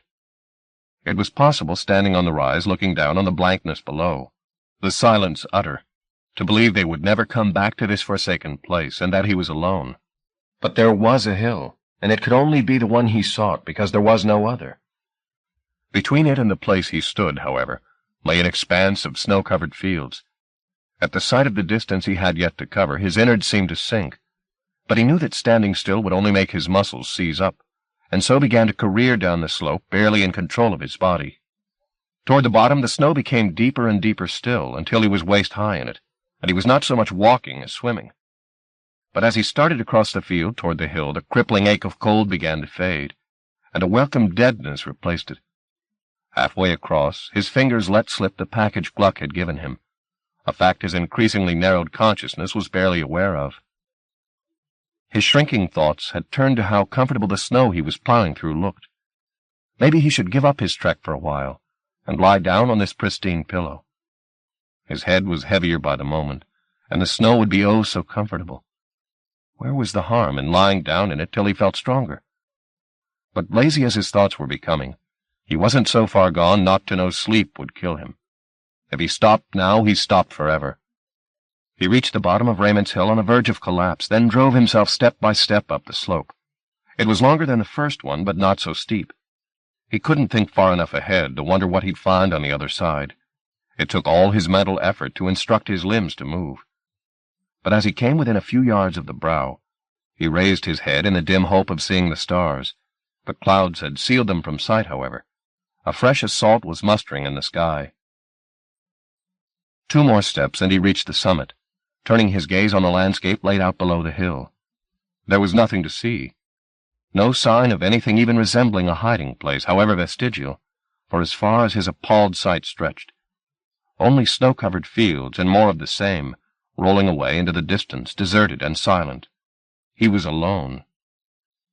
If he'd had the strength to weep, he would have wept. Instead, he let his exhaustion triumph, and he fell down in the snow. There was no way he could make the return journey to the car, even if he'd been able to find his way. That fatal sleep he'd kept denying himself would just have to claim him. But as his lids began to close, he caught a movement in the wastes at the base of the hill. Something was running about in the snow. He tried to focus, failed, pressed his fingers to his face to stir himself, looked up and tried again. His eyes didn't deceive him. There was something moving on the blank page in front of him. An animal of some kind. Could it be a monkey? He plunged his arms into the snow and hauled himself up, but as he did so he lost his balance and pitched forward. For several seconds earth and sky became a blur as he tumbled down the slope, coming to a halt encased in ice. It took him a moment to reorient himself, but when he did, he saw the animal. And yes, it was a monkey, fleeing from him. He stood up, more snow than man, and stumbled after it. Where in God's name was it running to? There were only open fields ahead of it. Suddenly the animal vanished. One moment it was plainly in front of him, and he was gaining on it. The very next it had disappeared from the field, as though it had fled through an open door and slammed it closed. He halted, not believing the evidence of his befuddled sight. Was the animal a mirage of some kind, or had the cold simply undone his sanity? He stared at the snow. There were distinctly tracks there. Paw tracks where the monkey had been playing. He followed them, and the testimony of his eyes was confirmed. The tracks stopped dead a few feet from where he stood. Beyond the spot there was simply clean, crisp snow, acres of it. "All right," he said to the empty field. "Where are you?" As he spoke, he took another step toward the place where the monkey had pulled its disappearing trick, and asked his question again. "Please," he said, his voice failing. "Where are you?" There was no answer, of course. Mirages were silent. He stared at the tracks and felt the last vestiges of hope go out of him. Then a voice said, "Don't stand in the cold." He looked up. There was nobody visible to right or left of him, but the instructions came again. 2 paces forward, and be quick about it. He took one tentative step.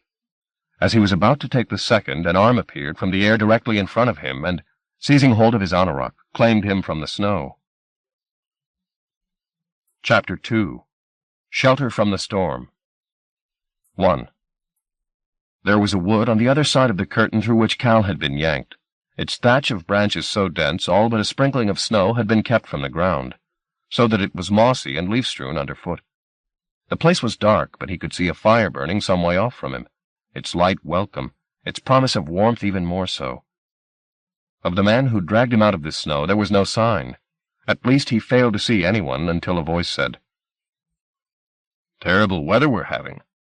And he turned to find the monkey Novello and its human companion standing no more than 2 yards from him, camouflaged by stillness. "It was Smith who did it," said the monkey, leaning toward Cal. "Him who pulled you through. Don't let them blame me."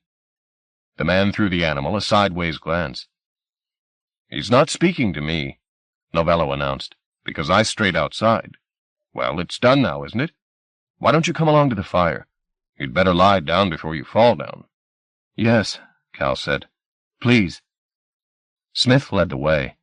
Cal followed, his stupefied brain still grappling with what he'd just experienced. The kind might be cornered, but they weren't without a trick or two. The illusion that kept this wood from sight had survived close scrutiny. And once on the other side, there was a second surprise: the season. Though the branches of the trees above him were bare, and it was last summer's moss he was walking on, there was a scent of spring in the air, as if the ice that gripped the spectred isle from end to end had no hold here. Sap was rising. Buds were swelling. Things on every side were turning their selves to the sweet labor of growth.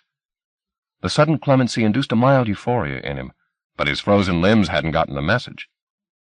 As he came within a few yards of the fire, he felt his body lose its power to hold itself up.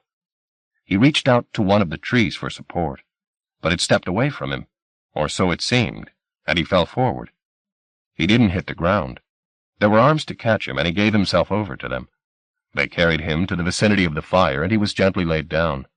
A hand touched his cheek, and he looked away from the flames to see Susanna kneeling at his side, firelight on her face.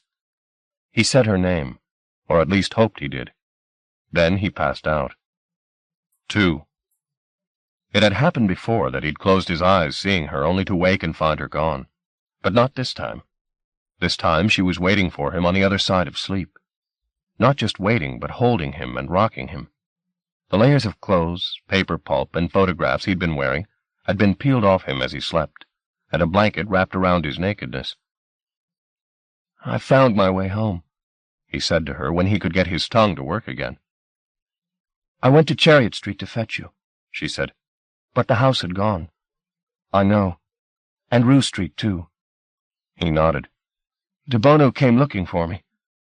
He halted, silenced by the memory. Even the fire and her arms around him couldn't prevent his shuddering as he stood again in the fog, and glimpsed what it had half concealed. "The scourge came after us," he said.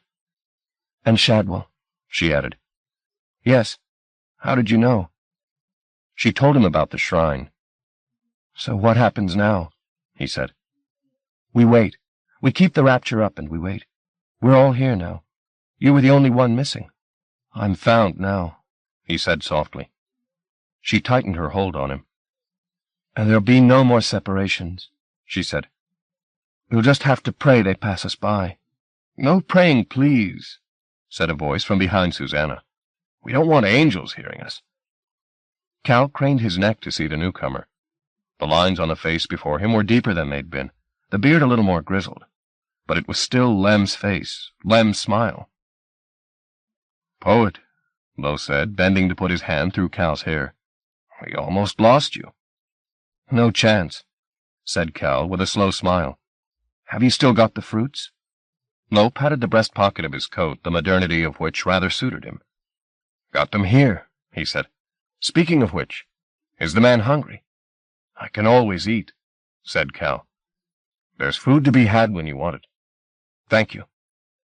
Lem was about to depart, then turned back and very solemnly said, "Will you help me plant, Calhoun, when the time comes?" "You know I will." Lem nodded. "I'll see you in a while," he said, and withdrew from the circle of firelight. "Are my clothes dry?" Cal asked. "I can't wander around like this." "Let me see if I can borrow something for you," Susanna replied. He sat up to let her rise, but before she did so, she kissed him on the lips. It was not a casual kiss. Its touch did more to warm him than a dozen fires. When she left his side, he had to wrap the blanket around him to cover up the fact that more than sap was rising tonight. Alone, he had time to think. Though he'd come within spitting distance of death, it was already difficult to remember the pain he'd been in, such a short time ago. Possible, even, to think there was no world at all beyond this enchanted wood, and that they could stay here forever and make magic. But seductive as that thought was, he knew indulging it even for a moment was dangerous. If there was to be a life for the kind after tonight, if by some miracle Uriel and its keeper did pass them by, then that life had to be lived as part of the wonderland he'd found in Gluck's Bureau of Miracles, one world, indivisible. After a dozing time, Susanna returned with a collection of clothes and laid them beside him. "I'm going to make a round of the lookouts," she said. "I'll see you later." He thanked her for the clothes and began to dress. This was his second borrowed skin in 24 hours, and it was, predictably given its source, odder than anything Gluck had supplied. He took pleasure in the collision of styles, a formal waistcoat and a battered leather jacket, odd socks and pigskin shoes. "Now that's the way a poet should dress," Lemuel declared when he came back for Cal. "Like a blind thief." "I've been called worse," Cal replied. "There was talk of food?" "There was," said Lem, and escorted him away from the fire. Once his flame-dazzled eyes had grown accustomed to the half-light, he realized there were kind everywhere, perched in the branches or sitting on the ground between the trees, surrounded by their earthly goods. Despite the wonders these people had been intimate with, tonight they resembled any band of refugees, their eyes dark and full of caution, their mouths tight. Some, it was true, had decided to make the best of what might be their last night alive. Lovers lay in each other's arms, exchanging whispers and kisses. A singer poured a lilt onto the air, to which 3 women were dancing, the stillness between their steps so profound they were lost among the trees. But most of the fugitives were inert, keeping themselves under lock and key for fear their dread show. The smell of coffee came to greet Cal as Lem brought him into a clearing where another fire, smaller than the one he'd slept by, was burning. 6 kind were eating here. He knew none of them. "This is Calhoun Mooney," Lem announced. "A poet." One of the number, who was sitting in a chair while a woman carefully shaved his head, said, "I remember you from the orchard. You're the cuckoo." "Yes." "Have you come to die with us?" said a girl, crouching beside the fire, pouring herself coffee. The remark, which would have been judged an indiscretion in most company, drew laughter. "If that's what it comes to," said Cal. "Well, don't go on an empty stomach," said the shaved man. As his barber toweled the last of the suds from his scalp, Cal realized he'd grown his mane to conceal a skull decorated with rhythmic pigmentation, from the gaze of the kingdom. Now he could parade it again. "We've only got bread and coffee," Lem said. "Suits me," Cal told him. "You saw the scourge," said another of the company. "Yes," Cal replied. "Must we talk about that, Hamel?" said the girl at the fire. The man ignored her. "What was it like?" he asked. Cal shrugged. "Huge," he said, hoping the subject would be dropped. But it wasn't just Hamel who wanted to know. All of them, even the girl who'd objected, were waiting for further details. "It had hundreds of eyes," he said. "That's all I saw, really." "Maybe we could blind it," Hamel said, drawing on his cigarette. "How?" said Lem. "The old science." "We don't have the power to keep the screen up much longer," said the woman who'd been doing the shaving. "Where are we going to get the strength to meet the scourge?" "I don't understand this old science business," said Cal, sipping at the coffee Lem had brought him. "It's all gone anyway," said the shaved man. "Our enemies kept it," Hamill reminded him. "That bitch Immaculata and her fancy men. They had it." "And those who made the loom," said the girl. "They're dead and gone," Lem said. "Anyway," said Cal, "you couldn't blind the scourge." "Why not?" said Hamill. "Too many eyes." Hamill wandered to the fire and threw the stub of his cigarette into its heart. "All the better to see us with," he said. The flame the stub burned with was bright blue, which made Cal wonder what the man had been smoking. Turning his back on the fire, Hamill disappeared between the trees, leaving silence in his wake. "Will you excuse me, poet?" said Lem. "I've got to go find my daughters." "Of course." Cal sat down to finish his meal, leaning his back against a tree to watch the comings and goings. His short sleep had only taken the edge off his fatigue. Eating made him dozy again. He might have slept where he sat, but that the strong coffee he'd drunk had gone straight to his bladder, and he needed to relieve himself. He got up and went in search of a secluded bush to do just that, rapidly losing his bearings among the trees.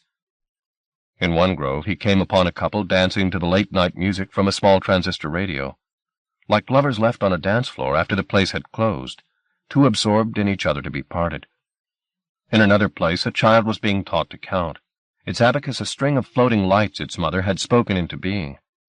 He found a deserted spot to unburden himself and was fumbling to do the buttons of his borrowed trousers up again, when somebody took hold of his arm. He turned to find Pauline Dubois at his side.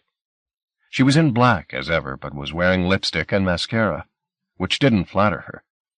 Had he not seen the all-but-empty vodka bottle in her hand, her breath would have told him she'd had a good night's drinking behind her. "I'd offer you some," she said, "but it's all I've got left." "Don't worry," he told her. "Me?" she said. "I never worry. It's all going to end badly, whether I worry or not." Drawing herself closer to him, she peered at his face. "You look sick," she announced. "When did you last have a shave?" As he opened his mouth to answer her, something happened to the air around them. A tremor ran through it, with darkness at its heels. She forsook her hold on him instantly, dropping the vodka bottle in the same moment. It struck his foot, but he managed to bite back his curse and was thankful for it. Every sound from between the trees, music or mathematics, had ceased utterly. So had the noises in the undergrowth, and from the branches.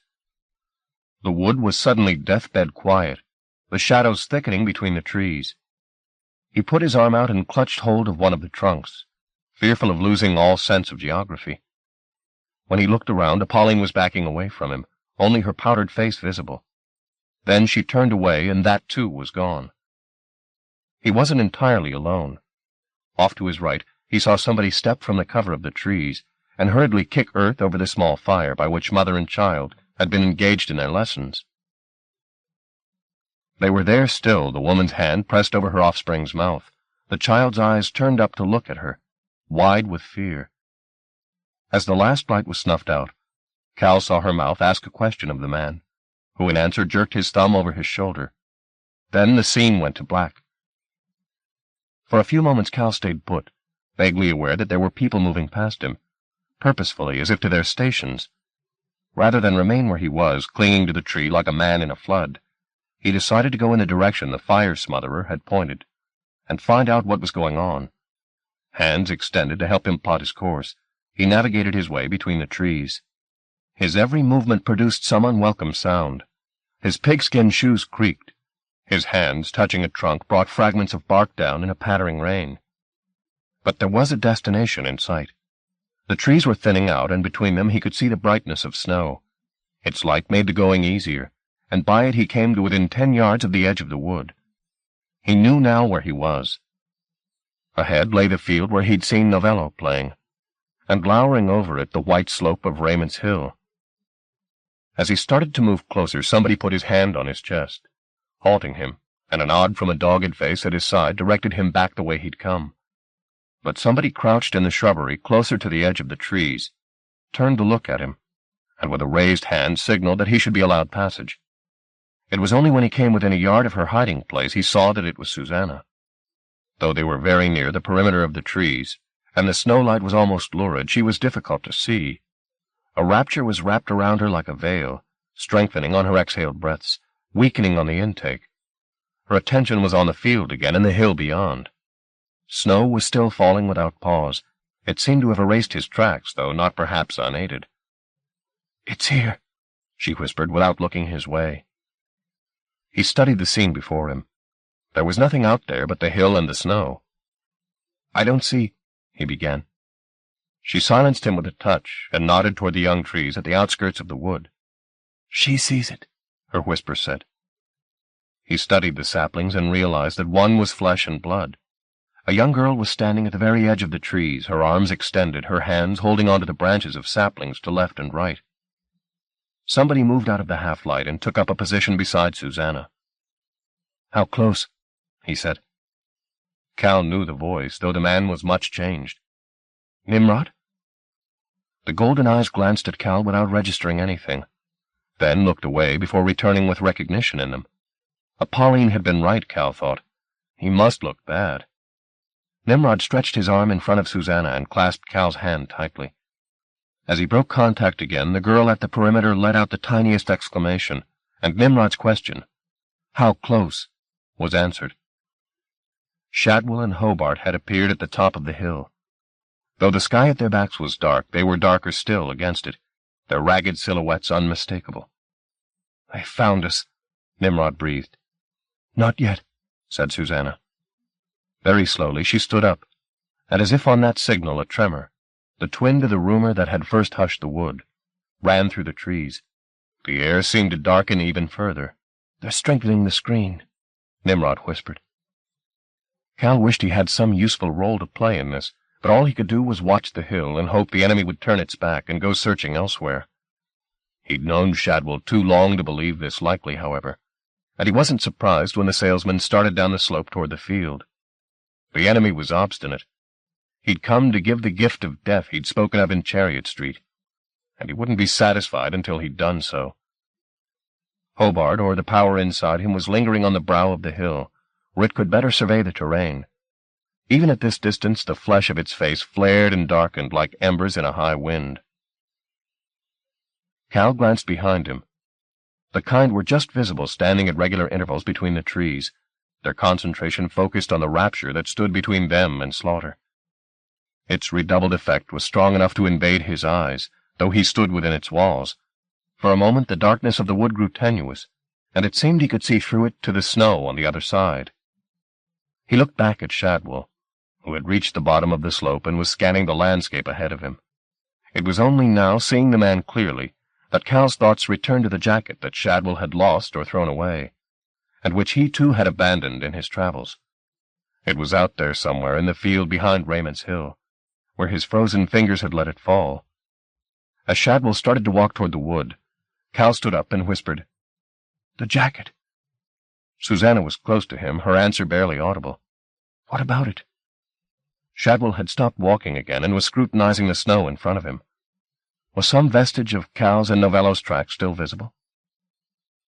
"Do you know where the jacket is?" Susanna was saying. "Yes," he said. "On the other side of the hill." The salesman had raised his eyes once more, and was staring at the scene in front of him. Even from a distance it was clear the expression on his face was one of puzzlement, even suspicion. The illusion was apparently holding, but for how long? On the hill above him Uriel spoke, its words carrying on the snow-laden wind. "I smell them," it said. Shadwell nodded and took a pack of cigarettes from his pocket, lighting one beneath the flap of his coat. Then he returned his gaze to the scene in front of him. Was it the chill that made him squint, or was he seeing a ghost of something against the glare of snow? "We're just going to get weaker," said Susanna, "unless we get help." "From the jacket?" Cal said. "It had power once," she replied. "Maybe it still does. Can you find it?" "I don't know. That's not the answer we need." "Yes, I can find it." She looked back toward the hill. Shadwell had decided to rejoin Uriel and was climbing the slope once more. The angel had sat Hobart's body in the snow and was staring up at the clouds. "I'll go with you," said Nimrod. "They'll be able to see us from up there. We'll make a detour. Get out around the back." He looked at Susanna. "Yes?" he said. "Yes," she replied. "Go on while there's still time." He was away at speed, Cal in tow, weaving through the trees and the kind standing between them. The strain of keeping the shield up against the sight of man and angel was taking its toll. Several of the Raptures had collapsed. Others were plainly near it. Nimrod's sense of direction was faultless. They came out on the far side of the wood and instantly threw themselves face down in the snow. The depth of the fall was in their favor. They could practically tunnel through it, keeping the drifts between them and the hill as much as possible. But the snow could not protect them all the way. There were patches of open ground that had to be crossed. If they weren't to follow a route so hopelessly circuitous, they'd not reach their target before dawn. The wind was blowing sheets of loose snow before it, but in the gaps between them they had a clear view of the hill, and those on the summit, should they chance to look down, had a clear view of them. They'd caught the rhythm of the wind, however, laying low when it died down, and making a run when a gust gave them cover.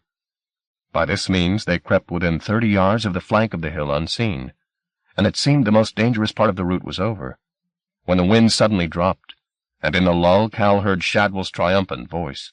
"You!" he said, pointing down at them. "I see you!" He stepped down the side of the hill a few yards, then went back up to alert Uriel, who was still gazing at the sky. "Run for it!"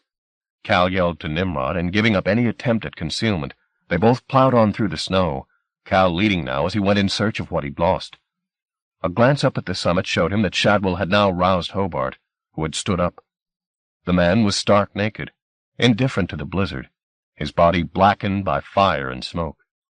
Any moment Cal knew that same fire would find Nimrod and himself. He began to run again, expecting the flame at any moment. 3 stumbling steps, and still it didn't come. Now 4, and 5, 6, 7. Still there was no avenging flame. Bafflement made him look once more toward the hill. Shadwell was still at the summit, imploring the angel to do its damnedest. But in the window between one gust of snow and the next, Cal saw that Uriel had other business, distracting it from its role as executioner. He started to run again, knowing that he and Nimrod had been granted a precious chance at life, but unable to stop himself mourning the sight of Susanna, climbing the hill to meet the angel's gaze. Chapter 3. On the Hill. 1. She had no plan in mind, but as she'd watched Nimrod and Cal creeping toward the hill, it had become perfectly apparent that unless there was some diversion, they'd be sighted and killed. She was not about to ask for volunteers. If anyone was going to distract the angel's fire, it surely had to be her. After all, she and Hobart had played this game of dragons before, or a variation upon it. Rather than step directly out through the screen and so give Shadwell his target, she slipped through the trees and out at the flank, moving from drift to drift until she was some distance from the wood. Only then did she move out into full view of the dragon. Had she been faster, she might have prevented Shadwell from seeing Cal and Nimrod at all. As it was, she heard his accusing cry moments before she emerged from hiding. 20 seconds later, and Shadwell would have succeeded in rousing Hobart, and the death inside him to action. But when the salesman climbed back up the hill, Hobart's eyes were already on her and wouldn't be dislodged. Before making this appearance, she'd watched the 2 figures at the summit intently to see if she could make any sense of the politics between them. But their behavior, or more particularly Uriel's, confounded her. Surely the scourge had as much appetite for the chase as Shadwell, but it seemed utterly distracted from the matter at hand, staring up at the sky as if mesmerized. Only once was it moved to show its fire, when, without any apparent cue, the body of the man it occupied spontaneously combusted, flames cocooning him until his clothes were burned from his back, and his flesh seared. He'd not moved an inch as the fire did its work, but had stood in the midst of his pyre like a martyr, gazing over the empty landscape until, again without any apparent reason, the fire died. Now, as she climbed to meet him, she saw just how traumatized Hobart's body was. The flames that had enveloped him were only the most recent of countless assaults his flesh had endured. He'd been wounded several times, some of the holes ineptly sealed. His hands were horribly maimed. His face, hair and brows burned away, was barely recognizable. But seeing the way his eyes stared from his blistered features, one impression was confirmed. He, and perhaps the force within him, was somehow mesmerized. There was no sign that he felt pain from his wounds, nor shame that he stood naked before her, not the glorious victim of his dreams, but a column of wretchedness, stinking of death and cooked meat. Meeting that blank stare, the fear necessity had kept at bay so far rose up in her. Was it possible she could get beyond this trance, to the Hobart with whom she'd shared that story of maiden, knight, and dragon? If she could, perhaps she might survive this confrontation, or at least waylay the enemy long enough for the kind to prepare new defenses. Shadwell had seen her now. Beside Hobart, the man looked positively dapper, but his face told another story. His features, which had pretended so much in their time, were manic now, the sham of courtesy he produced for her more pitiful than ironic. "Well, well," he said, "and where did you appear from?" His hands were plunged deep into his pockets to keep them warm, and they stayed there. He made no attempt to take hold of her or even approach her. He knew presumably she could not escape the summit alive. "I came to see Hobart," she told him. "I'm afraid he isn't here," Shadwell replied. "Liar," she said. Hobart's eyes were still on her. Was there a flicker of response in them? "I'm telling you the truth," Shadwell protested. "Hobart's gone. This thing, it's just a shell. You know what's inside. And it isn't Hobart." "That's a pity," she said, playing his civilized game while it gave her time to think. "No loss," said Shadwell. "But we had unfinished business." "You and Hobart?" "Oh, yes." She was looking straight at the burned man as she spoke. "I was hoping he'd remember me." At this, Hobart's head sagged a little, then rose again. A primitive nod. "You do remember," she said. The eyes didn't leave her for an instant. "Are you the dragon?" she asked him. "Shut up," said Shadwell. "Or the knight?" "I told you to be quiet." He made a move toward her, but before he could get within striking distance, Hobart raised his arm and put the black stump of his hand on Shadwell's chest. The salesman stepped back from it. "He's frightened," Susanna thought. The stain of fear she saw around his head only confirmed what his face already admitted. There was more power here than he knew how to handle, and he was afraid. But he wasn't so cowed as to keep his silence. "Burn her," he said to Hobart. "Make her tell us where they are." Her gut convulsed. She hadn't taken that possibility into account, that they'd torture her to make her tell. But it was too late for flight. Besides, Hobart showed no sign of obeying Shadwell's instructions. He simply watched her, the way the knight in the book had watched her, a wounded creature at the end of his story. And she, in turn, felt as she'd felt then, both afraid and strong. The body before her was a receptacle for devastating power, but if she could just reach into it, oh, so gently, and speak with the Hobart whose secret heart she knew, perhaps, just perhaps, she could coax him into siding with her against the scourge. Dragons had weaknesses. Maybe angels did too. Could she make him raise its throat to her? "I remember you," he said. The voice was faltering and pained, but it was clearly that of Hobart, not his tenant. She glanced sideways at Shadwell, who was watching this encounter with bewilderment, then back at Hobart, catching sight as she did so of something flickering in the unsealed holes of his body. Her instinct was to step back, but he stopped her. "Don't," he said. "Don't leave me. It won't harm you." "You mean the dragon?" "Yes," he said. "The snow's made it slow. It thinks it's in the sand. Alone." Now the scourge's inactivity began to make some vague sense. Perched on the hill, surveying the wilderness of snow, it had lost its grip on the present. It was back in the void it had occupied for the millennium, where it waited for fresh instructions from its maker. Shadwell was not that maker. He was dust, human dust. It no longer heard him. But it knew the smell of the kind. It had howled as much from this very spot. And when the Raptures failed, as soon they must, the wilderness would no longer keep it from its duty. Seeing them, it would do what it had come to do, not for Shadwell's sake, but for its own. She had to get to it quickly. "Do you remember the book?" she said to Hobart.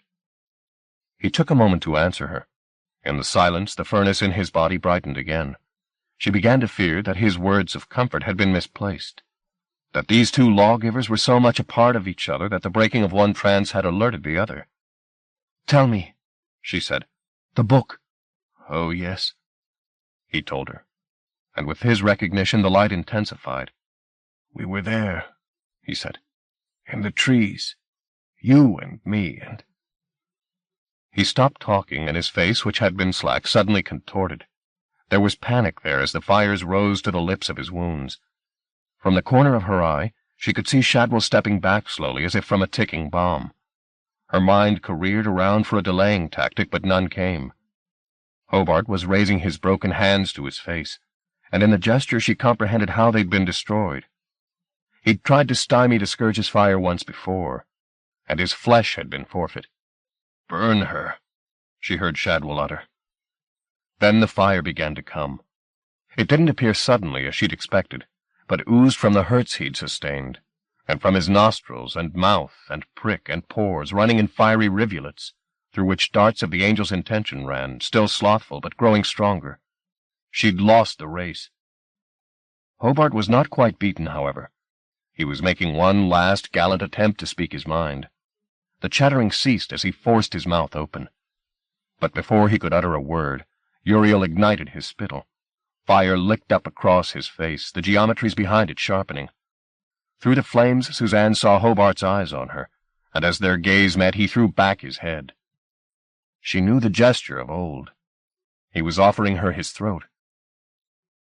"Kill me and be done," the dragon had said. Hobart was demanding that same kindness now, in the only way left to him. Kill me and be done. In the book she'd hesitated and lost her chance to fell her enemy. This time she wouldn't falter.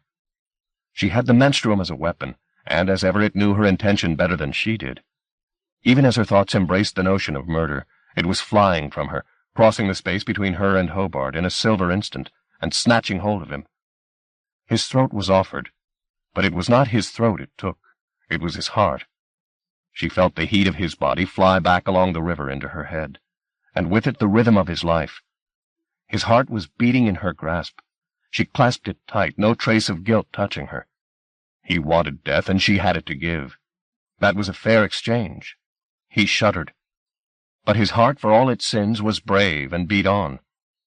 Fire was coming from everywhere about him. He wept it, shat it, sweated it. She could smell her hair singeing. Steam rose between them as the snow melted and was boiled away. The geometries were taking control of the fire now, shaping it, aiming it. Any moment it would be upon her. She gripped his heart tighter still, feeling it swell against her hold. Still beating, still beating. Just as she thought it was beyond her, the muscle gave up its work and stopped. From somewhere in Hobart a noise rose, which his lungs could not have made nor his mouth expelled. But she heard it clearly, and so did Shadwell. Part sob, part sigh. It was his last word. The body in which she still had her mind's fingers was dead before the sound had faded. She began to snatch the menstruum out of him, but the scourge caught its tail, and an echo of the void came to meet her along the stream. She had a taste of its lunacy and its pain before she snatched her lethal strength back to her. There was an empty moment, while steam rose and snow fell. Then the sometime knight and dragon Hobart fell dead at her feet. "What have you done?" Shadwell said. She wasn't sure. Killed Hobart, certainly. But beyond that? The corpse face down in front of her showed no sign of occupancy. The fires from it were suddenly extinguished. Had Hobart's death driven Uriel out of the man, or was it simply biding its time? "You killed him," Shadwell said. "Yes." "How? Jesus. How?" She was readying herself to resist him if he attacked. But it wasn't murder in his look, it was disgust. "You're one of the magicians, aren't you?" he said. "You're here with them." "I was," she told him. "But they've gone, Shadwell. You've missed your chance." "You might trick me with your deceits," he said, his voice full of pretended innocence. "I'm only human. But you can't hide from the angel." "You're right," she said. "I'm afraid. Like you." "Afraid?" It's got nowhere to hide now, she reminded him, casting a look at Hobart's corpse. Won't it need somebody? It's either you or me, and I'm rotten with magic. You're clean. For a fraction of a second, Shadwell's facade dropped, and she had her words confirmed, even amplified. He was not simply afraid. He was terrified. It won't touch me, he protested, his throat constricted. I woke it. It owes me its life. Do you think it cares? She said. Aren't we all fodder to a thing like that? In the face of her questions, his pretense to indifference failed him. He began to run his tongue over his lips, top then bottom, over and over. You don't want to die, do you? She said. At least not like that. This time it was his glance that went to the body on the ground. It wouldn't dare, he said. But he dropped his volume as he spoke, as though fearful it would hear him. Help me, she said to him. Together we might be able to control it. It's not possible, he replied. As he spoke, the body in the warm mud between them burst into incandescent flames. This time there was nothing left for Uriel's fire to devour but muscle and bone. Hobart had been stripped as naked as a man could get. The skin burst, blood boiling up in 100 places. Susanna stepped back to avoid being caught by the rain of heat, and in doing so put herself within Shadwell's reach. He took hold of her, placing her body between him and the fire. But the scourge had already left Hobart, and had taken itself into the hill. The ground began to shake, the din of grinding rock and pulped earth rising from beneath them. Whatever Uriel had gone underground to devise, Susanna wanted to run from it while there was time, but Shadwell still had hold of her, and much as she wished to let the menstruum strike him down, he was the only ally she had left.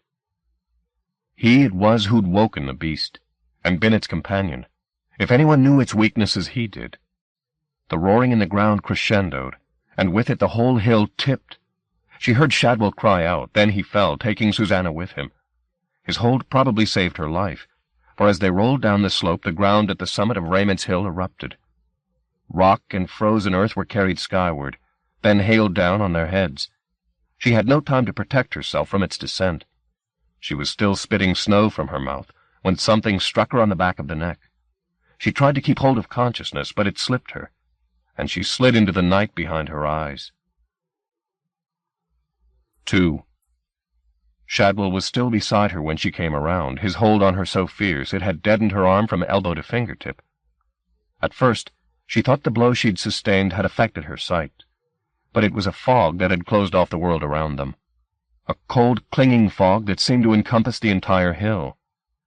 Through it Shadwell watched her, his eyes 2 slits in his filthy face. "You're alive," he said. "How long have we been here?" "A minute or 2. "Where's the scourge?" she asked him. He shook his head. "It's not reasoning anymore," he said. "Hobart was right. It doesn't know where it is. You've got to help me. That's why you stayed. Or else we'll neither of us get out of here alive." "So how?" she said. He gave her a small, twitching smile. "Placate it," he said. "Again, how?" "Give it what it wants. Give it the magicians." She laughed in his face. "Try again," she said. "It's the only option. Once it's got them, it'll be satisfied. It'll leave us alone." "I'm not going to give it anything." His grip strengthened. He crabbed his way through the muck to her side.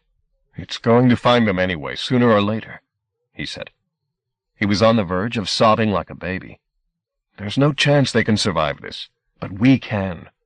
If you can just make the bastards show themselves, it won't want us once it's got them. It'll be satisfied." His face was inches away. Every tick and tear was hers to scrutinize. "I know you hate me," he said. "I deserve it. So don't do it for me, do it for yourself. I can make it worth your while." She looked at him with something close to awe, that even now he could bargain.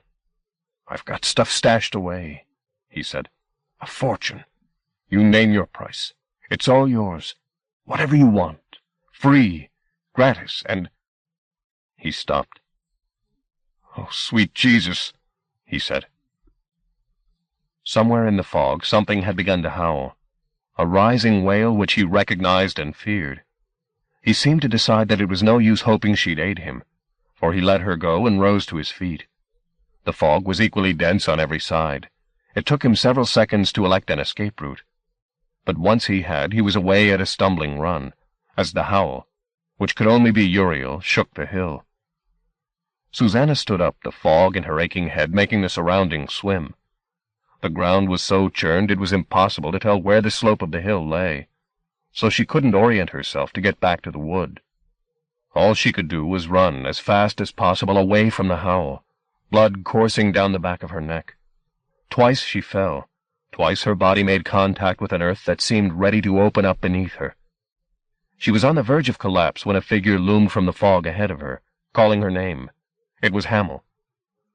"I'm here," she yelled to him, over the din of the scourge.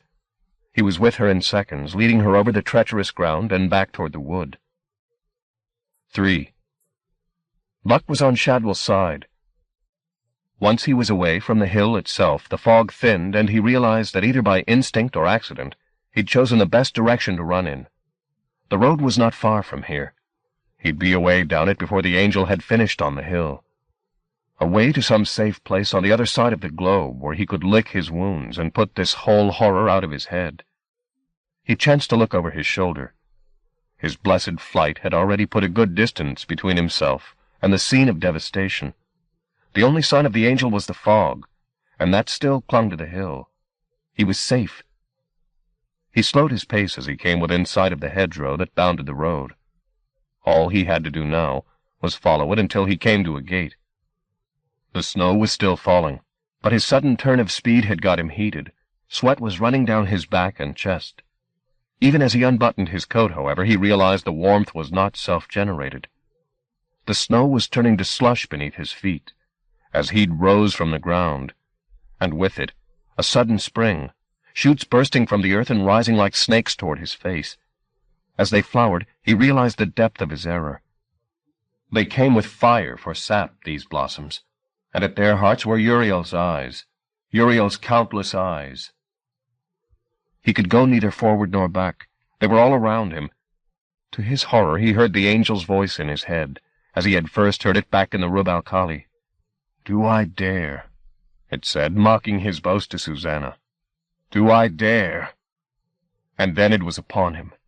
One moment he was only himself, a man, a history. The next he was pressed to the lid of his creaking skull as the angel of Eden claimed him. His last act as a man with a body he could call his own was to shriek. 4. "Shadwell," she said. "No time to enjoy it," Hamel remarked grimly. "We've got to get back before they start to move out." "Move out?" she said. "No, we mustn't do that. The scourge is still here. It's in the hill." "No choice," Hamel replied. "The Raptures are almost used up. See?"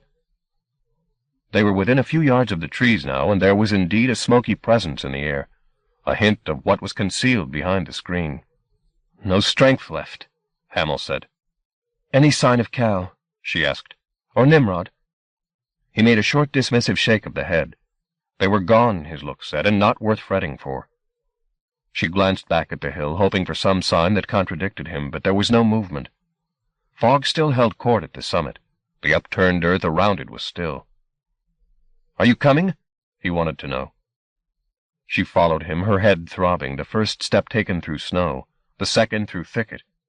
There was a child crying in the depths of the hideaway, its sobs inconsolable. "See if you can keep her quiet, Hamel," she said. "But gently." "Are we going or aren't we?" he said. "Yes," she conceded. "We have to. I just want to see Cal back first." "There's no time," he insisted. "All right," she said. "I heard you. We'll go." He grunted and turned away from her. "Hamel?" she called after him. "What?" "Thank you for coming after me." "I want to be out of here," he said plainly, and went in search of the sobbing, leaving her to return to the lookout post that offered the best view of the hill. There were several kind keeping watch there. "Anything?" she asked one of them. He didn't need to answer. A murmur among them drew her gaze to the hill. The fog cloud was stirring. It was as if something in its midst had taken a vast breath, for the cloud folded upon itself, growing smaller and smaller, until the force that haunted it became visible. Uriel had found the salesman. Though it was Shadwell's body that stood in the mud of Raymond's Hill, the eyes burned with a seraphic light. From the purposeful way it surveyed the field, there could be little doubt that the distraction that had made it mild had passed. The angel was no longer lost in a remembered void. It knew both where it was and why. "We've got to move," she said. "The children first." The order came not an instant too soon, for even as the message ran through the trees and the fugitives began their last dash for safety, Uriel turned its murderous eyes on the field below Raymond's Hill, and the snow began to burn. Chapter 4. Symmetry. 1. No trace of the route Cal had described across the field behind the hill was visible when he and Nimrod reached there. The blizzard had erased it. All they could do was guess at the path he would have followed, and dig in the vicinity in the hope of chancing upon the lost package. But it was nearly hopeless. His route to the hill had been far from direct. Fatigue had made him reel and wander like a drunkard, and since then the wind had rearranged the drifts, so that in some places they were deep enough to bury a man upright. The driving snow obscured the hilltop most of the time, so Cal could only guess at what was happening up there. What chance did anyone have of survival against Shadwell and the Scourge? Little or none, probably. But then Susanna had brought him out of the gyre alive, hadn't she? Against all the odds. The thought of her on the hill, distracting Uriel's fatal gaze, made him dig with greater devotion to the task, without really believing they had a hope in hell of finding the jacket. Their digging steadily took him and Nimrod farther apart, until Cal could no longer see his fellow searcher through the veil of snow. But at one point he heard the man cry out in alarm, and turned to see a flickering brightness in the wastes behind him. Something was burning on the hill. He started back toward it, but sense prevailed over heroics. If Susanna was alive, then she was alive. If she was dead, he was wasting her sacrifice, turning his back on the search. As he began again, any pretense to assist him in the work forgotten, the roaring in the hill began, climaxing in the din of erupting earth. This time he didn't look back, didn't try to pierce the veil for news of love. He simply dug and dug, turning his grief into fuel for the task. In his haste he almost lost the treasure in the act of finding it, his hands already covering the glimpse of paper before his distracted brain had registered what it was. When it did, he began to dig like a terrier, shoveling snow behind him, not quite daring to believe he'd found the package. As he dug, the wind brought a voice to him, then whipped it away again, a cry for help somewhere in the wilderness. It wasn't Nimrod, so he kept digging. The voice came back. He looked up, narrowing his eyes against the onslaught. Was there somebody wading through the snow some way off from him? Like the voice, the sight came and went. The package was just as evasive, but even as he was thinking he'd been mistaken and there was nothing to find, his frozen fingers closed on the thing. As he pulled it from the drift, the paper, which was almost mush, tore, and the contents fell in the snow. A box of cigars, some trinkets, and the jacket. He picked it up. If it had looked unremarkable at Gluck's house, it looked more so now. He hoped somebody in the wood had a clue as to how to unleash its powers, because he certainly didn't. He looked around for Nimrod to give him the news, and saw two figures trudging toward him, one holding the other up. The bearer was Nimrod, the man he was helping, the same Cal had heard and glimpsed presumably. So swathed in protective clothing he was unrecognizable. Nimrod had seen the prize Cal had lifted up to show him, however, and was coaxing the man to pick up his speed, yelling something to Cal as he approached. The wind stole the words away, but he yelled them again as he came closer. "Is this a friend of yours?" The man he was all but carrying lifted his snow-encrusted face and fumbled with the scarf that was wrapped around its lower half. Before he'd pulled it down, however, Cal said, "Virgil?" The scarf came away, and Gluck was looking up at him with a mixture of shame and triumph on his face in equal measure. "Forgive me," he said. "I had to be here. I had to see. If there's anything left to see," Nimrod shouted over the din of the wind. Cal looked back toward Raymond's Hill. Between the gusts it was apparent that the top of the hill had been entirely blown open. Over it a pall of smoke was rising, its underbelly lit by flames. "The wood," he said. Forgetting Nimrod and Gluck, he began to plow through the snow, back toward the hill and what lay beyond. 2. There was nothing arbitrary in the Scourge's attack. It was systematically destroying the field and the surrounding region in the knowledge that sooner or later its eyes would find the creatures whose proximity it smelled. In the trees there was an organized retreat. The children, accompanied by either guardians or parents, moving through to the rear of the wood and out into the open air. Few others moved, but stayed at their stations, preserving the integrity of their hiding place. Susanna wasn't certain if this was defiance or fatalism, perhaps a little of both. But however deep they dug, their store of raptures was all but exhausted. It was a matter of seconds rather than minutes now before Uriel in Shadwell's glance reached the trees. When it did so, the woods would burn, invisible or no. Hamel was at Susanna's side as she watched the angels approach. "Are you coming?" he said. "In a moment. It's now or never." Maybe it would be never, then. She was so transfixed by the formidable power being unleashed in front of her she couldn't avert her astonished gaze. It fascinated her that strength of this magnitude should be turned to the sordid business of atrocity. Something was wrong with the reality that made that possible, and offered no cure for it, nor hope of cure. "We have to go," said Hamel. "Then go," she told him. Tears were welling in her eyes. She resented them coming between her and seeing. But with them she felt the menstruum rising, not to protect her, but to be with her at the last, to give her its little sum of joy. The angel raised its sights. She heard Hamel shout. Then the trees to the right of where she stood burst into flames. There were cries from the depths of the wood as the screen was breached. "Scatter!" somebody yelled. Hearing its prey, the Scourge caused Shadwell's face to smile, a smile to end the world with. Then the light in the bloated body intensified as Uriel mustered a final fire to destroy the raptures forever. A beat before it broke, a voice said, "Shadwell?"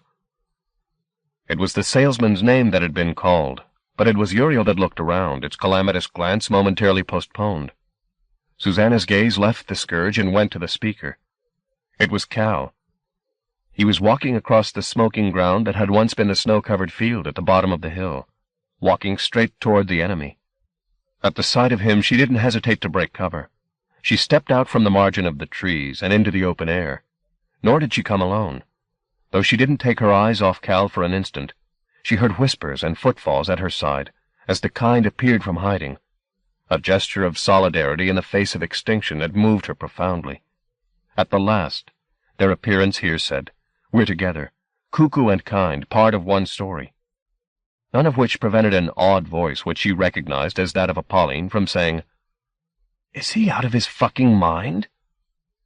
As Cal continued to advance across the earth, Uriel had laid waste. Behind her the crackling of flames mounted, as the fire, fanned by the wind, spread through the woods. Its glow washed the ground, throwing the shadows of the kind toward the two figures in the field ahead.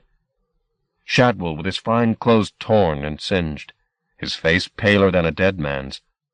Cal in his pigskin shoes, the flame-light picking out threads in his jacket. No, not his jacket. Shadwell's. The jacket of illusions.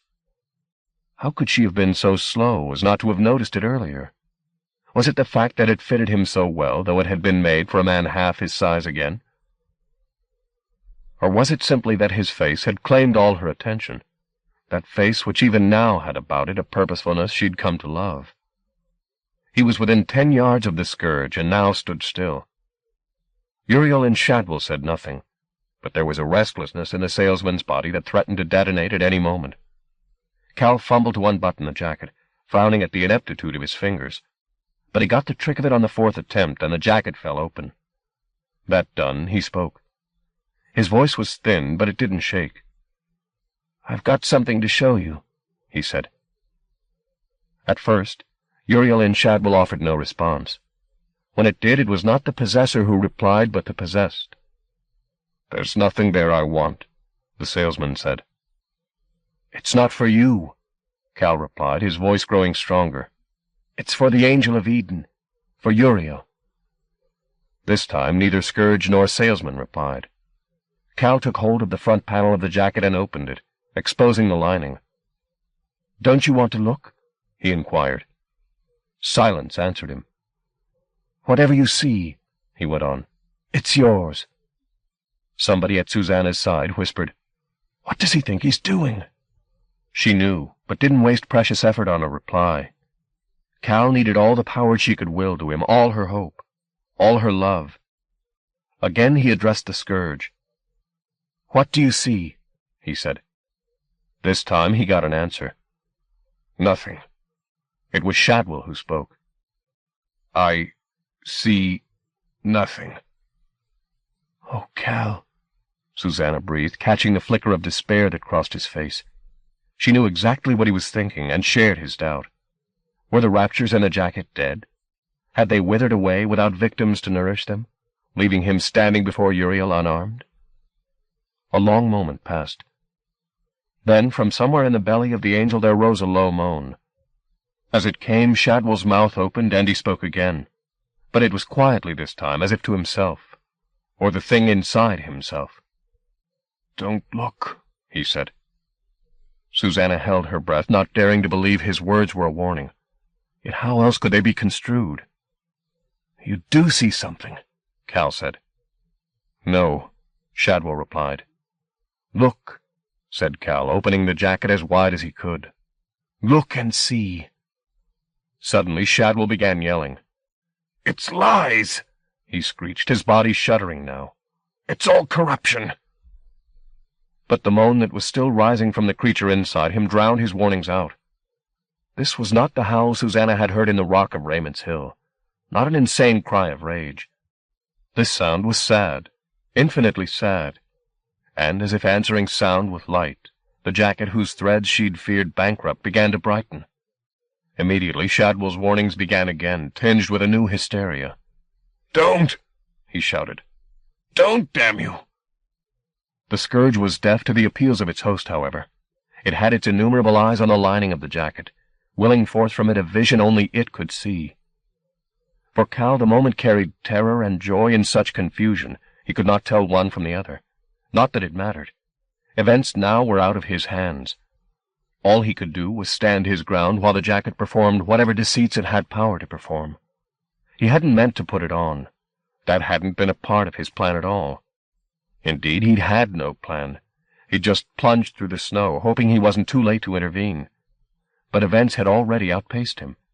Uriel's glance had found the kind's refuge and was destroying it. The jacket that he'd dug for was redundant. The kind's bluff was called. But the sight of the salesman put another thought into his head, that the jacket's raptures had worked when Shadwell had worn it, and that he had no better option now than to do the same. No sooner had he slipped his arms into it than it fitted itself to him, snug as a surgeon's glove. He felt its embrace as a bargain made. Hereafter it was a part of him, and he of it. Even now, as he stood before Uriel, he could feel it tapping into him, seeking his humanity to add spice to the illusion it was creating. The angel's gaze was fixed on the lining, entranced, the face it wore becoming more distorted with every breath Shadwell wasted on his pleas and predictions. "It'll deceive you," he roared. "It's magic. Do you hear me?" If the angel was aware of his panic, it didn't comprehend it. Or if it comprehended, it didn't care. The jacket's genius for seduction was rising to its greatest triumph. All it had enthralled hitherto were cuckoos, whose hearts were malleable and sentimental, and whose desire scarcely rose above the pedestrian. But the dream life of the entity that now gazed into it was of a different order entirely. Uriel had no halcyon childhood to mourn, nor lovers to pine for. Its mental powers, though they'd been long left to sterility, were immense, and the jacket's raptures were pressed to their limits to produce an image of what it most desired. The garment had begun to writhe and ripple on Cal's back, its seams creaking around him as though it could scarcely bear what was being asked of it, and was ready to fly apart. He felt he might do the same if this wasn't over soon. The jacket's demands upon him were becoming intolerable, as it dug deeper and ever deeper into him, trawling his soul for the inspiration to match the angel's need. His torso and arms had grown numb.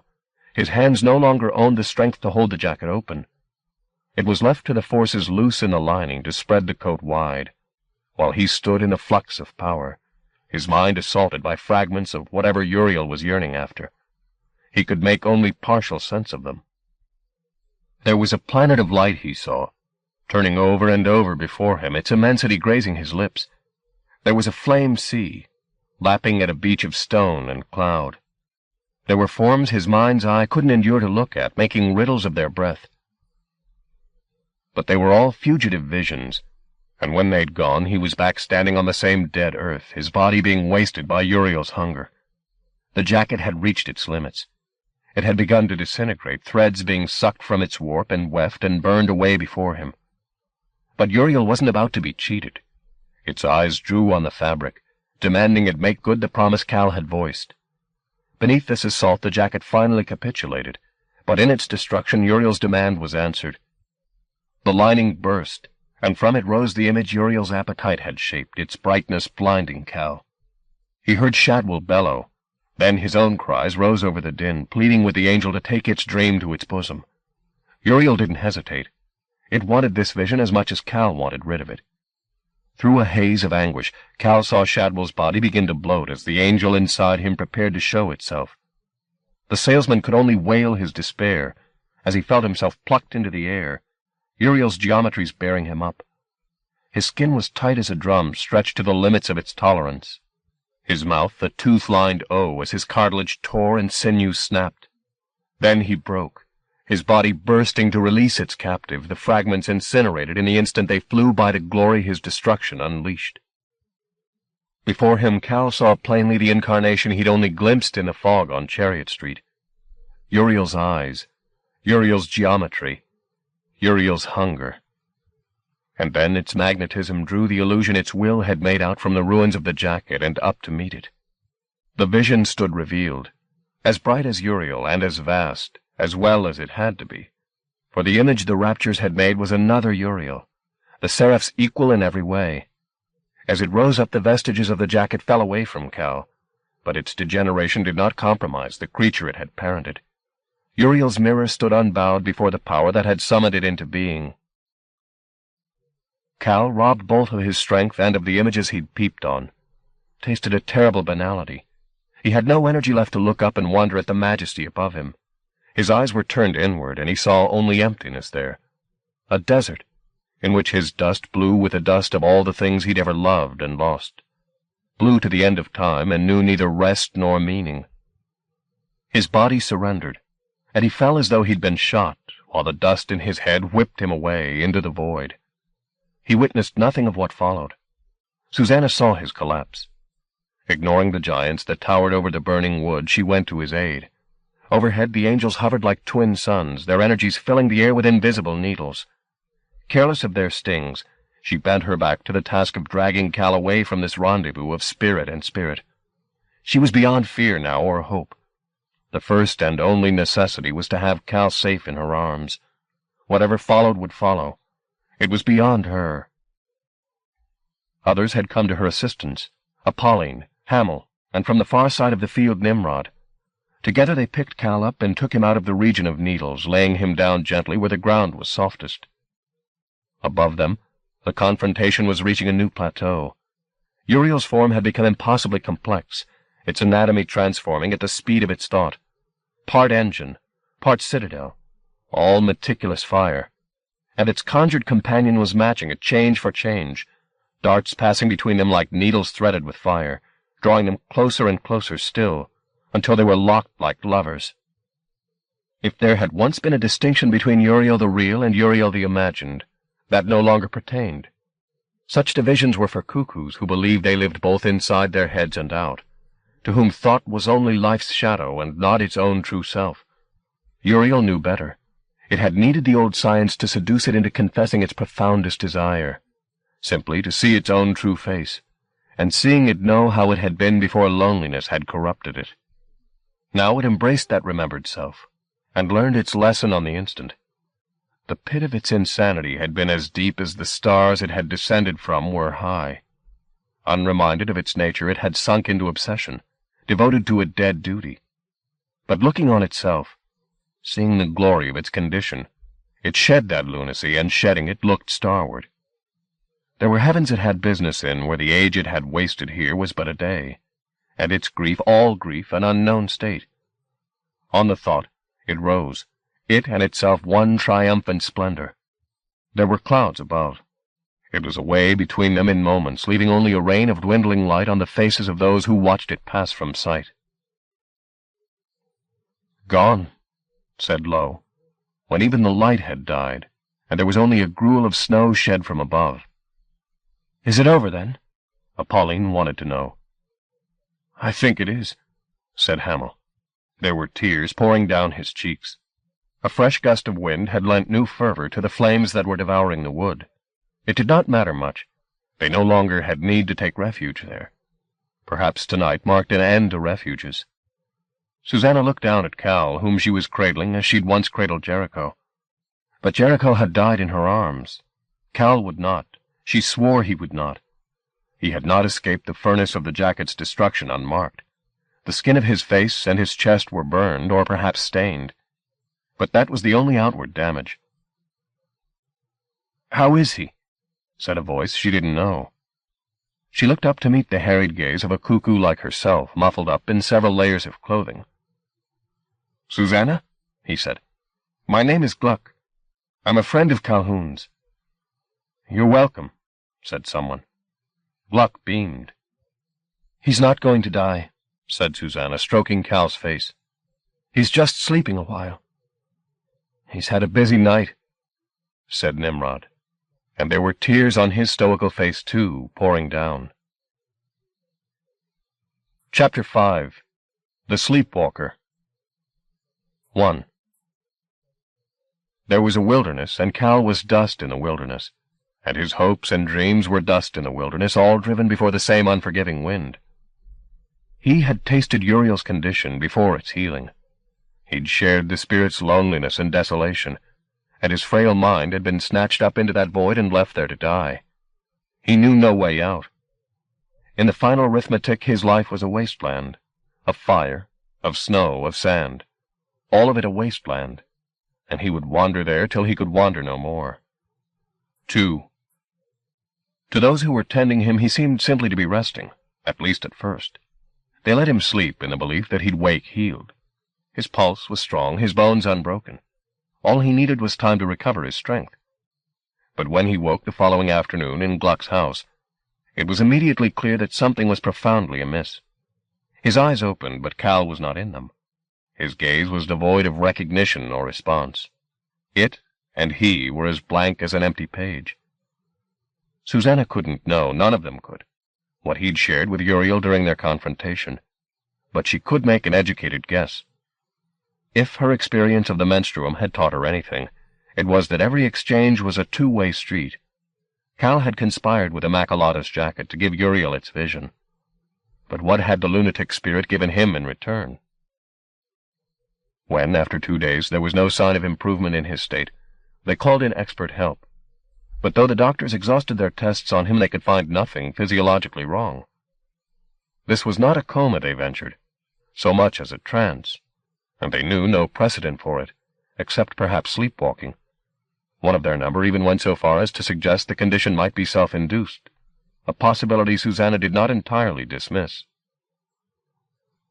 There were no reasons they could find, they finally announced, as to why the patient wasn't up and awake and living a healthy life. There are plenty of reasons, Susanna thought, but none that she could begin to explain. Perhaps he had simply seen too much, and the surfeit had left him indifferent to being. 3. And the dust rolled on. Sometimes he thought he heard voices in the wind, very distant voices, but they disappeared as quickly as they came and left him alone again. That was for the best, he knew, because if there was a place beyond this wasteland and the voices were trying to coax him back, it would bring him pain, and he was better without it. Besides, sooner or later the inhabitants of that other where would come to him. They'd wither and die and join the dust in the wilderness. That was how things happened. Always had and always would. Everything went to dust. 4. Each day Susanna would spend several hours talking to him, telling him how the day had gone and whom she'd met, mentioning the names of people he knew and places he'd been, in the hope of stirring him from his inertia. But there was no response, not a glimmer. Sometimes she'd get into a quiet rage at his apparent indifference to her. and tell him to his vacant face that he was being selfish. She loved him, didn't he know that? She loved him, and she wanted him to know her again and be with her. Other times she'd come close to despair, and however hard she tried, she couldn't stem the tears of frustration and unhappiness. She'd leave his side then until she'd composed herself again, because she was fearful that somewhere in his sealed head he'd hear her grief and flee even further into himself. She even tried to reach him with the menstruum, but he was a fortress, and her subtle body could only gaze into him, not enter. What it saw gave her no cause for optimism. It was as if he was uninhabited. 5. Outside the window of Gluck's home, it was the same story. There were few signs of life. This was the hardest winter since the beginning of the century. Snow fell on snow, ice glazed ice. As January crept to its dismal end, people began not to ask after Cal as frequently. They had problems of their own in such a grim season, and it was relatively easy for them to put him out of their minds because he wasn't in pain, or at least in no pain he could express. Even Gluck tactfully suggested that she was giving too much of her time over to nursing him. She had her own healing to do, a life to be put in some sort of order, plans to be laid for the future. She'd done all that could be expected from a devoted friend, and more, he argued, and she should start to share the burden with others. "I can't," she told him. "Why not?" he asked. "I love him," she said, "and I want to be with him." That was only half the answer, of course. The other half was the book. There it lay in his room, where she'd put it the day they'd returned from Raymond's Hill. Though it had been Mimi's gift to Susanna, the magic that it now contained meant she could no longer open it alone. Just as she'd needed Cal at the temple in order to use the loom's power and change the book with their memories, so she needed him again if they were to reverse the process. The magic hung in the space between them. She could not reclaim on her own what they'd imagined together. Until he woke, the stories of the secret places would remain untold. And if he didn't wake, they'd remain that way forever. 6. In the middle of February, with the false hint of a thaw in the air, Gluck took himself off to Liverpool, and by dint of some discreet inquiries in Chariot Street located Geraldine Kellaway. She returned with him to Harborne to visit Cal. His condition shocked her, needless to say, but she had that brand of pragmatism that would find her the first brewing tea after Armageddon, and within an hour she'd taken it in her stride. She returned to Liverpool after 2 days, back to the life she'd established in Cal's absence, promising to visit again soon. If Gluck had hoped her appearance would do something to break the deadlock of Cal's stupor, he was disappointed. The Sleepwalker went on in the same fashion, through February and early March, while outside the promised thaw was delayed and delayed. During the day they'd move him from his bed to the window, and there he'd sit overlooking the expanse of frost-gripped ground behind Gluck's house. Though he was fed well, chewing and swallowing with the mechanical efficiency of an animal, though he was shaved and bathed daily, though his legs were exercised to keep the muscles from wasting, it was apparent to those few who still came visiting, and especially to Susanna and Gluck, that he was preparing to die. 7. And the dust rolled on. Chapter 6. Rapture. 1. If Finnegan hadn't called, she would never have gone down to London. But he had, and she did, as much at Gluck's insistence as from any great enthusiasm for the trip. As soon as she got out of the house, however, and started traveling, she began to feel the weight of recent weeks lift a little. Hadn't she once said to Apolline that there was comfort in their at least being alive? It was true. They would have to make the best they could of that, and not sigh for things circumstance had denied them. She found Finnegan less than his usual sprightly self. His career at the bank had floundered of late, and he needed a shoulder to curse upon. She supplied it happily, more than content to hear his catalogue of woes if they distracted her from her own. He reminded her, when he'd finished complaining and gnashing his teeth, of something she'd once said about never marrying a banker. As it seemed he'd soon be out of a job, would she think again, he wondered. It was clear from his tone he didn't expect yes for an answer, and he didn't get it. But she told him she hoped they'd always be friends. "You're a strange woman," he said as they parted, apropos of nothing in particular. She took the remark as flattery. 2. It was late afternoon by the time she got back to Harborne. Another night of frost was on its way, pearling the pavements and roofs. When she went upstairs, she found the sleepwalker had not been put in his chair, but was sitting against heaped pillows on the bed, his eyes as glazed as ever. He looked sick. The mark Uriel's revelation had left on his face was livid against his pallid skin. She'd left too early to shave him that morning, and it distressed her to see how close to utter dereliction such minor neglect had left him looking. Talking quietly to him about where she'd been, she led him from the bed over to the chair beside the window, where the light was a little better. Then she collected the electric razor from the bathroom and shaved his stubble. At the beginning it had been an eerie business, ministering to him like this, and it had upset her. But time had toughened her, and she'd come to view the various chores of keeping him presentable as a means to express her affection for him. Now, however, as dusk devoured the light outside, she felt those early anxieties rising in her again. Perhaps it was the day she'd spent out of the house and out of Cal's company that made her tender to this experience afresh. Perhaps it was also the sense she had that events were drawing to a close, that there would not be many more days when she would have to shave him and bathe him, that it was almost over. Night was upon the house so quickly the room soon became too gloomy to work in. She went to the door and switched on the light. His reflection appeared in the window, hanging in the glass against the darkness outside. She left him staring at it while she went for the comb. There was something in the void ahead of him, though he couldn't see what. The wind was too strong, and he, as ever, was dust before it. But the shadow, or whatever it was, persisted, and sometimes, when the wind dropped a little, it seemed he could almost see it studying him. He looked back at it, and its gaze held him, so that instead of being blown on and away, the dust he was made of momentarily stood still. As he returned the scrutiny, the face before him became clearer. He knew it vaguely from some place he'd gained and lost. Its eyes, and the stain that ran from hairline to cheek, belonged to somebody he'd known once. It irritated him not being able to remember where he'd seen this man before. It was not the face itself that finally reminded him, but the darkness it was set against. The last time he'd seen this stranger, perhaps the only time, the man had been standing against another such darkness. A cloud, perhaps, shot with lightning. It had a name, this cloud, but he couldn't remember it. The place had a name, too, but that was even further out of his reach. The moment of their meeting he did remember, however, and some fragments of the journey that led up to it. He'd been in a rickshaw, and he'd passed through a region where time was somehow out of joint, where today breathed yesterday's air, and tomorrow's, too.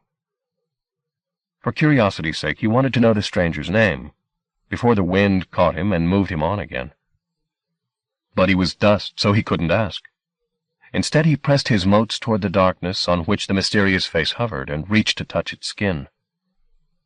It was not a living thing he made contact with, it was cold glass. His fingers fell from the window, the heat rings they'd left shrinking. If it was glass before him, he dimly thought, then he must be looking at himself, surely. The man he'd met standing against that nameless cloud. That was him. A puzzle awaited Susanna when she returned to the room.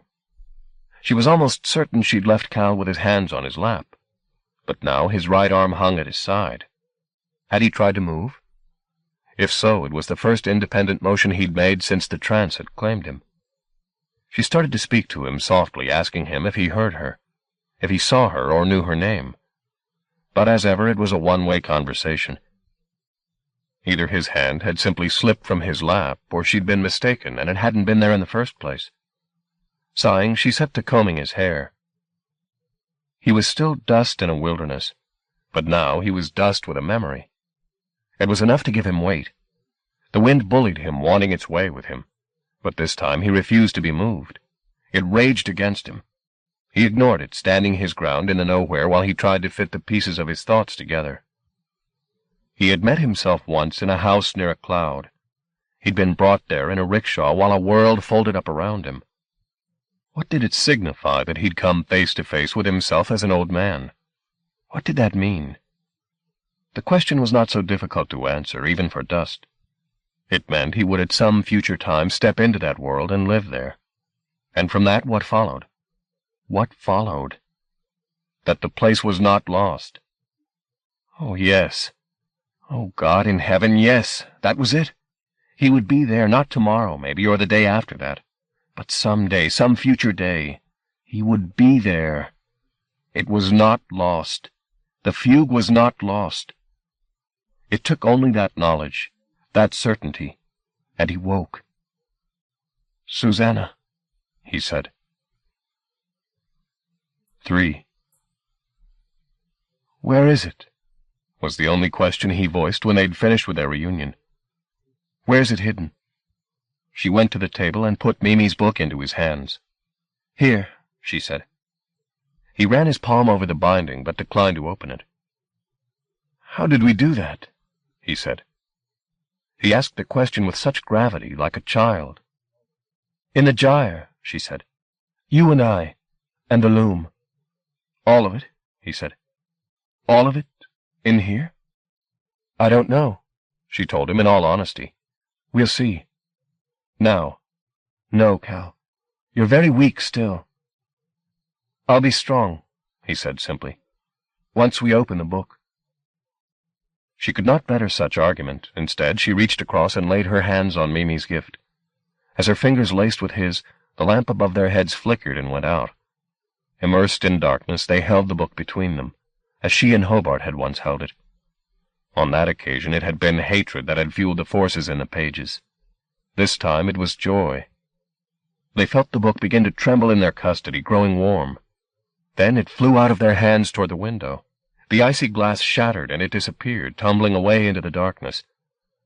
Cal got to his feet and hobbled to the window, but before he'd reached it the pages rose, unbound, like birds in the night outside. Like pigeons, the thoughts the loom had inscribed between the lines spilling light and life. Then they swooped down again and out of sight. Cal turned away from the window. "The garden," he said. His legs felt as though they were made of cotton wool. He needed Susanna's support to get him to the door. Together they started down the flight. Gluck had heard the sound of breaking glass and was halfway up the stairs to investigate, a mug of tea in his hand. He'd seen wonders in his time, but the sight of Cal telling him to get outside, left him open-mouthed.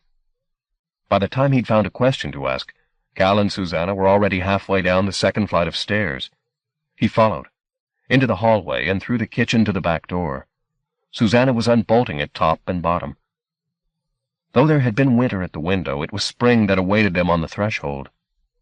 And in the garden itself, spreading even as they watched, the source of that season, the home of their joy forever, the place they'd fought and almost died to save, the fugue. It was emerging from the book's scattered pages in all its singular majesty, defying ice and darkness as it had defied so much else. The months it had spent among the tales in the book had not been wasted. It came with fresh mysteries and enchantments. Here, in time, Susanna would rediscover the old science, and with it heal ancient breaches. Here, too, in some unimaginable year, Cal would go to live in a house on the borders of the gyre, to which one day a young man would come, whose history he knew. It was all ahead, all they'd dreamed together, all waiting to be born. Even at that moment, in sleeping cities across the Isle, the refugees were waking and rising from their pillows, and throwing open the doors and windows, despite the cold, to meet the news the night was bringing them, that what could be imagined need never be lost, that even here in the kingdom, Rapture might find a home.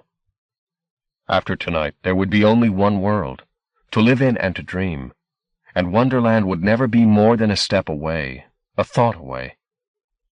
Together, Cal, Susanna, and Gluck left the house and went walking in that magic night. Ahead there were such sights unfolding, friends and places they'd feared gone forever coming to greet them, eager for shared rapture. There was time for all their miracles now, for ghosts and transformations, for passion and ambiguity, for noonday visions and midnight glory. Time in abundance, for nothing ever begins, and this story, having no beginning, will have no end. End of Weaveworld by Clive Barker. Narrated by Bruce Huntey. In the studios of the American Printing House for the Blind, Louisville, Kentucky. For the Library of Congress, April 1988. For special distribution as authorized by Act of Congress, under Public Law 89-522, with the permission of the copyright holder and the publisher, Poseidon Press, Simon & Schuster Building, Rockefeller Center, 1230 Avenue of the Americas, New York, New York, 10020. End of book.